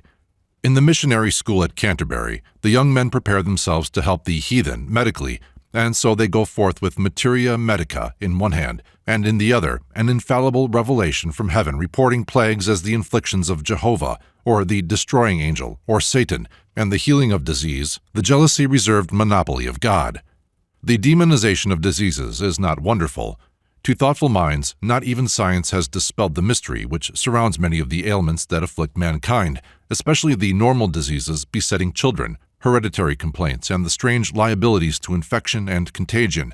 A genuine, however partial, observation would suggest to primitive man some connection between the symptoms of many diseases and the mysterious universe of which he could not yet recognize himself an epitome. There were indications that certain troubles of this kind were related to the seasons, consequently to the celestial rulers of the seasons, to the sun that smote by day and the moon at night. Professor Monier Williams, describing the devil dances of southern India, says that there seems to be an idea among them that when pestilences are rife, exceptional measures must be taken to draw off the malignant spirits, supposed to cause them, by tempting them to enter into these wild dancers, and so become dissipated. He witnessed in Ceylon a dance performed by 3 men who personated the forms and phases of typhus fever. These dances probably belong to the same class of ideas as those of the dervishes in Persia, whose manifold contortions are supposed to repeat the movements of planets. They are invocations of the souls of good stars and propitiations of such as are evil. Belief in such stellar and planetary influences has pervaded every part of the world and gave rise to astrological dances. Gebelin says that the minuet was the dance oblique of the ancient priests of Apollo, performed in their temples. The diagonal line and the 2 parallels described in this dance were intended to be symbolical of the zodiac, and the 12 steps of which it is composed were meant for the 12 signs and the months of the year. The dance round the maypole and the cotillion has the same origin. Diodorus tells us that Apollo was adored with dances, and in the island of Iona the god danced all night. The Christians of St. Thomas, till a very late day, celebrated their worship with dances and songs. Calmet says there were dancing girls in the temple at Jerusalem. The influence of the moon upon tides, the sleeplessness it causes, the restlessness of the insane under its occasional light, and such treacheries of moonshine as we have already considered, have populated our uninhabited satellite with demons. Lunar legends have decorated some well-founded suspicions of moonlight. The mother draws the curtain between the moonshine and her little Endymion, though not because she sees in the waning moon a pining Selene whose kiss may waste away the beauty of youth. A mere survival is the bowing to the new moon, a euphemism traceable to many myths about lunacy, among them, as I think, to Delilah, or languishing, in whose lap the solar Samson is shorn of his locks, leaving him only the blind destructive strength of the moonstruck. In the purely Semitic theories of the Jews we find diseases ascribed to the wrath of Jehovah, and their cure to his merciful mood. Jehovah will make thy plagues wonderful, and the plagues of thy seed. He will bring upon thee all the diseases of Egypt whereof thou wast afraid. The emerods which smote the worshippers of Dagon were ascribed directly to the hand of Jehovah. In that vague degree of natural dualistic development which preceded the full Iranian influence upon the Jews, the infliction of diseases was delegated to an angel of Jehovah, as in the narratives of smiting the firstborn of Egypt, wasting the army of Sennacherib, and the pestilence sent upon Israel for David's sin. In the progress of this angel to be a demon of disease, we find a phase of ambiguity, as shown in the hypochondria of Saul. The spirit of Jehovah departed from Saul, and an evil spirit from Jehovah troubled him. All such ambiguities disappeared under the influence of Iranian dualism. In the book of Job we find the infliction of diseases and plagues completely transferred to a powerful spirit, a fully formed opposing potentate. The sons of God, who in the first chapter of Job are said to have presented themselves before Jehovah, may be identified in the 38th as the stars which shouted for joy at the creation.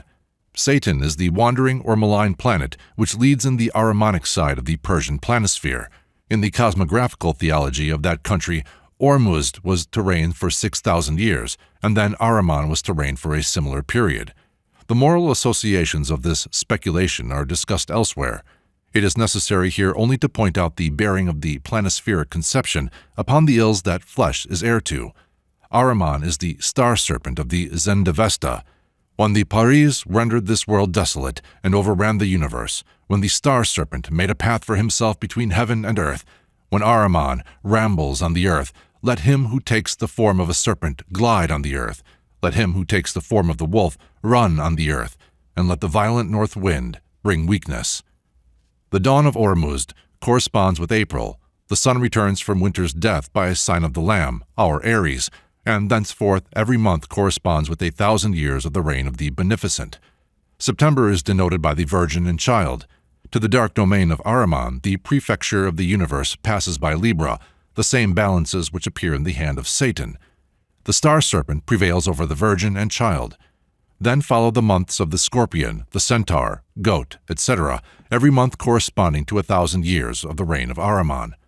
While this scheme corresponds in one direction with the demons of cold, and in another with the entrance and reign of a moral evil in the world, beginnings of disease on earth were also ascribed to this 7,000 of years when the Golden Age had passed.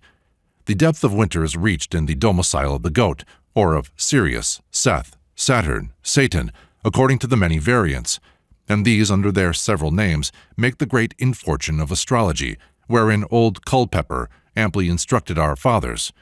In the general, consider that Saturn is an old worn-out planet, weary, and of little estimation in this world. He causeth long and tedious sickness, abundance of sadness, and a cartload of doubts and fears. His nature is cold and dry and melancholy, and take special notice of this, that when Saturn is lord of an eclipse, as he is one of the lords of this, he governs all the rest of the planets, but none can govern him. Melancholy is made of all the humors in the body of man, but no humor of melancholy. He is envious and keeps his anger long, and speaks but few words, but when he speaks to purpose. A man of deep cogitations, he will plot mischief when men are asleep. He hath an admirable memory, and remembers to this day how William the Bastard abused him. He cannot endure to be a slave. He is poor with the poor, fearful with the fearful. He plots mischief against the superiors, with them that plot mischief against them. Have a care of him, kings and magistrates of Europe. He will show you what he can do in the effects of this eclipse. He is old, and therefore hath large experience, and will give perilous counsel. He moves but slowly, and therefore doth the more mischief. All the planets contribute their natures and strength to him, and when he sets on doing mischief, he will do it to purpose. He doth not regard the company of the rest of the planets, neither do any of the rest of the planets regard his. He is a barren planet, and therefore delights not in women. He brings the pestilence. He is destructive to the fruits of the earth. He receives his light from the sun, and yet he hates the sun that gives it him. Many ages anterior to this began in India the dread of Ketu, astronomically the 9th planet, mythologically the tale of the demon Rahu, cut in twain as already told, on page 46, supposed to be the prolific source of comets, meteors, and falling stars, also of diseases. From this Ketu, or dragon's tail, were born the Aruna Ketava, red Ketus or apparitions, and Ketu has become almost another word for disease.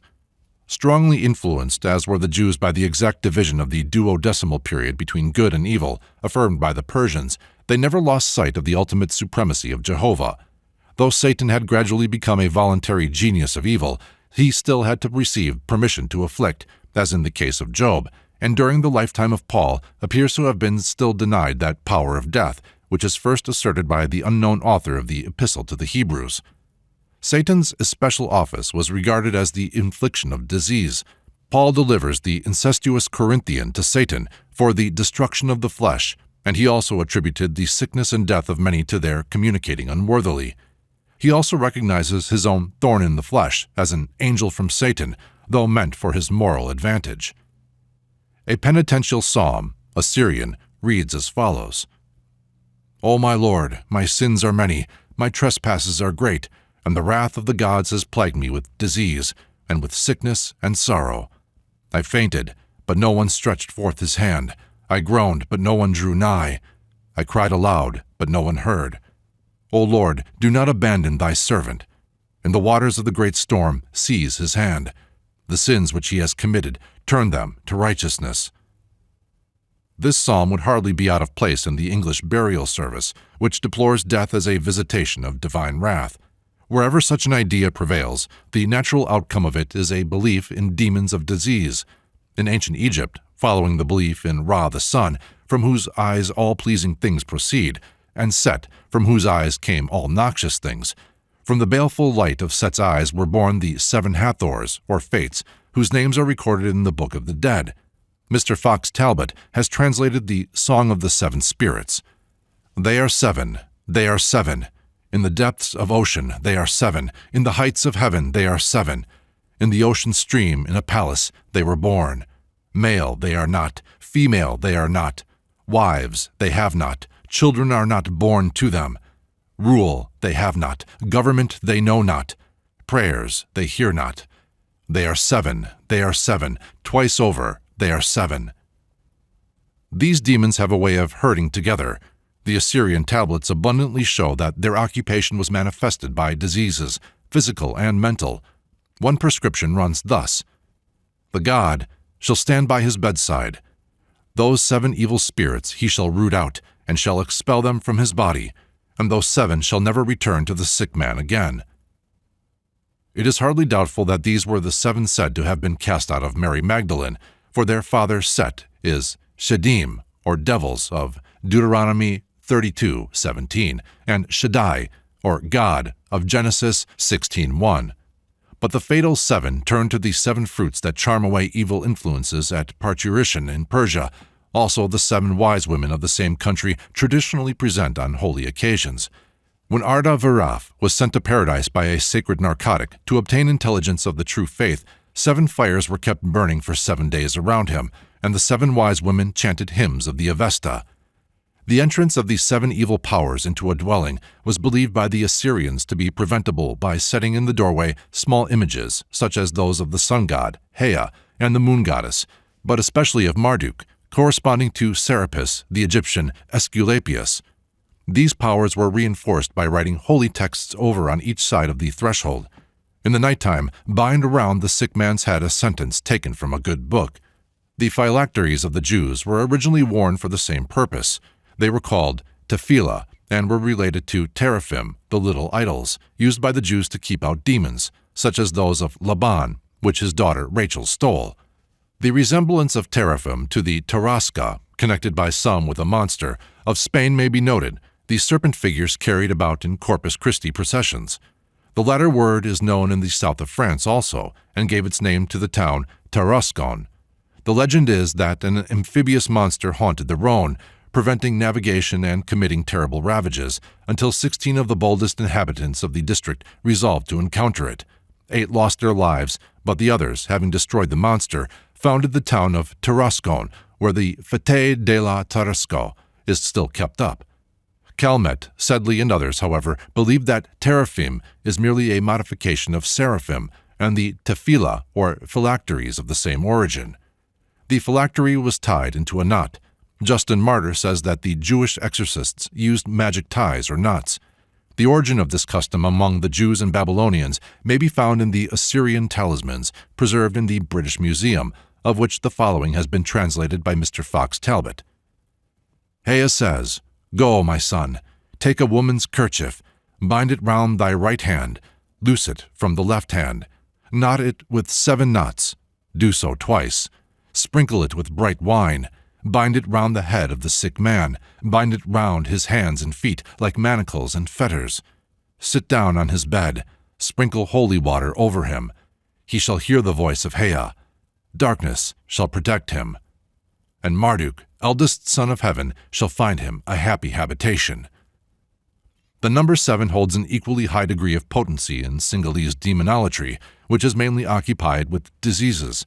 The Kapuas, or conjurers of that island, enumerate 240,000 magic spells, of which all except 1 are for evil, which implies a tolerably large preponderance of the emergencies in which their countervailing efforts are required by their neighbors. That, of course, can be easily appreciated by those who have been taught that all human beings are included under a primal curse.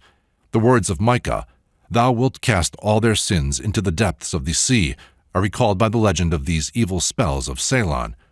The king of Oud came to marry one of 7 princesses, all possessing preternatural powers, and questioned each as to her art. Each declared her skill in doing harm, except one who asserted her power to heal all ills, which the others could inflict.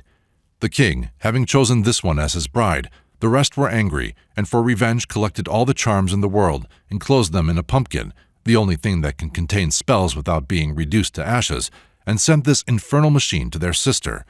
It would consume everything for 1,600 miles round, but the messenger dropped it in the sea.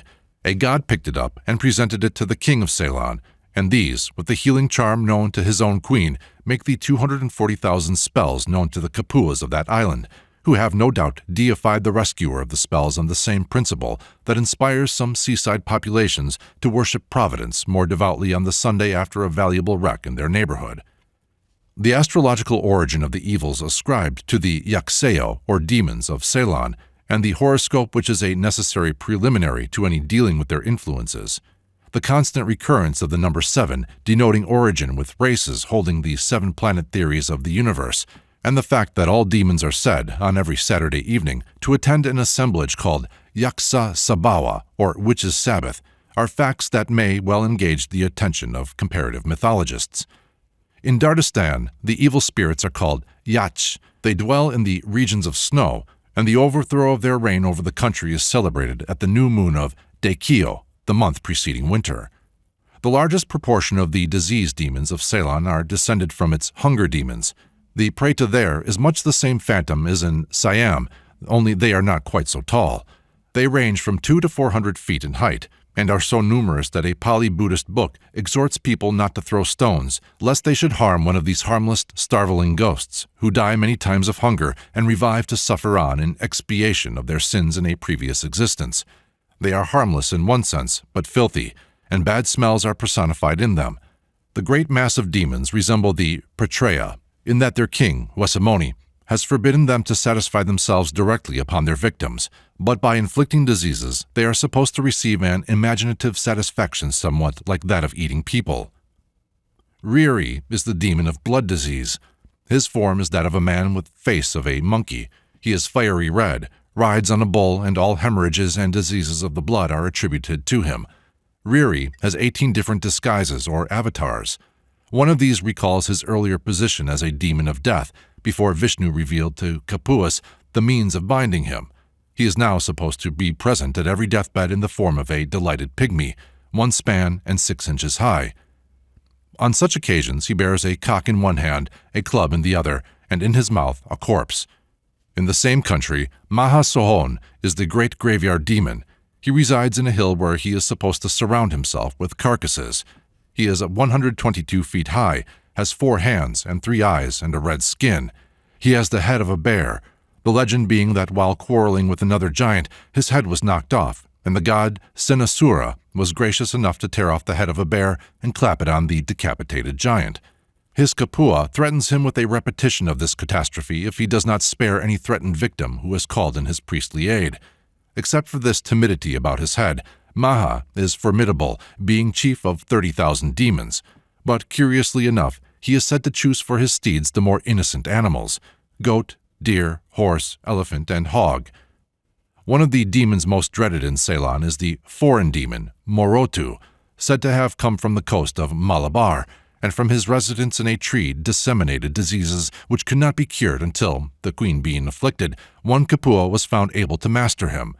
7/8 of the charms used in restraining the diseased demons of Ceylon, of which I have mentioned but a few, are in the Tamil tongue. In various parts of India are found very nearly the same systematic demonolatry and devil dancing. For example, in Travancore, to whose superstitions of this character the Reverend Samuel Matir has devoted 2 chapters in his work, The Land of Charity. The great demon of diseases in Ceylon is entitled Maha Kola Sani Yakseya. His father, a king, ordered his queen to be put to death in the belief that she had been faithless to him. Her body was to be cut in 2 pieces, one of which was to be hung upon a tree, Ukbirya, the other to be thrown at its foot to the dogs. The queen before her execution said, "If this charge be false, may the child in my womb be born this instant a demon, and may that demon destroy the whole of this city and its unjust king." So soon as the executioners had finished their work, the 2 severed parts of the queen's body reunited. A child was born who completely devoured his mother, and then repaired to the graveyard, or Sohon, where for a time he fattened on corpses. Then he proceeded to inflict mortal diseases upon the city, and had nearly depopulated it when the gods Iswara and Sikra interfered, descending to subdue him in the disguise of mendicants. Possibly the great Maha Sohan mentioned above, and the Sohan, or graveyard from which Sani dealt out deadliness, may be best understood by the statement of the learned writer from whom these facts are quoted, that, excepting the Buddhist priests and the aristocrats of the land, whose bodies were burnt in regular funeral pyres after death, The corpses of the rest of the people were neither burned nor buried, but thrown into a place called Sahona, which was an open piece of ground in the jungle, generally a hollow among the hills, at the distance of 3 or 4 miles from any inhabited place, where they were left in the open air to be decomposed or devoured by dogs and wild beasts. There would appear to be even more ground for the dread of the great graveyard demon in many parts of Christendom, where, through desire to preserve corpses for a happy resurrection, they are made to steal through the water veins of the earth and find their resurrection as fell diseases. Iswara and Sekra were probably 2 reformers who persuaded the citizens to bury the poor deep in the earth. Had they been wise enough to place the dead where nature would give them speedy resurrection and life in grass and flowers, it would not have been further recorded that they ordered him, the demon, to abstain from eating men, but gave him wurun, or permission to inflict disease on mankind, and to obtain offerings. This is very much the same as the privilege given our Western funeral agencies, and cemeteries also. And when the Modlier adds that Sani has 18 principal attendants, one can hardly help thinking of the mummers, gravediggers, chaplains, all engaged unconsciously in the work of making the earth less habitable. The first of the attendants of this formidable avenger of his mother's wrongs is named Bhuta Sani Yakseya, demon of madness. The whole demonolatry and devil dancing of that island are so insane that one is not surprised that this Bhuta had but little special development. It is amid clear senses we might naturally look for full horror of madness, and there indeed do we find it. One of the most horrible forms of the disease demon was the personification of madness among the Greeks as mania. In the Hercules Furens of Euripides, where madness, the unwedded daughter of Black Night and sprung of the blood of Coelus, is evoked from Tartarus for the express purpose of inbreeding in Hercules, child-slaying disturbances of reason, there is a suggestion of the hereditary nature of insanity. Obedient to the vindictive order of Juno, in her chariot hath gone forth the marble-visaged, all mournful madness, the Gorgon of night, and with the hissing of 100 heads of snakes, she gives the goad to her chariot, on mischief bent. We may plainly see that the religion which embodied such a form was itself ending in madness. Already ancient were the words prophecy and madness when Plato cited their identity to prove one kind of madness the special gift of heaven. The notion lingers in Dryden's line, "Great wits to madness sure are near allied, and survive in regions where deference is paid to lunatics and idiots." Other diseases preserve in their names indications of similar association, such as nympholepsy, St. Vitus's dance, St. Anthony's fire. Wesley attributes still epilepsy to possession. This was in pursuance of ancient beliefs. Typhus, a name anciently given to every malady accompanied with stupor, seemed the breath of feverish typhon.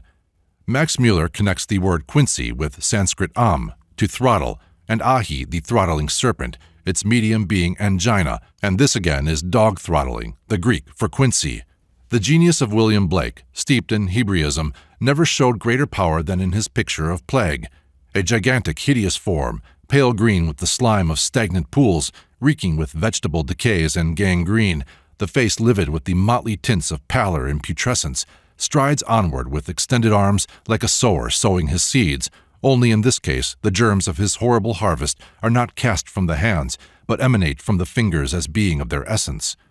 Such to the savage mind was the embodiment of malaria, sultriness, rottenness, the putrid portraya, invisible but smelt and felt. Such to the ignorant imagination is the destroying angel to which rationalistic artists and poets have tried to add wings and majesty, but which in the popular mind was no doubt pictured more like this form found at Ostia, figure 16, and now passing in the Vatican for a Satan, probably a demon of the Pontine marshes and of the fever that still has victims of its fatal cup, page 291. In these fearful forms, the poor savage believed with such an intensity that he was able to shape the brain of man to his fantasy, bringing about the anomaly that the great reformer, Luther, should affirm, even while fighting superstition, that a Christian ought to know that he lives in the midst of devils, and that the devil is nearer to him than his coat or his shirt. The devils, he tells us, are all around us, and are at every moment seeking to ensnare our lives, salvation, and happiness. There are many of them in the woods, waters, deserts, and in damp, muddy places, for the purpose of doing folk a mischief. They also house in the dense black clouds, and send storms, hail, thunder, and lightning, and poison the air with their infernal stench. In one place, Luther tells us that the devil has more vessels and boxes full of poison, with which he kills people, than all the apothecaries in the whole world. He sends all plagues and diseases among men. We may be sure that when anyone dies of the pestilence, is drowned, or drops suddenly dead, the devil does it. Knowing nothing of zoology, the primitive man easily falls into the belief that his cattle, the means of life, may be the subjects of sorcery. Jesus, sending devils into a herd of swine, may have become by artificial process a divine benefactor in the eye of Christendom, but the myth makes him bear an exact resemblance to the dangerous sorcerer that fills the savage mind with dread. It is probable that the covetous eye denounced in the Decalogue means the evil eye, which was supposed to blight an object intensely desired but not to be obtained. Gopallu, already referred to on page 136 as the Singalese demon of hydrophobia, bears the general name of the cattle demon. He is said to have been the twin of the demigod Mangara by a queen on the Coromandel coast.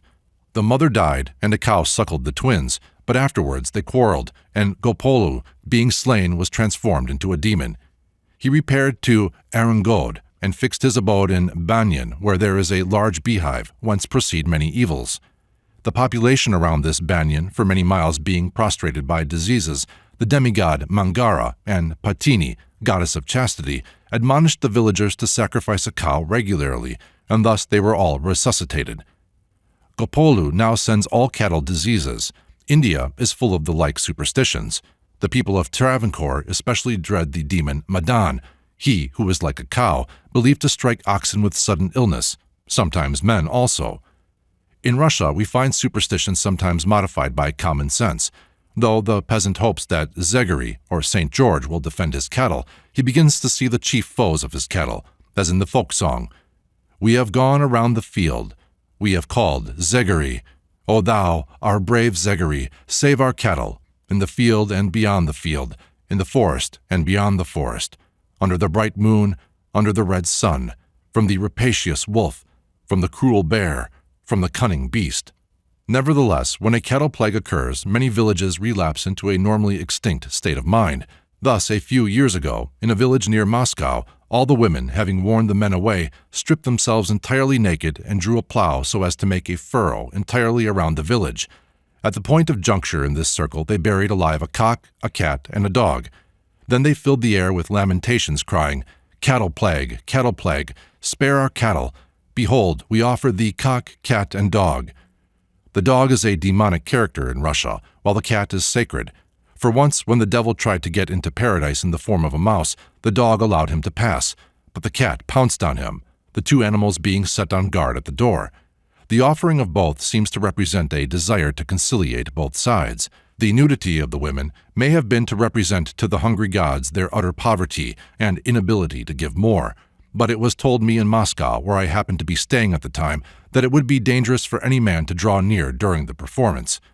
In Altmark, the demons who bewitch cattle are called Bilweisen and are believed to bury certain diabolical charms under thresholds over which the animals are to pass, causing them to wither away, the milk to cease, etc.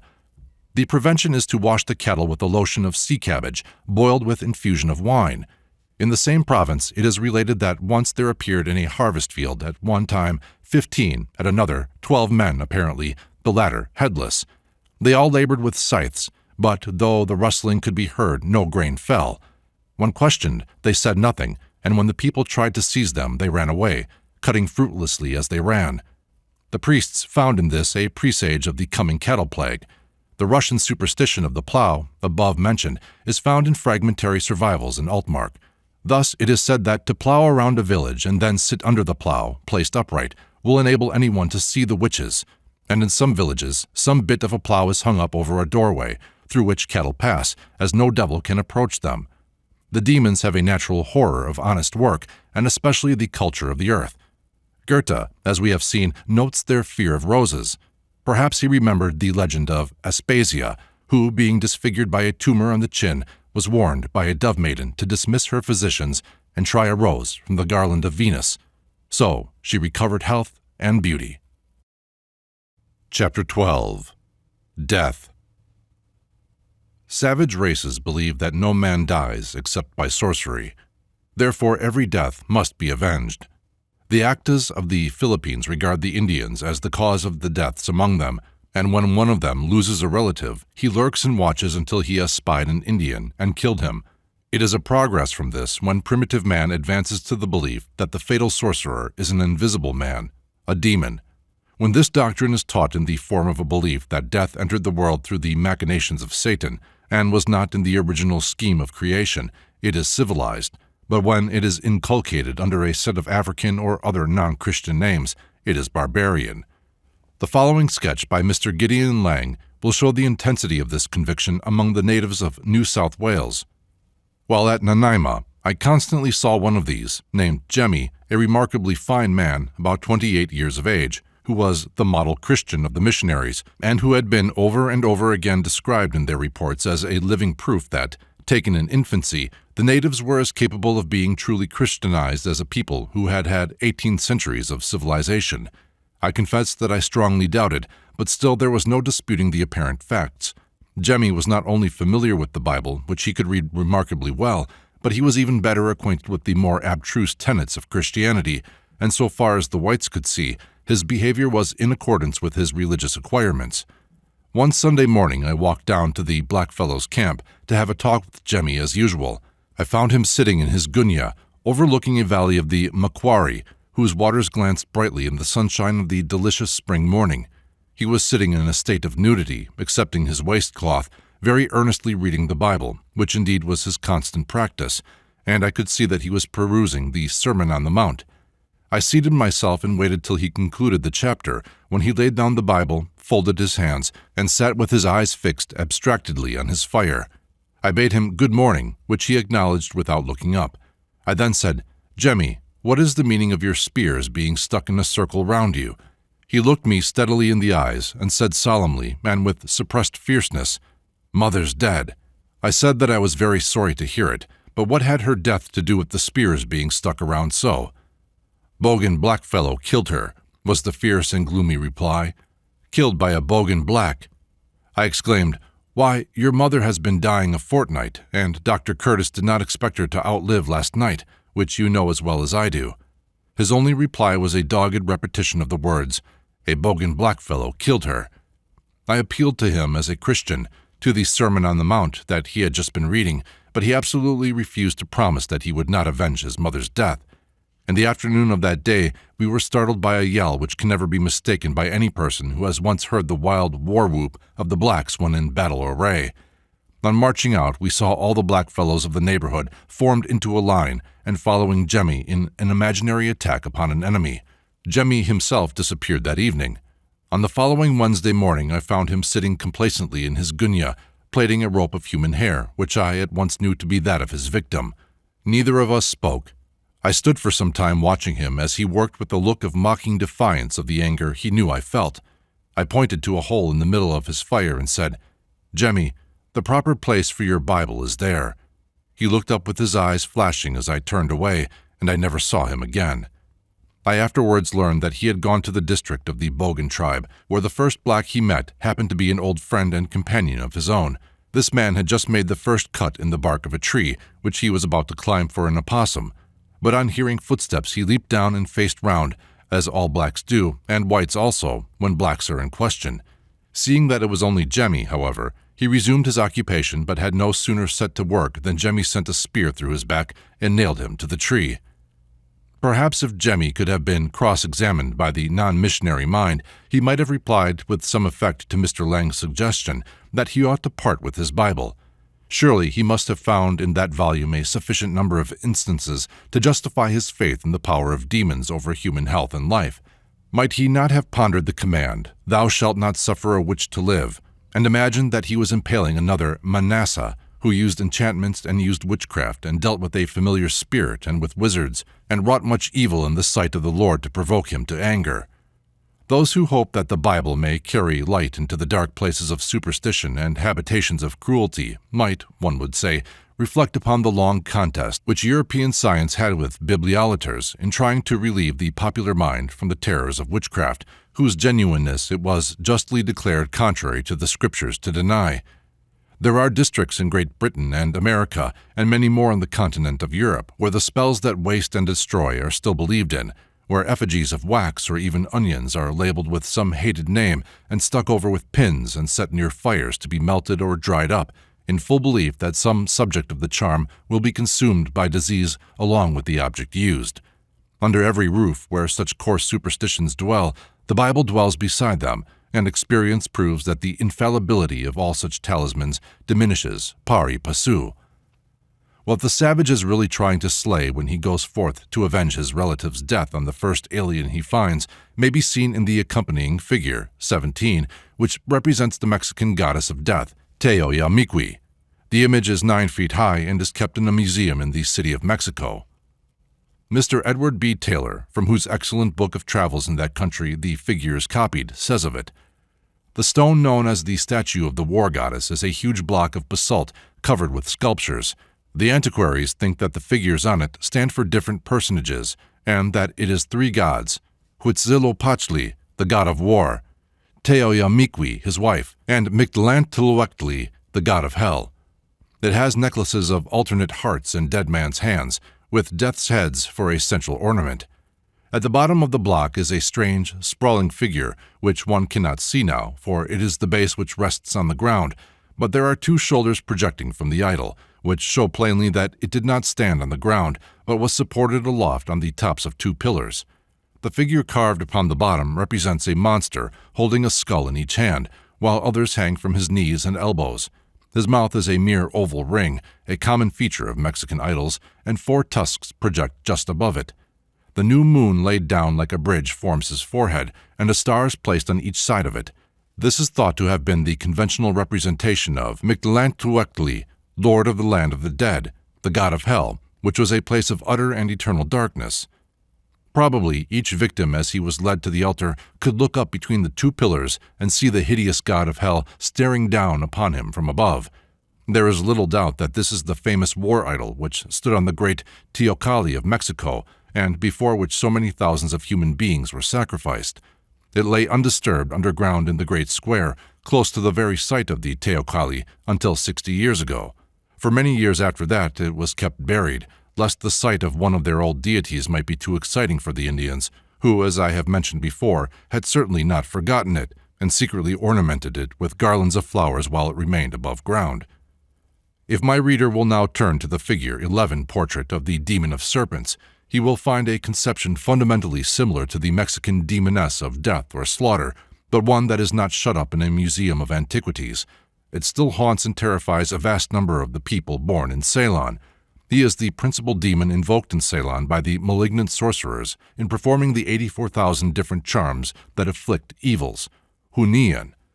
His general title is Adi Kumara Hunian Dewatawa, but he has a special name for each of his 6 several apparitions, the chief of these being Kali Adasi, or demon of incurable diseases, therefore of death, and Naga Adasi, demon of serpents, deadliest of animals. Beneath him is the pale horse, which has had its career so long and far, even to the white mare on which, in some regions, Christ is believed to revisit the earth every Christmas, and also the white mare of Yorkshire folklore, which bore its rider from Whitestone Cliff to hell. This Singhalese form also, albeit now associated by Capuas with fatal disease, was probably at first, like the Mexican, a war goddess and god combined, as is shown by the uplifted sword and reeking hand uplifted in triumph. Equally a god of war is our Death on the Pale Horse, which Christian art following the so-called apocalypse has made so familiar. I looked, and behold a pale horse, and his name that sat on him was Death, and hell followed with him, and power was given to him over the 4th part of the earth, to kill with sword, and with hunger, and with death, and with the beasts of the earth. This is but a travesty of the Greek Ares, the Roman Mars, or god of war. In the original Greek form, Ares was not solely the god of war, but of destruction generally. In the Oedipus Tyrannus of Sophocles, we have the popular conception of him as one to whom the deadly plague is ascribed. He is named as the god unhonored among gods, and it is said, "The city is wildly tossing, and no more can lift up her head from the waves of death, withering the ripening grain in the husks, withering the kine in their pastures. Blighted are the babes through the failing labors of women. The fire-bearing god, horrid pestilence having darted down, ravages the city. By him the house of Cadmus is empty, and dark Hades enriched with groans and lamentations. Mother of the deadliest callous of Singalese demonolatry, sister of the Scandinavian hell in name and nature, is Kali, although the Hindu writers repudiate the idea that there is any devil among their 330 millions of deities. It is difficult to deny Kali that distinction. Her wild dance of delight over bodies of the slain would indicate pleasure taken in the destruction for its own sake, so fulfilling the definition of a devil. But on the other hand, there is a Deccan legend that reports her as devouring the dead, and this would make her a hunger demon. We may give her the benefit of the doubt and class her among the demons, or beings whose evil is not gratuitous, all the more because the mysteriously protruding tongue, as in the figure of Typhon, page 185, probably suggests thirst. Hindu legend does indeed give another interpretation, and say that when she was dancing for joy at having slain a 100-headed giant demigod, the shaking of the earth was so formidable that Shiva threw himself among the slain, whom she was crushing at every step, hoping to induce her to pause. But when, unheeding, she trod upon the body of her husband, she paused and thrust out her tongue from surprise and shame. The Vedic description of Agni as an Ugra, or ogre, with tongue of flame, may better interpret Kali's tongue. It is said Kali is pleased for 100 years by the blood of a tiger, for 1,000 years by that of a man, for 100,000 by the blood of 3 men. How are we to understand this dance of death and the further legend of her tossing dead bodies into the air for amusement? Such a figure found among a people who shudder at taking life, even from the lowest animals, is hardly to be explained by the destructiveness of nature personified in her spouse Shiva. Her looks and legends alike represent slaughter by human violence. May it not be that Kali represents some period when the abhorrence of taking life among a vegetarian people, a people too believing in transmigration, might have become a public danger? When Krishna appeared, it was, according to the Bhagavad Gita, as a charioteer inciting Arjuna to war. There must have been various periods when a peaceful people must fall victims to more savage neighbors unless they could be stimulated to enter on the work of destruction with a light heart. There may have been periods when the human Kalis of India might stimulate their husbands and sons to war with such songs as the women of Dardistan sing at the Feast of Fire, page 91. The armor of the Greek goddess of beauty with the god of war leaving her lawful spouse, the smith, is full of meaning. The Assyrian Venus, Ishtar, appeared in a vision with wings and halo, bearing a bow and arrow for Assurbanipal. The thug appears to have taken some such view of Kali, regarding her as patroness of their plan for reducing population. They are said to have claimed that Kali left them one of her teeth for a pickaxe, her rib for a knife, her garment's hem for a noose, and wholesale murder for a religion. The uplifted right hand of the demoness has been interpreted as intimating a divine purpose in the havoc around her, and it is possible that some such euphemism attached to the attitude before the thug accepted it as his own benediction from this highly decorated personage of human cruelty. The ancient reverence for Kali has gradually passed to her mitigated form, Durga.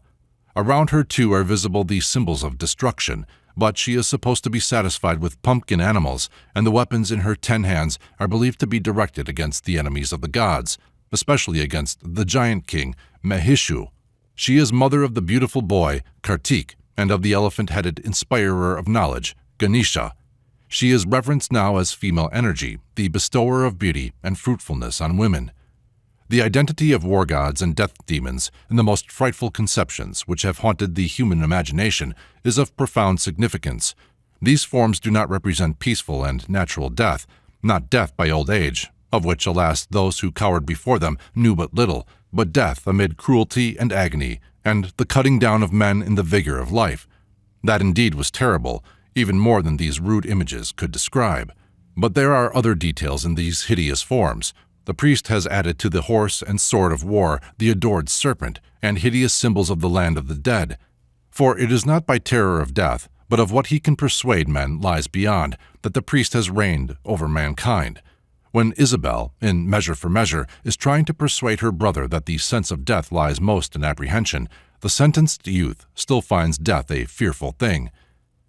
Aye, but to die and go we know not where, to lie in cold obstruction and to rot, this sensible warm motion to become a kneaded clod, and the delighted spirit to bathe in fiery floods or to reside in thrilling region of thick-ribbed ice, to be imprisoned in the viewless winds, and blown with violence round about the pendant world, or to be worse than worst, of these that lawless and uncertain thoughts imagine howling.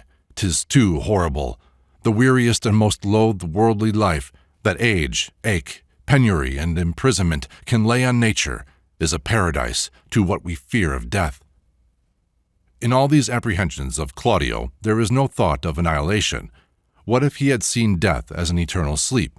Let Hamlet answer, "To die, to sleep, no more, and by a sleep to say we end the heartache and the thousand natural shocks that flesh is heir to.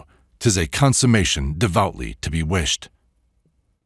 The greater part of the human race still belong to religions which, in their origin, promised eternal repose as the supreme final bliss. Had death in itself possessed horrors for the human mind, the priest need not have conjured up beyond it those tortures that haunted Hamlet with the dreams of possible evils beyond, which make even the wretched rather bear the ills they have than fly to others they know not of. It would have been sufficient sanction to promise immortality only to the pious. But as in Claudio's shuddering lines, every hell is reflected, whether of ice, fire, or brutalization, so are the same mixed with the very blood and brain of mankind, even where literally outgrown. Christianity superadded to the horrors by importing the idea that death came by human sin, and so by gradual development ascribing to Satan the power of death, thereby forming a new devil who bore in him the power to make death a punishment. How the matter stood in the medieval belief may be seen in Figure 19, copied from a Russian Bible of the early 17th century.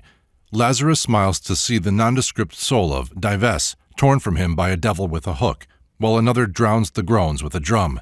Satan squirts an infernal baptism on the departing soul, and the earnest cooperation of the archangel justifies the satisfaction of Lazarus and Abraham. This degraded belief is still found in the almost gleeful pulpit picturings of physical agonies as especially attending the deathbeds of infidels, as Voltaire in Pain, and its fearful result is found in the degree to which priesthoods are still able to paralyze the common sense and heart of the masses by the barbaric ceremonials with which they are permitted to surround death, and the arrogant line drawn between unorthodox goats and credulous sheep by consecrated ground. Mr. Curie, in his interesting volume of The Dawn of History, says that it has been suggested that the youthful winged figure on the drum of a column from the Temple of Diana at Ephesus to the British Museum may be a representation of Thanatos, death. It would be agreeable to believe that the only important representation of death left by Greek art is that exquisite figure, whose high tribute is that it was at first thought to be love. The figure is somewhat like the tender Eros of pre-Raphaelite art, and with the same look of gentle melancholy. Such a sweet and simple form of death would be worthy of the race which, amid all the fiery or cold rivers of the underworld which had gathered about their religion, still saw running there the soft flowing stream of forgetfulness. Let one study this Ephesian Thanatos reverently. No engraving or photograph can do it even partial justice, and then, in its light, read those myths of death which seem to bear us back beyond the savagery of war and the artifices of priests to the simpler conceptions of humanity. In its serene light, we may especially read both Vedic and Iranian hymns and legends of Yama. The first man to die became the powerful Yama of the Hindus, the monarch of the dead, and he became invested with metaphors of the sun that had set. In a solemn and pathetic hymn of the Vedas, he is said to have crossed the rapid waters, to have shown the way to many, to have first known the path on which our fathers crossed over. But in the splendors of sunset, human hope found its prophetic pictures of a heaven beyond. The Vedic Yama is ever the friend. It is one of the most picturesque facts of mythology that, after Yama had become in India another name for death, the same name reappeared in Persia and in the Avesta as a type at once of the Golden Age in the past and of paradise in the future. Such was the Iranian Yima. He was that Flos Regum, whose reign represented the ideal of human happiness, when there was neither illness nor death, neither heat nor cold, and who has never died. According to the earlier traditions of the Avesta, says Spiegel, Yima does not die, but when evil and misery began to prevail on earth, retires to a smaller space, a kind of garden or Eden, where he continues his happy life with those who remained true to him. Such have been the antecedents of our many beautiful myths, which ascribe even an earthly immortality to the great, to Barbarossa, Arthur, and even to the heroes of humbler races as Hiawatha and Gloskep of North American tribes, who are or were believed to have sailed into the fiery sunset, or sought some fair island, or to slumber in a hidden grotto until the world shall have grown up to their stature and requires their return. In Japan, the Shinto god of hell is now named Ama, and one may suspect that it is some imitation of Yama by reason of the majesty he still retains in the popular conception. He is pictured as a grave man wearing a judicial cap, and no cruelties seem to be attributed to him personally, but only to the Oni, or demons of whom he is lord. The kindly characteristics of the Hindu Yama seem in Persia to have been replaced by the bitterness of Ahriman, or Anra Mainyu, the genius of evil.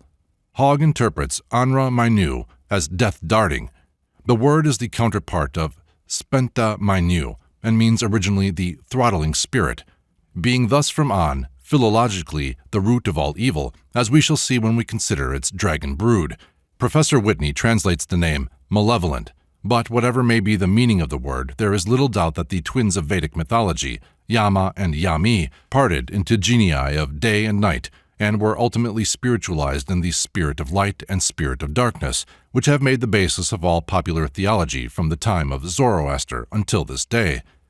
Nothing can be more remarkable than the extreme difference between the ancient Hindu and the Persian view of death. As to the former, it was the happy introduction to Yama. To the latter, it was the visible seal of Ahriman's equality with Ormuzd. They held it in absolute horror. The Towers of Silence stand in India today as monuments of this darkest phase of the Parsi belief. The dead body belonged to Ahriman and was left to be devoured by wild creatures, and although the raising of towers for the exposure of the corpse, so limiting its consumption to birds, has probably resulted from a gradual rationalism which has from time to time suggested that by such means souls of the good may wing their way to Ormuzd, yet the Parsi horror of death is strong enough to give rise to such terrible suspicions, even if they were unfounded, as those which surround the tower, or Kaos Daukma, in June 1877. The strange behavior of the corpse-bearers in leaving one tower, going to another, and afterwards, as was said, secretly repairing to the first, excited the belief that a man had been found alive in the first and was afterwards murdered. The story seems to have begun with certain young Parsis themselves, and whether it be true or not, they have undoubtedly interpreted rightly the ancient feeling of that sect with regard to all that had been within the kingdom of the King of Terrors.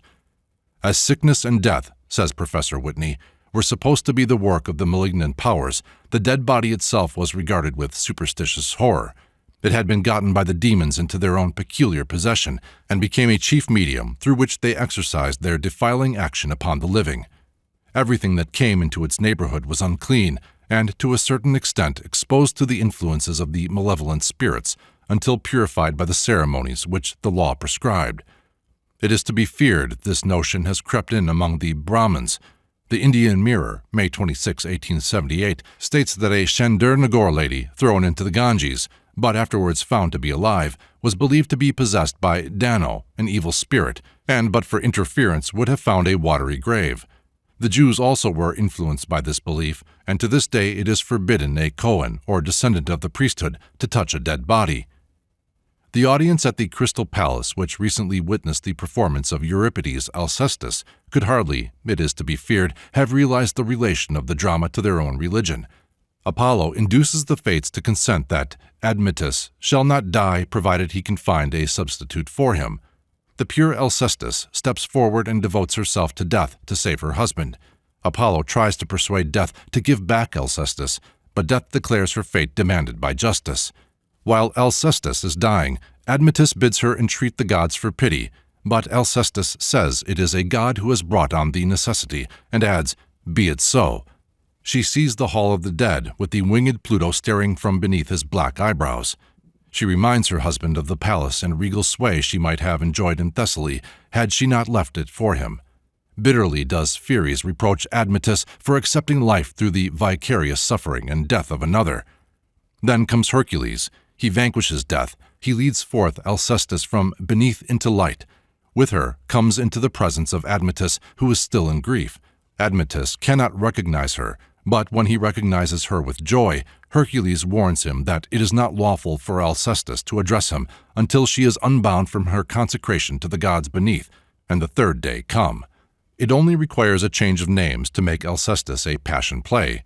The unappeasable justice, which is as a fate blinding the deity, though it may be satisfied vicariously, the last enemy, death, the atonement by sacrifice of a saintly human being, who from a father's palace is brought by love freely to submit to death, the son of a god, Zeus, by a human mother, Alcmene, the god-man Heracles, commissioned to destroy earthly evils by 12 great labors, descending to conquer death and deliver one of these spirits in prison, the risen spirit not recognized as first, as Jesus was not by Mary, still bearing the consecration of the grave until the third day, which forbade intercourse with the living. Touch me not, for I am not yet ascended to my Father.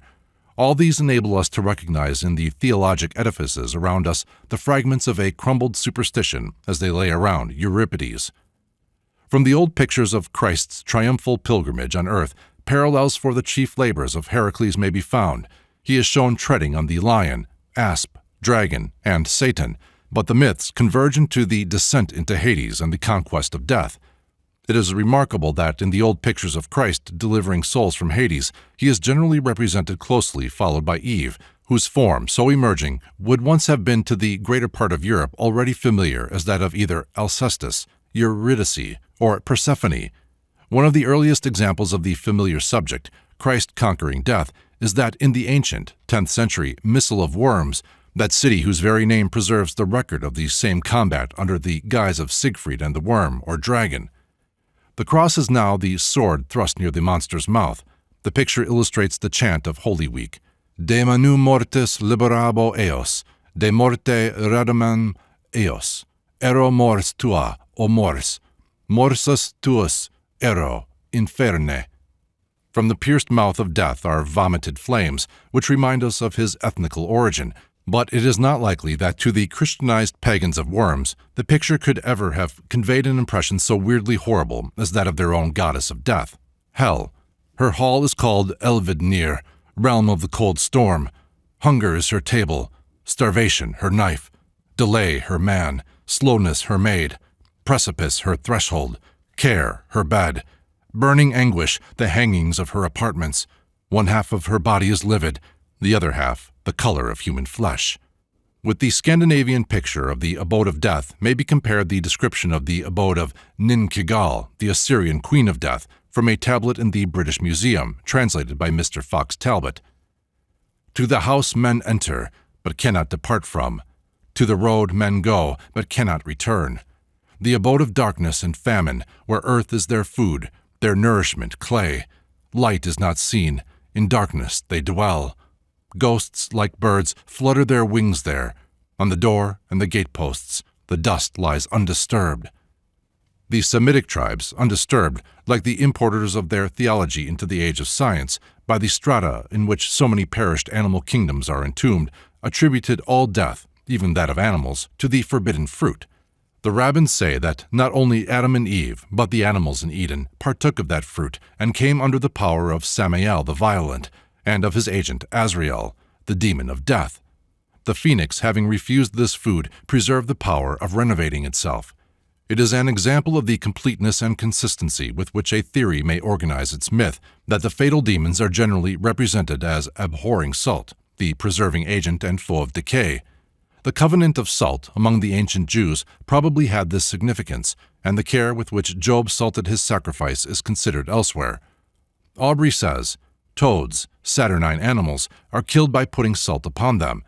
I have seen the experiment." The devil, as heir of death demons, appears in all European folklore as a hater of salt.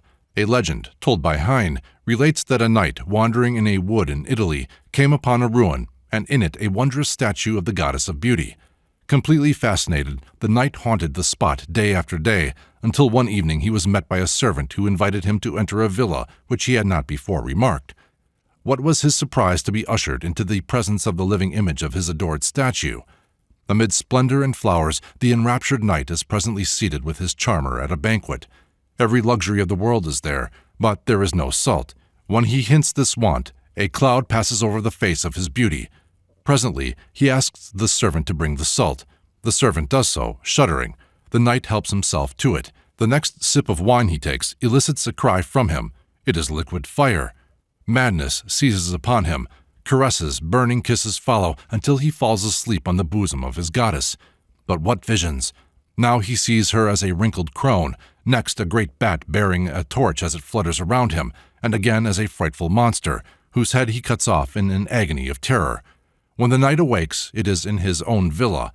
He hastens to his ruin and to the beloved statue. He finds her fallen from the pedestal, and the beautiful head cut from the neck lying at her feet. The Semitic angel of death is a figure very different from any that we have considered. He is known in theology only in the degradation which he suffered at the hands of the rabbins, but originally was an awful but by no means evil genius. The Persians probably imported him under the name of Asuman, for we do not find him mentioned in their earlier books, and the name has a resemblance to the Hebrew shamad, to exterminate, which would connect it with the biblical destroyer, Abaddon. This is rendered more probable because the Zoroastrians believed in an earlier demon, Visaresha, who carried souls after death to the region of Deva worshippers in India.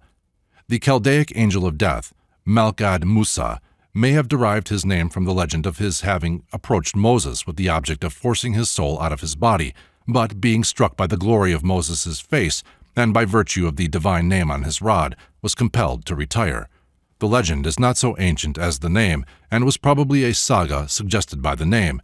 It is obviously the origin of the tradition of the struggle between Michael and Satan for the body of Moses. Jude 9.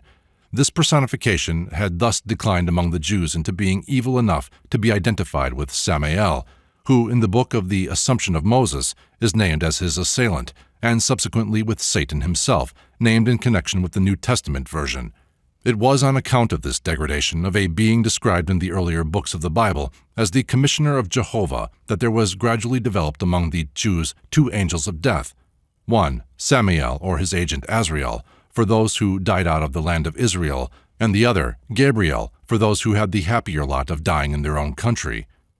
This relegation of Samael to the wandering Jews, who, if they died abroad, were not supposed to reach paradise with facility, if at all, is significant, for Samael is pretty certainly a conception borrowed from outlying Semitic tribes. What that conception was we find in Job 18:18, where he is the king of terrors, and still more in the Arabic Azrael. The legend of this typical angel of death is that he was promoted to his high office for special service. When Allah was about to create man, he sent the angels Gabriel, Michael, and Israfel to the earth to bring clay of different colors for that purpose. But the earth warned them that the being about to be formed would rebel against his creator and draw down a curse upon her, the earth, and they returned without bringing the clay. Then Azrael was sent by Allah, and he executed his commission without fear, and for this he was appointed the angel to separate souls from bodies. Azrael had subordinate angels under him, and these are alluded to in the opening lines of the Surah 79 of the Quran. By the angels who tear forth the souls of some with violence, and by those who draw forth the souls of others with gentleness.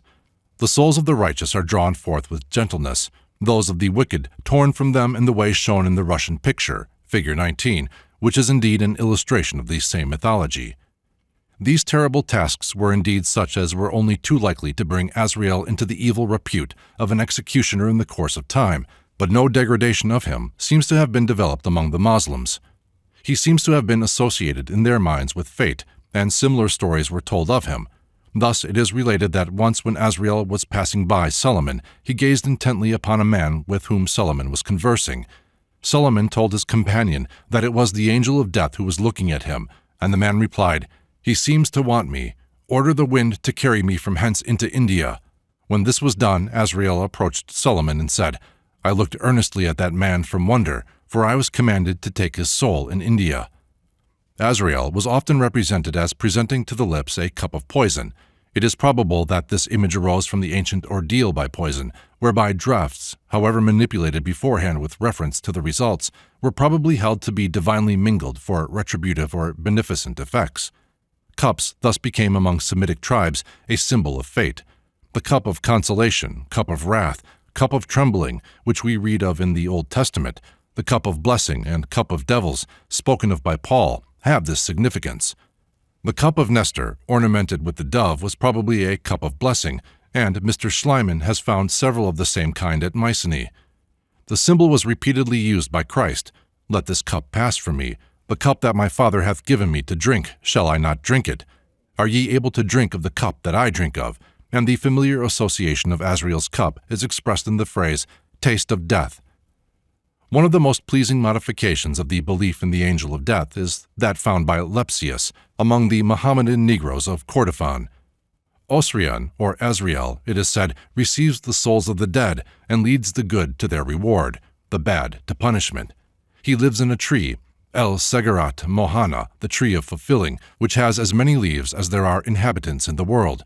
On each leaf is a name, and when a child is born, a new one grows.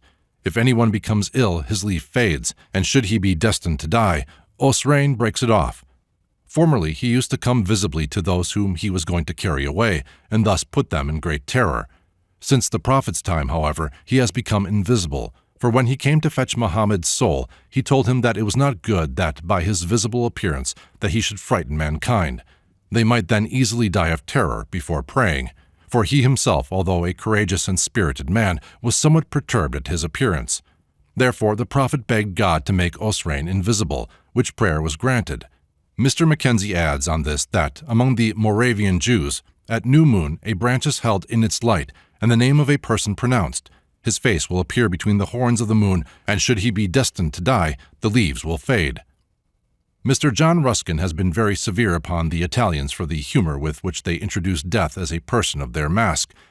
When I was in Venice in 1850, he says, the most popular piece of the comic opera was Death and the Cobbler, in which the point of the plot was the success of a village cobbler as a physician in consequence of the appearance of death to him beside the bed of every patient who was not to recover, and the most applauded scene in it was one in which the physician, insolent in success and swollen with luxury, was himself taken down into the abode of death and thrown into an agony of terror by being shown lives of men under the form of wasting lamps and his own ready to expire, on which he expresses the opinion that this endurance of fearful images is partly associated with indecency, partly with general fatuity and weakness of mind, but it may not rather be the healthy reaction from morbid images of terror with which a purely natural and inevitable event has so long been invested by priests and portrayed in such popular pictures as The Dance of Death. The mocking laughter with which the skeletons beset the night in our picture, figure 20, from the wall of La Che Dio, Alvaron, marks the priestly terrorism, which could not fail to be vulgarized even more by the frivolous. In 1424 there was a masquerade of the Dance of Death in the Cemetery of the Innocents at Paris, attended by the Duke of Bedford and the Duke of Burgundy, just returned from battle. It may have been the last outcome in the West of Cali's dance over the slain, but it is fortunate when fanaticism has no worse outcome than folly. The skeleton death has the advantage over earlier forms of suggesting the naturalness of death. It is more scientific. The gradual discovery by the people that death is not caused by sin has largely dissipated its horrors in regions where the ignorance and impostures of priestcraft are of daily observation, and although the reaction may not be expressed with good taste, there would seem to be in it a certain vigor of nature, reasserting itself in simplicity. In the northern world, we are all too somber in the matter. It is the ages of superstition which have molded our brains, and too generally given to our natural love of life the unnatural counterpart of a terror of death. What has been artificially bred into us can be cultivated out of us. There are indeed deaths corresponding to the two angels, the death that comes by lingering disease and pain, and that which comes by old age. There are indeed Azraels in our cities who poison the food and drink of the people and mingle death in the cup of water, and of them there should be increasing horror until the gentler angel abides with us, and death by old age becomes normal. The departure from life being a natural condition of entering upon it, it is melancholy indeed that it should be ideally confused with the pains and sorrows often attending it. It is fabled that Menipus, the cynic, traveling through Hades, knew which were the kings there by their howling louder than the rest. They howled loudest because they had parted from most pleasures on earth. But all the happy and young have more reason to lament untimely death than kings. The only tragedy of death is the ruin of living love. Mr. Watts, in his great picture of Love and Death, Grosvenor Gallery, 1877, revealed the real horror. Not that skeleton which has its right time and place, not the winged demon, called angel, who has no right time or place, is here, but a huge, hard, heartless form, as of man half block out of marble. a terrible emblem of the remorseless force that embodies the incompleteness and ignorance of mankind, a force that steadily crushes hearts where intellects are devoting their energies to alien worlds. Poor love has little enough science. His puny arm stretched out to resist the colossal form is weak as the prayers of agonized parents and lovers directed against never-swerving laws. He is almost exhausted. His lustrous wings are broken and torn in the struggle. The dove at his feet crouches mateless. The rose that climbed on his door is prostrate. Over his shoulder, the beam-like arm has set the stony hand against the door where the rose of joy must fall. The aged, when they die, do but follow the treasures that have gone before. One by one, the old friends have left them, the sweet ties parted, and the powers to enjoy and help become feeble. When of the garden that once bloomed around them, memory alone is left. Friendly is death to scatter also the leaves of that last rose where the loved ones are sleeping. This is the real office of death. Nay, even when it comes to the young and happy, it is not death, but disease that is the real enemy. In disease there is almost no compensation at all, but learning its art of war. But death is nature's pity for helpless pain.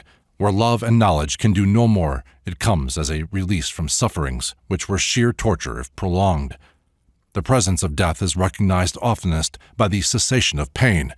Superstition has done few heavier wrongs to humanity than by the mysterious terrors with which it has invested that change which, to the simpler ages, was pictured as the gentle river of Lethe, flowing from the abode of sleep, from which the shades drank oblivion alike of their woes and of the joys from which they were torn.